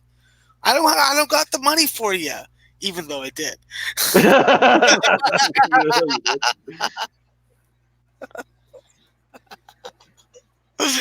It's hard to get you to part with your shekels. Well, no, you just have to be a certain kind of person to get me to part with my shekels. A fluid exchange. Not a lady of the day. Well, ladies of the day are the best because like they haven't been up and at 'em for a long time, or they've been up and at 'em more. That's better. Yeah, they've been up and at 'em more. Jay, we got some other Anthony in the chat says George Soros, under urgent investigation, allegedly funneled millions to anti-Brexit activity. And I'm not even going to pretend like I have an opinion on Brexit. Let's not get into Brexit. I watched the HBO movie. Don't worry, Spread. I watched the HBO movie on Brexit, and when I was done, I still didn't have a fucking clue what was going on.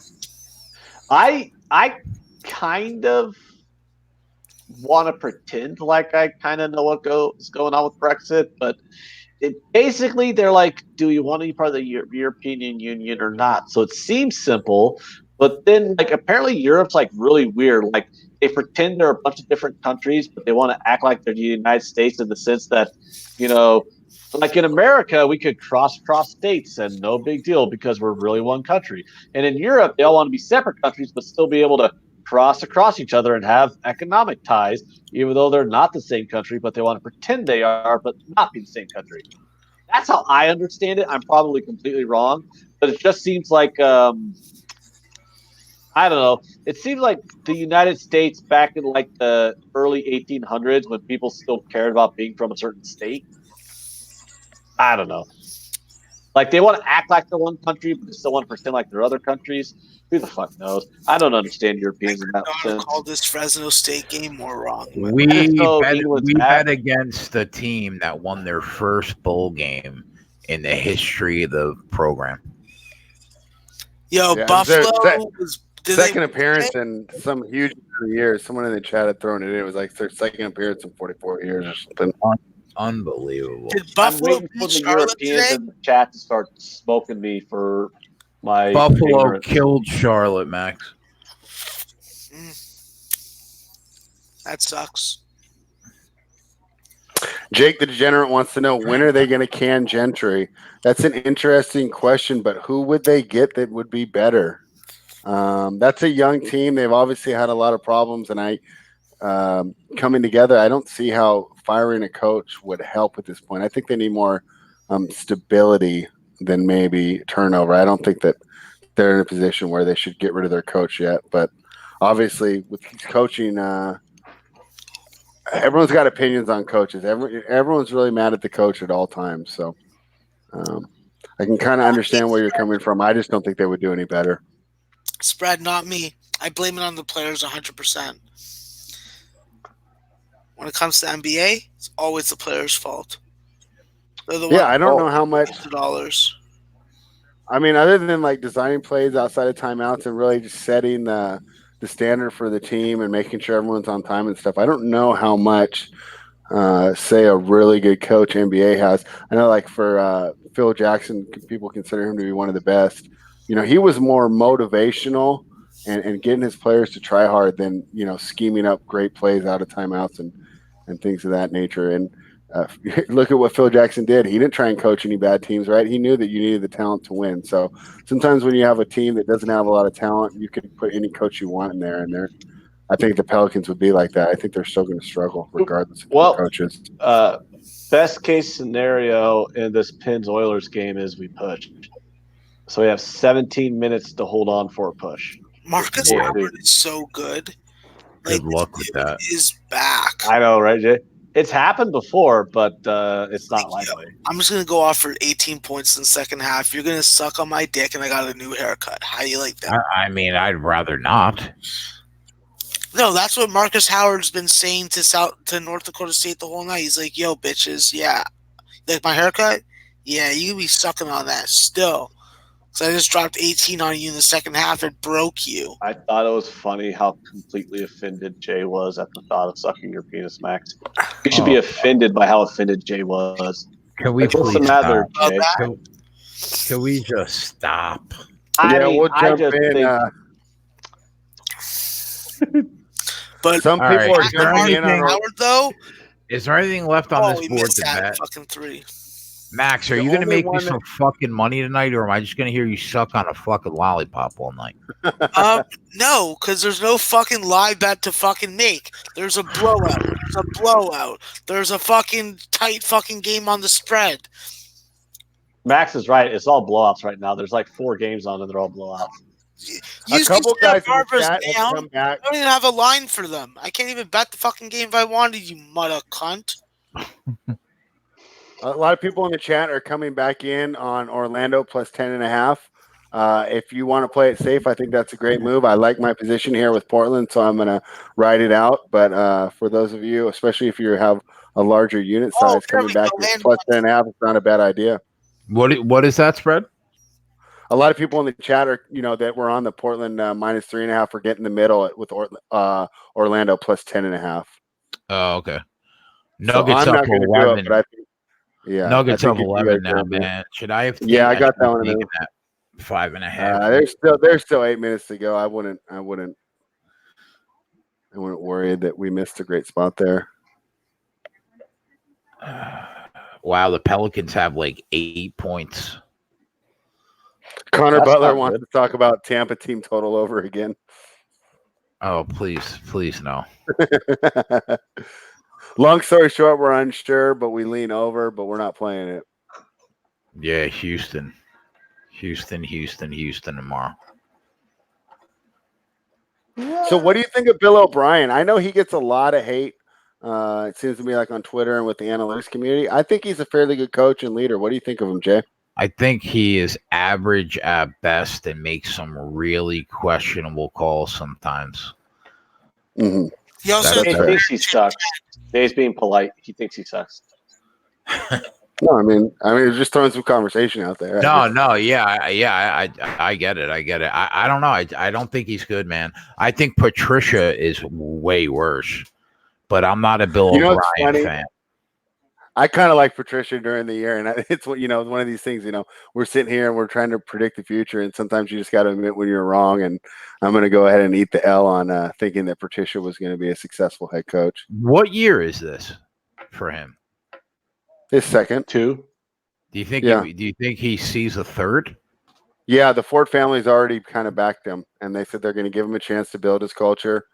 And I'm not necessarily against that, but it's kind of rough because Caldwell had winning seasons there before they replaced him, right? So yeah, you're taking a team that was.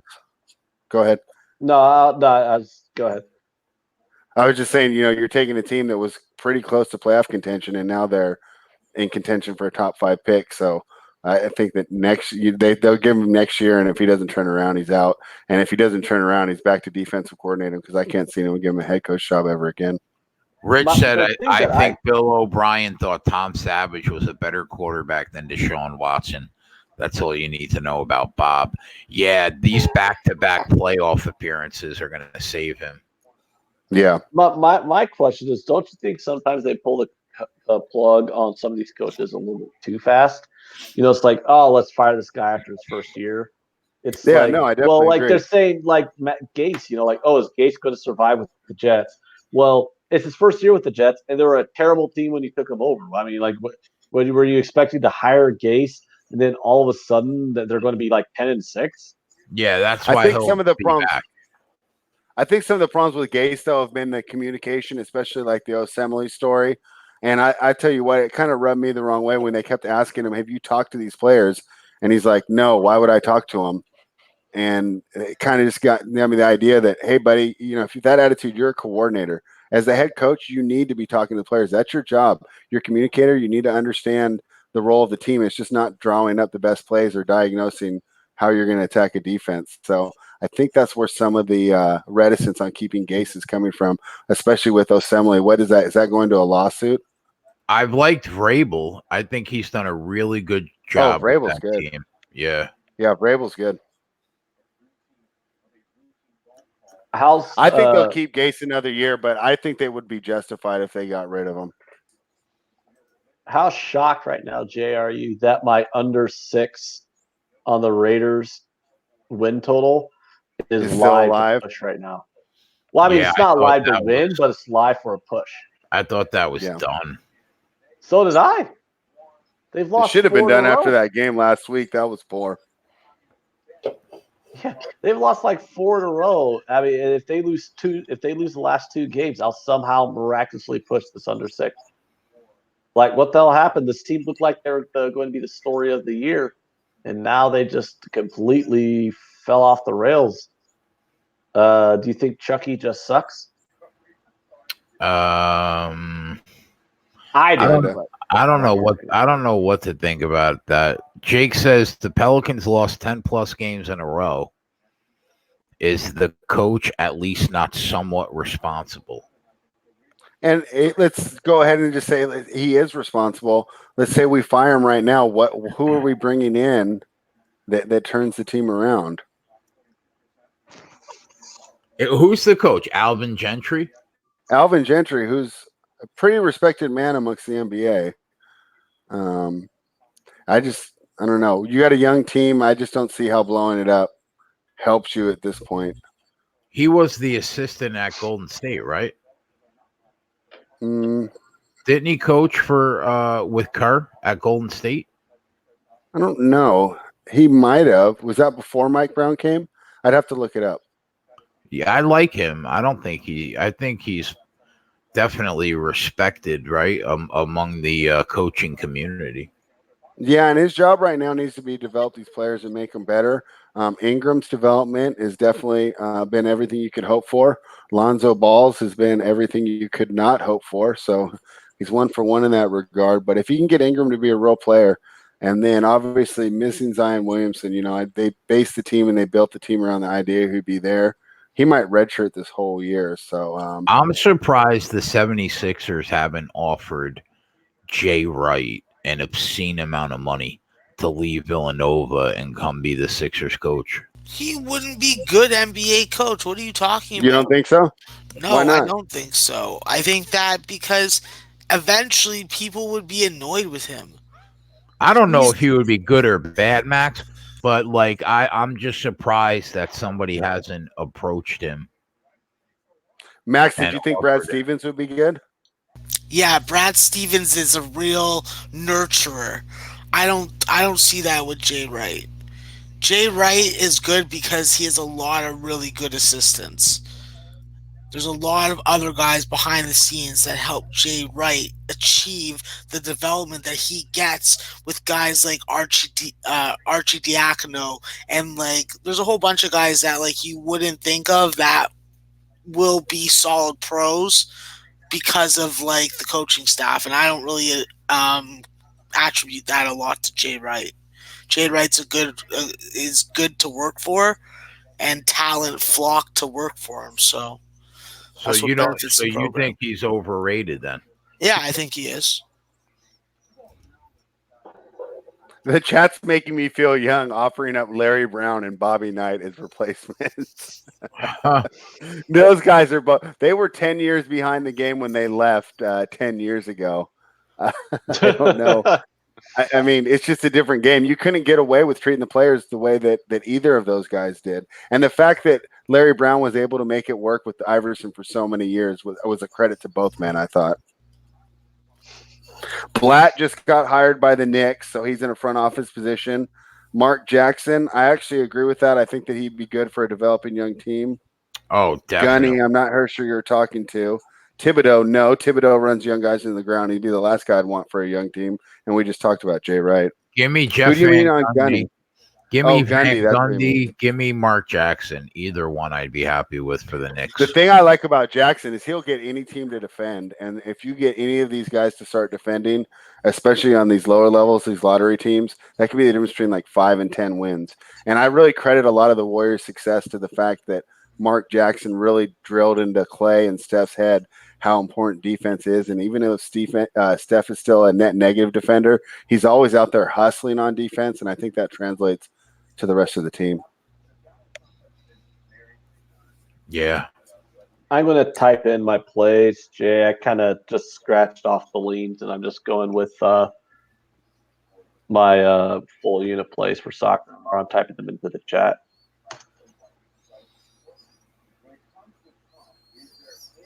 Slugger's killing this Orlando game live. If I would probably be looking if I didn't like my position that I'm already in so much.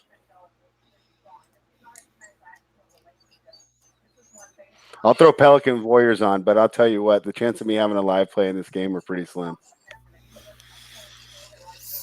Eric Roses, we've been riding this Bucks team total as well, but it's this might be the week the wheels fall off. Yeah, I can't count on Perryman to get 3 touchdowns again. Yeah.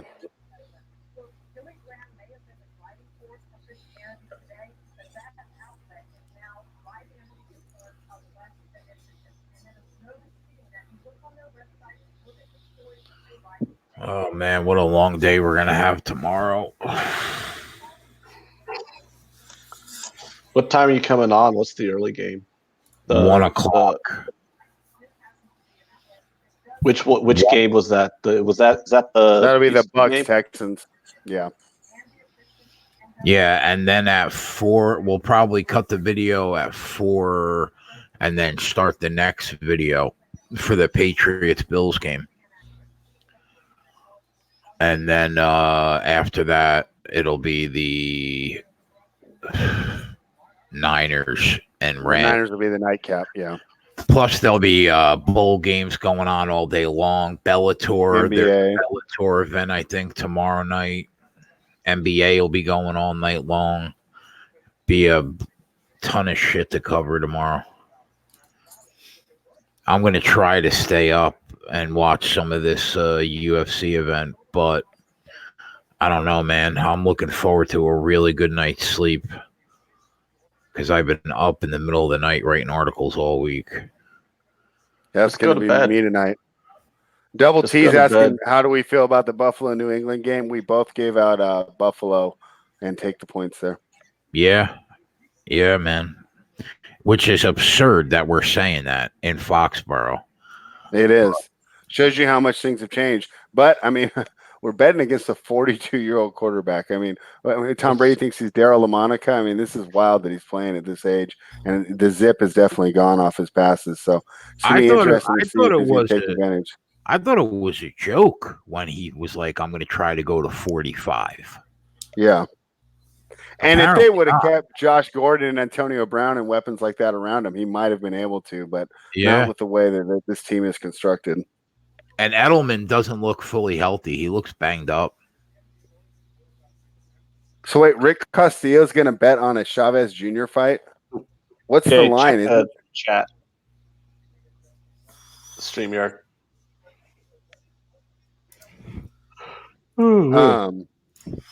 Chavez Jr., is that who you're looking at? Rick Castillo, what's the line on that? I can't imagine betting on a Chavez Jr. fight. Those are usually just just cash grabs. What is a Chavez Jr. fight? Is that boxing? Yeah, he's asking about the it's MMA, JCC Jr. No, it's JCC Jr. who is the entitled son of one of the greatest fighters of all time and doesn't really try hard. And he's got a glass chin. He's gonna get knocked out. No, he doesn't have a glass chin. He gets beat. Yeah, he just has glass work ethic. Get beat the fuck down. You're in the boxing. He's gonna get beat up. Yeah, I like boxing a lot. Oh, that's cool. I haven't been capping it lately though because it's just like for the amount of time that you need to take to cap boxing to the amount of value you find, it's just not there. Like I think if you like combat sports like MMA, there's so much more value because the lines are just so much better. My favorite sexy girls going on Twitch. Nice. That's good, man. That's another boxing guy on the show is good. Al Mack has been over in. Hold on, Max. Did you just say Twitch? Yeah. Why are we not on Twitch? Also, why do we have to be on? I'm not sure. I thought that we would be on YouTube, Twitch, Periscope, Facebook Live, and Instagram all at once because StreamYard has that ability. But I don't know. We did Twitch during the during that ban because somebody found a video from 5 years ago that no one's ever watched to strike the channel on. It had like 200 views, that video too. Yeah, and one since 2015. Somebody was angry. So the chat's opposite on the boxing. Jake the Degenerate took Danny by decision. Rick Castillo's on the under 10.5. Is that tonight? No, I think it's tomorrow night, right? Yeah, it'd be tomorrow night, right? It's Saturday. Yeah, I saw that fight was going on, but like I said, JCC Junior fights are kind of cash grabs. Like he's never really dedicated himself to the sport. Danny Jacobs is a fun story, but every time you watch this fight, you're gonna have to hear the announcers talk about he overcame cancer, which is awesome. But they've just beat the storyline into the ground, that it can almost be a burden to watch some of those fights sometimes. He's minus 2 dimes, bro. Jesus Christ. Well, Chris yeah. Brady in the chat thinks the Phillies money, or not the Phillies, the Eagles. So Philly. Yeah. Anyways, Eagles money line worth a look. Can't lay it with the Cowboys. I mean, spreads on the Eagles. I'm on Philly, so I'll be rooting him in. I'm staying away from that game. Yeah. So what do you think if you're under a field goal, right? Isn't it just better if you like the underdog and it's under a field goal? Is it better to just take the underdog because you're going to get them at like plus 115 instead of taking the points at minus 110? Because long term it definitely is. I mean, if they cover the 2 or the 2.5, they'll probably win the game, right? Or yeah, with the new extra points not being automatic, though, that you can get burned. So you always have to be ready for that aspect. But the math will tell you that it's better to take the money lines in those situations. Oh, Jacobs is starting right now. Is that right, Rick Castillo? Is that on? What is that on? ESPN Plus? Can I flip that on? No, it says December 21st. Oh, I don't know what he's talking about. Oh, what are they?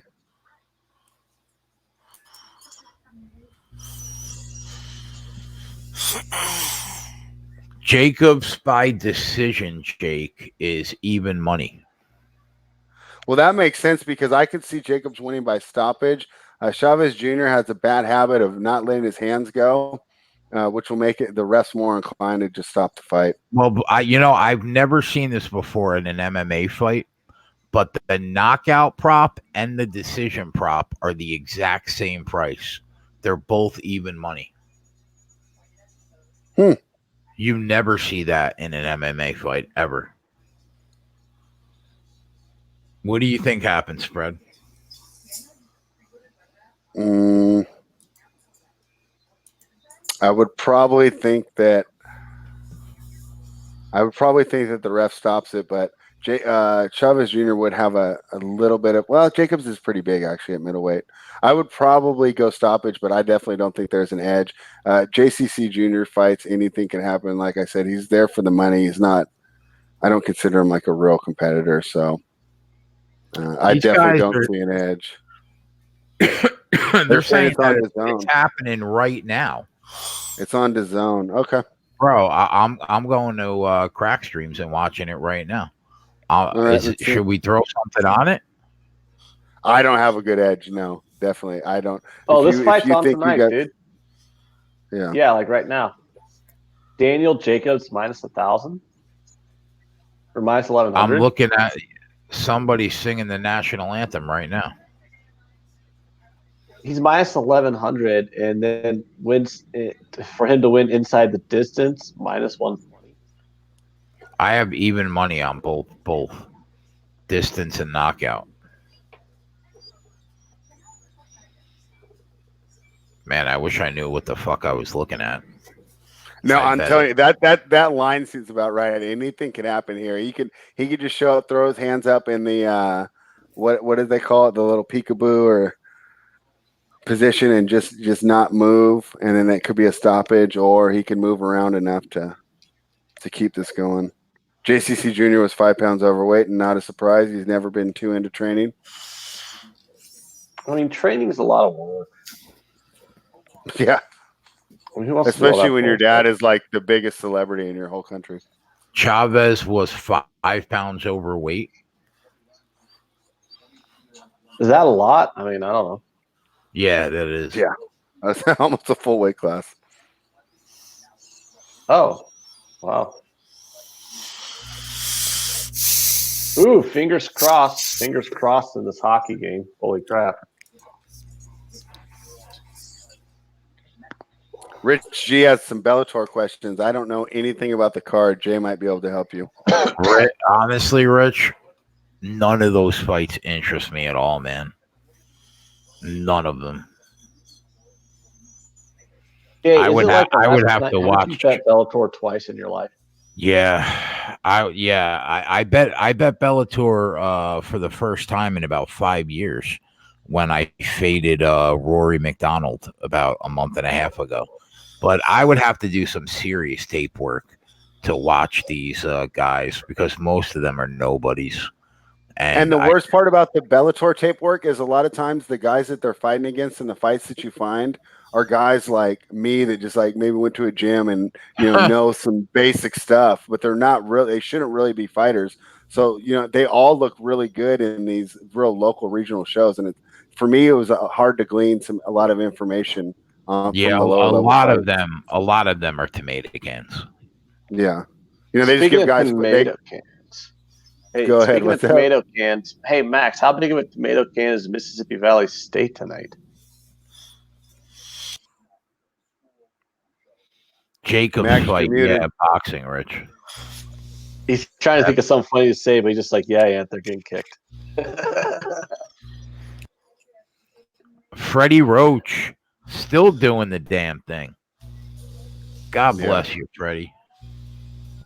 How do you lose a basketball game by 40? Bro, this Chavez kid sucks, and he's 51-3. Still 7 minutes left. They could lose. He was so protected, though. Yeah, I never understood that. Like in boxing, you got these matches where both guys only have 2 losses, but one dude's minus 4,000. Yeah. I'm like, how does a guy have 40 professional wins, but he's a plus 1,000 underdog? Like what? Because they just go to local gyms and they just get guys that are warehouse workers that train every night for fun and enjoy it, and they offer them, 4 to 5 digit sums to get in the ring, and they'll take it.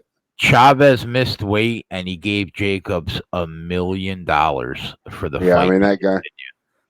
Yeah, holy he's just been shit. He just gave. I wish I had $1 million just to give away.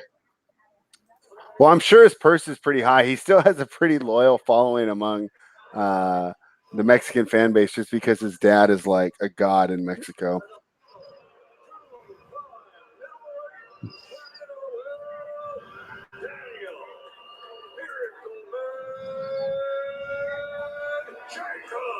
Jake's in on the Andy Lee win, but Andy Lee I thought was kind of past it at that point. Almost knocked out Sergio Martinez. Yeah, but I think Sergio Martinez had a messed up knee during that fight. Was that the one? And Sergio Martinez's hometown or home country in the ring. He was that. Sergio Martinez should not have been fighting in the fight that he almost won, in my opinion. So this would be a really big upset, huh? It'd be huge. Danny Jacobs, a lot of people thought that he beat Golovkin when they fought. Golovkin squeaked out a decision, if I remember correctly, but you could have made a good case that Jacobs won that fight. So Chavez would get destroyed by Golovkin. Oh yeah, it would be brutal. Triple G. Yeah. All right, now you got me interested, Spread. I'm watching this. I'm actually watching a boxing match. There you go. I have no money on. You've watched boxing matches on this show before, Jay. Don't act like it's a new thing. That I've had like $5,000 on. Oh, that was another one. Like you tell me bro, and Max it was for like Deontay Wilder, bro. Come on. You tell me and Max for like $50, but then you tell Al Mac it's on fucking Deontay Wilder, bro. I wasn't tailing Al Mac. Yo, did you see Jake? Are you watching this, Spread? No, I don't have the zone hooked up. So Jake, go to Crack Streams, bro. All right. Jacobs just got rung. He got hit hard. Yeah, he got hit hard in the head. I don't think it did much, but he definitely took a nice one. Edmonton already pulled their fucking goalie. That ain't good. I'm trying to hold on for a push here. Did you make it all the way to the end? Well, how much time's left? Like I'm looking at about 2 minutes and 20 seconds. But if Edmonton's already pulled the goalie, then I'm not going to hit. Bro. Well, it's like they score. It's been 4-2 since like 17 minutes left in the game. So I mean, I'm not trying to win. I'm trying to push. But yeah, I like to not lose. But Edmonton pulled their goalie real early, so that'll probably fuck me. I mean, I actually turned the game off on my computer. I closed that tab like 10 minutes ago because I'm like, oh, I'm not going to win. Or I mean, obviously I'm not going to win, but I'm like, oh, I'm not even going to get a push out of this. But I know it's held on. But if they pull their goalie already, then I'm probably. Did you go to the site spread? No, not yet. I'm flipping around right now. Oh yeah. If you go to the site, just scroll down, you'll see it, and it'll be perfect HD quality. Nope, I'm done. Penguins got the goal, 5-2. So that's official. Official loser. Lame as fuck. Yeah, it does. I wish they would have got that goal a lot earlier, so I wasn't like holding on, thinking I had a chance. You know.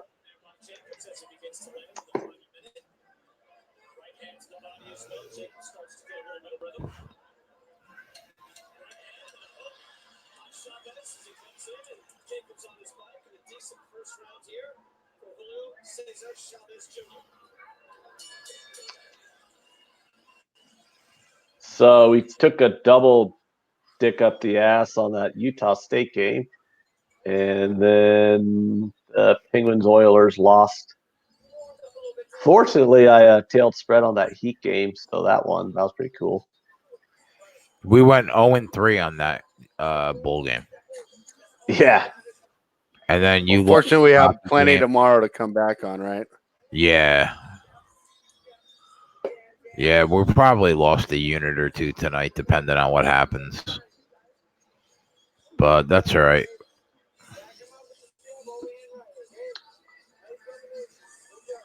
All right, I'm gonna go to Crack Stream, so I'm relying on you guys to keep up with the chat.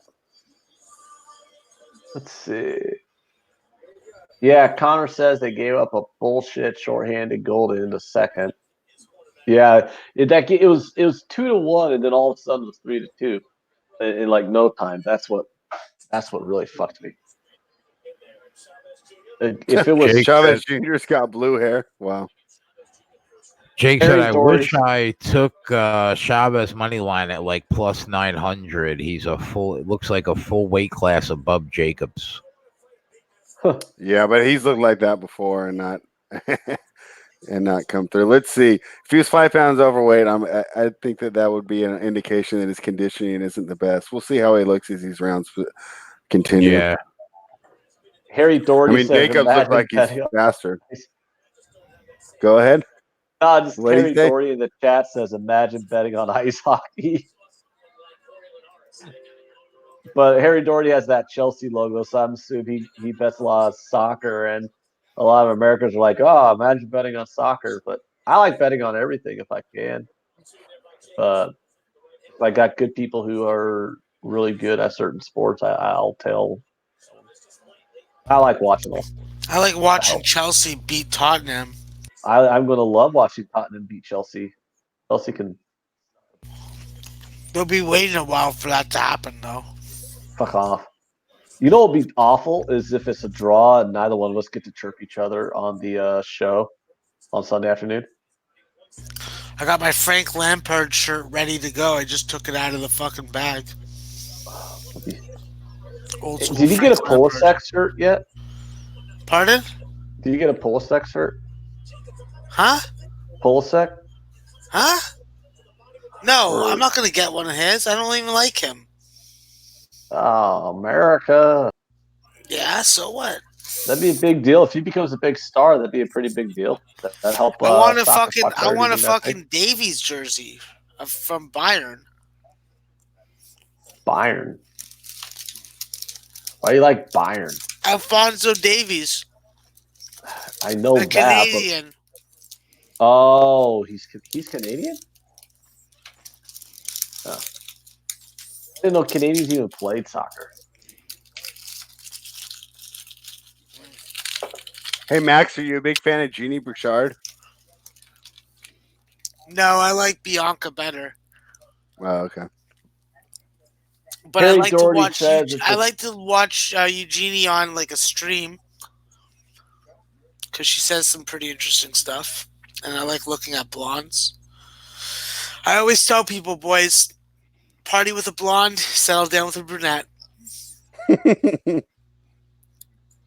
It's advice my dad gave me. I'm sure that my grandfather gave it to my dad, and my great grandfather gave it to my grandfather.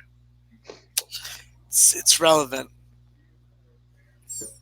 Harry Doherty says he thinks it'll be a 2-2 draw, Max. Harry, I respect you, but I hope that you're incorrect and it's a 3-2 Chelsea win, and they win it on a very shady penalty kick, or on a handball that they didn't deserve to get a penalty kick on. Some sort of act of God. Fuck off, Max. Rick, and then not only will crack Tottenham out too. lose, Ant will be fucking pissed about it. Yeah, they're fixing it though. 3 minutes. Okay, let me know when it's back on and I'll switch. I'm watching this 2-0 Chavez. Wow, that's a big surprise to me. I'm watching this streamer and I'm not looking at her face once. Yeah. Looking right down there. Is that you scoring it, Jake? Or is that the guy? No, it has to be him scoring it. Or I guess it could be the announcers. Cleavage. Just like, I don't care. Look at it. It's like, I don't care what you have to say. Your dog is pretty cute, though. They all have dogs and cleavage. That is the fucking, like, yeah. That girl, that little Colombian from Saskatchewan, I found out she has a husband, so now I'm totally uninterested in watching her stream. Because what's the point of watching a stream of, like, some hot chick that you know is getting banged by, like, some dude that put a ring on it? You know? So. Hey, Ant, you're a little better with the numbers than me. Did you see the arbitrage play that Consigliere put in the chat? Yeah, I don't. Hold on. I'm trying to figure out what he's saying. It says Cowboys money line at -130 in the field to win the NFC East at +155. Oh, okay. I'm starting to. So, because if the Cowboys win, they'll. If the Cowboys win, then they. The thing is like I understand what he's saying there, but arbitrage usually it's like you're trying to get both sides of an outcome at plus money. Plus money. That's what I was trying to ask you to figure it out, because I would think that. Yeah, I had to read that a couple times to figure out what he said. So take the Cowboys money line at -130, then take the field to win the NFC East at +155, which is, I mean, obviously the field to win the NFC East would just be taking the Eagles to win. Yeah, but he's got a good point there. If you are on the Eagles, rather just take the +155 rather than the +130 for the game, and that might just be a misprice by the book that you could take advantage of. Oh yeah, because the Eagles are the only one that's going to have a shot. So, yeah, that might be a shot. You're getting better value on the Eagles just betting the field to win the NFC East at +155. Then. Chris Brady's asking about the Ravens Seahawks. We talked about it yesterday, not the Ravens Seahawks, the Seahawks Cardinals. And I was saying I was thinking about Arizona, but I didn't do it. And Jay, I think his power numbers told him to take Seattle. Hey Jay. Yeah, Jay's power rating had that game at 10.5, 11 or something. Yeah. The sky is blue, Max. That's correct. If it was another color, do not go outside. It could be a Chernobyl. Speaking of Chernobyl, that was a good miniseries. I never saw it. That was like right around when I canceled my HBO because Game of Thrones was over. Yeah, let's not talk about Game of Thrones. You canceled HBO right when you got to get it back because they had a The Watchmen series is really good, and his Dark Material. Watchmen, excellent. Yeah, buddy, just get IPTV, then you never have to pay for HBO at all. And then his Dark Materials is they're about to wrap up the first season of that, and that's been really good too. I kind of hope they adapt the entire book series to his Dark Materials. Where did Boobs go? She left. Because I've been really enjoying the first season of it so far. So those things are so rounded. As long as we're doing entertainment chat. So after the show last night, I knocked out my article, and then we had Star Wars tickets, right? And my girl, she likes gambling on baseball too, so she knows everything, right? So we're walking in there, and I say, okay, over under on these previews, 17 minutes before the movie starts.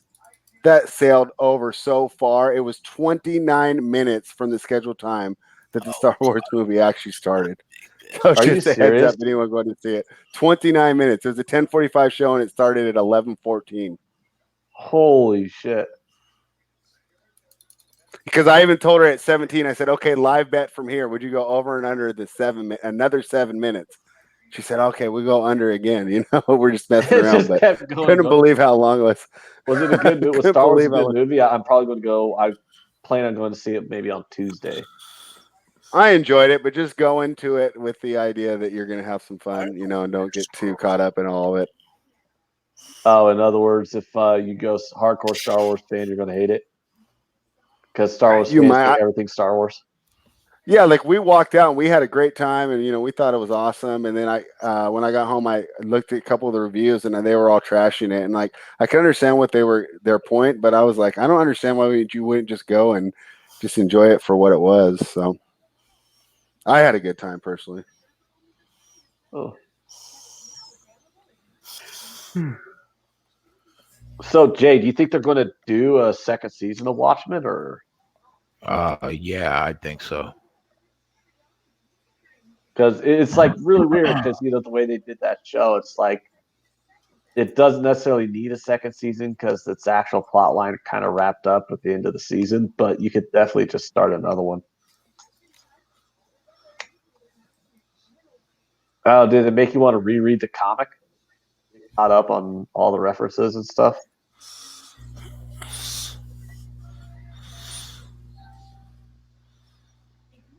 Or not? You're just kind of like, Sorry, I'm looking for a stream. I guess. I mean, I remember. I'm sure I forgot a ton of stuff, but I remember the gist of it. Like I wasn't lost. Yeah, that's like I enjoyed it too. That's just the one thing that I was worried about with that series was that people who were unfamiliar with the source comic, since it was a direct sequel to the comic book, that like if you weren't familiar with the comic, that you'd be completely lost. Especially since they had the Watchmen movie that came out like 10 years ago, and it's not a sequel to the movie; it's a sequel to the book. So I thought maybe that'll confuse some people because the movie and the book do different. All right, the stream's back up.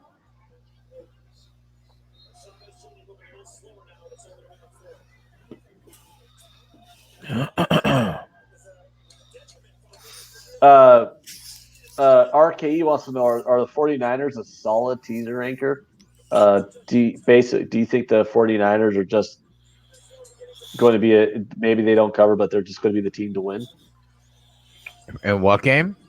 RKE wants to know if the 49ers are just a solid teaser anchor. I think so. I mean, Jimmy was talking about that they're beat up. That their center is gonna isn't in. They're gonna need their backup, and he thought the Rams were the play. I just think coming off that heartbreak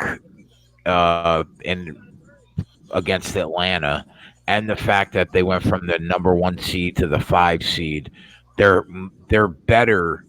Even though they have Aaron Donald, they have probably the best defensive player in the world. The 49ers are better offensively and defensively in the trenches overall, I think, personally. I think they're going to win the game. I really do, comfortably too.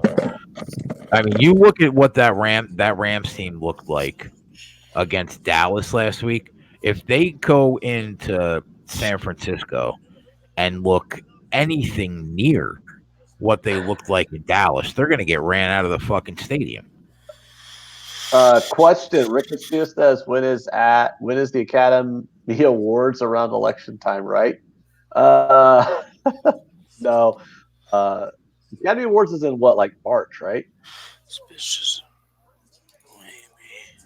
What's Chavez complaining about?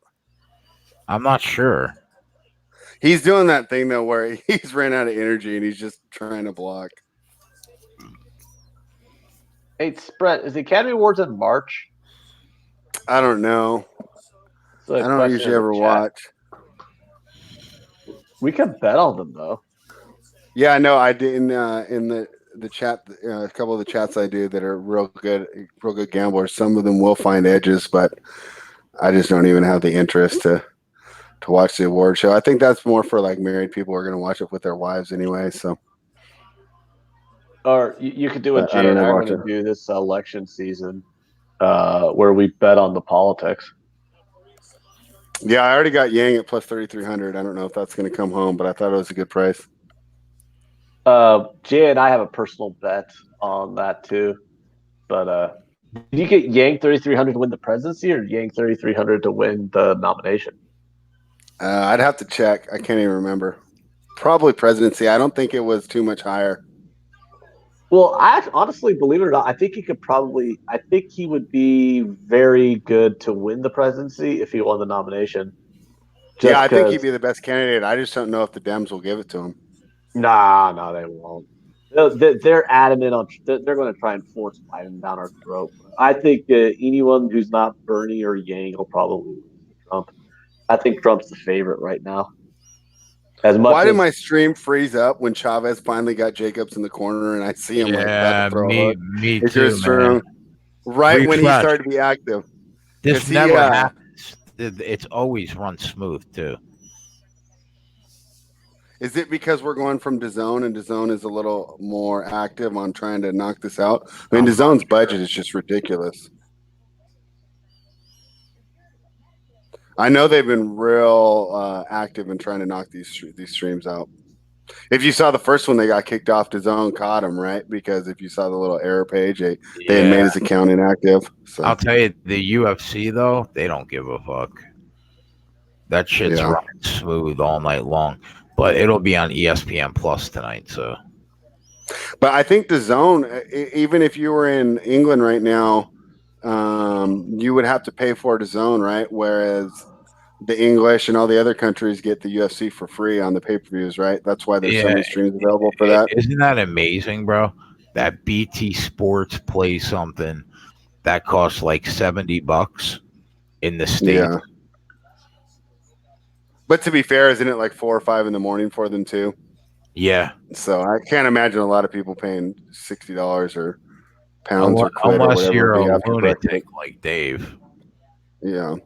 Dave's up with me every event. But I think they get they probably make plenty of money on advertising because I'm sure they get great ratings for that. It's over. The stream's back on and it's over. Yeah, I saw that. Did Roach? I bet you Roach just threw in the towel. I don't know. What the hell happened? I mean, it's just a cash grab. Chavez Jr. He stopped. Did Roach stop it or did he? No, I'm going to go back to our chat. Someone he just quit. All right, let's go. I'm going to go back to our chat. Let's see what these guys have to say about it.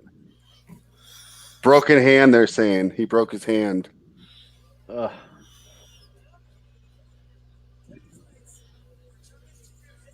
FYI, Uncut Gems was at least a 9, close to a great movie.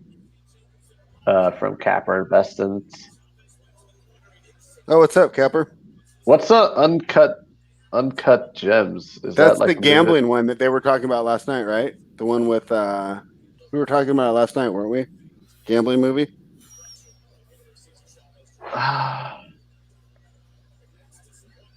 It sounds familiar.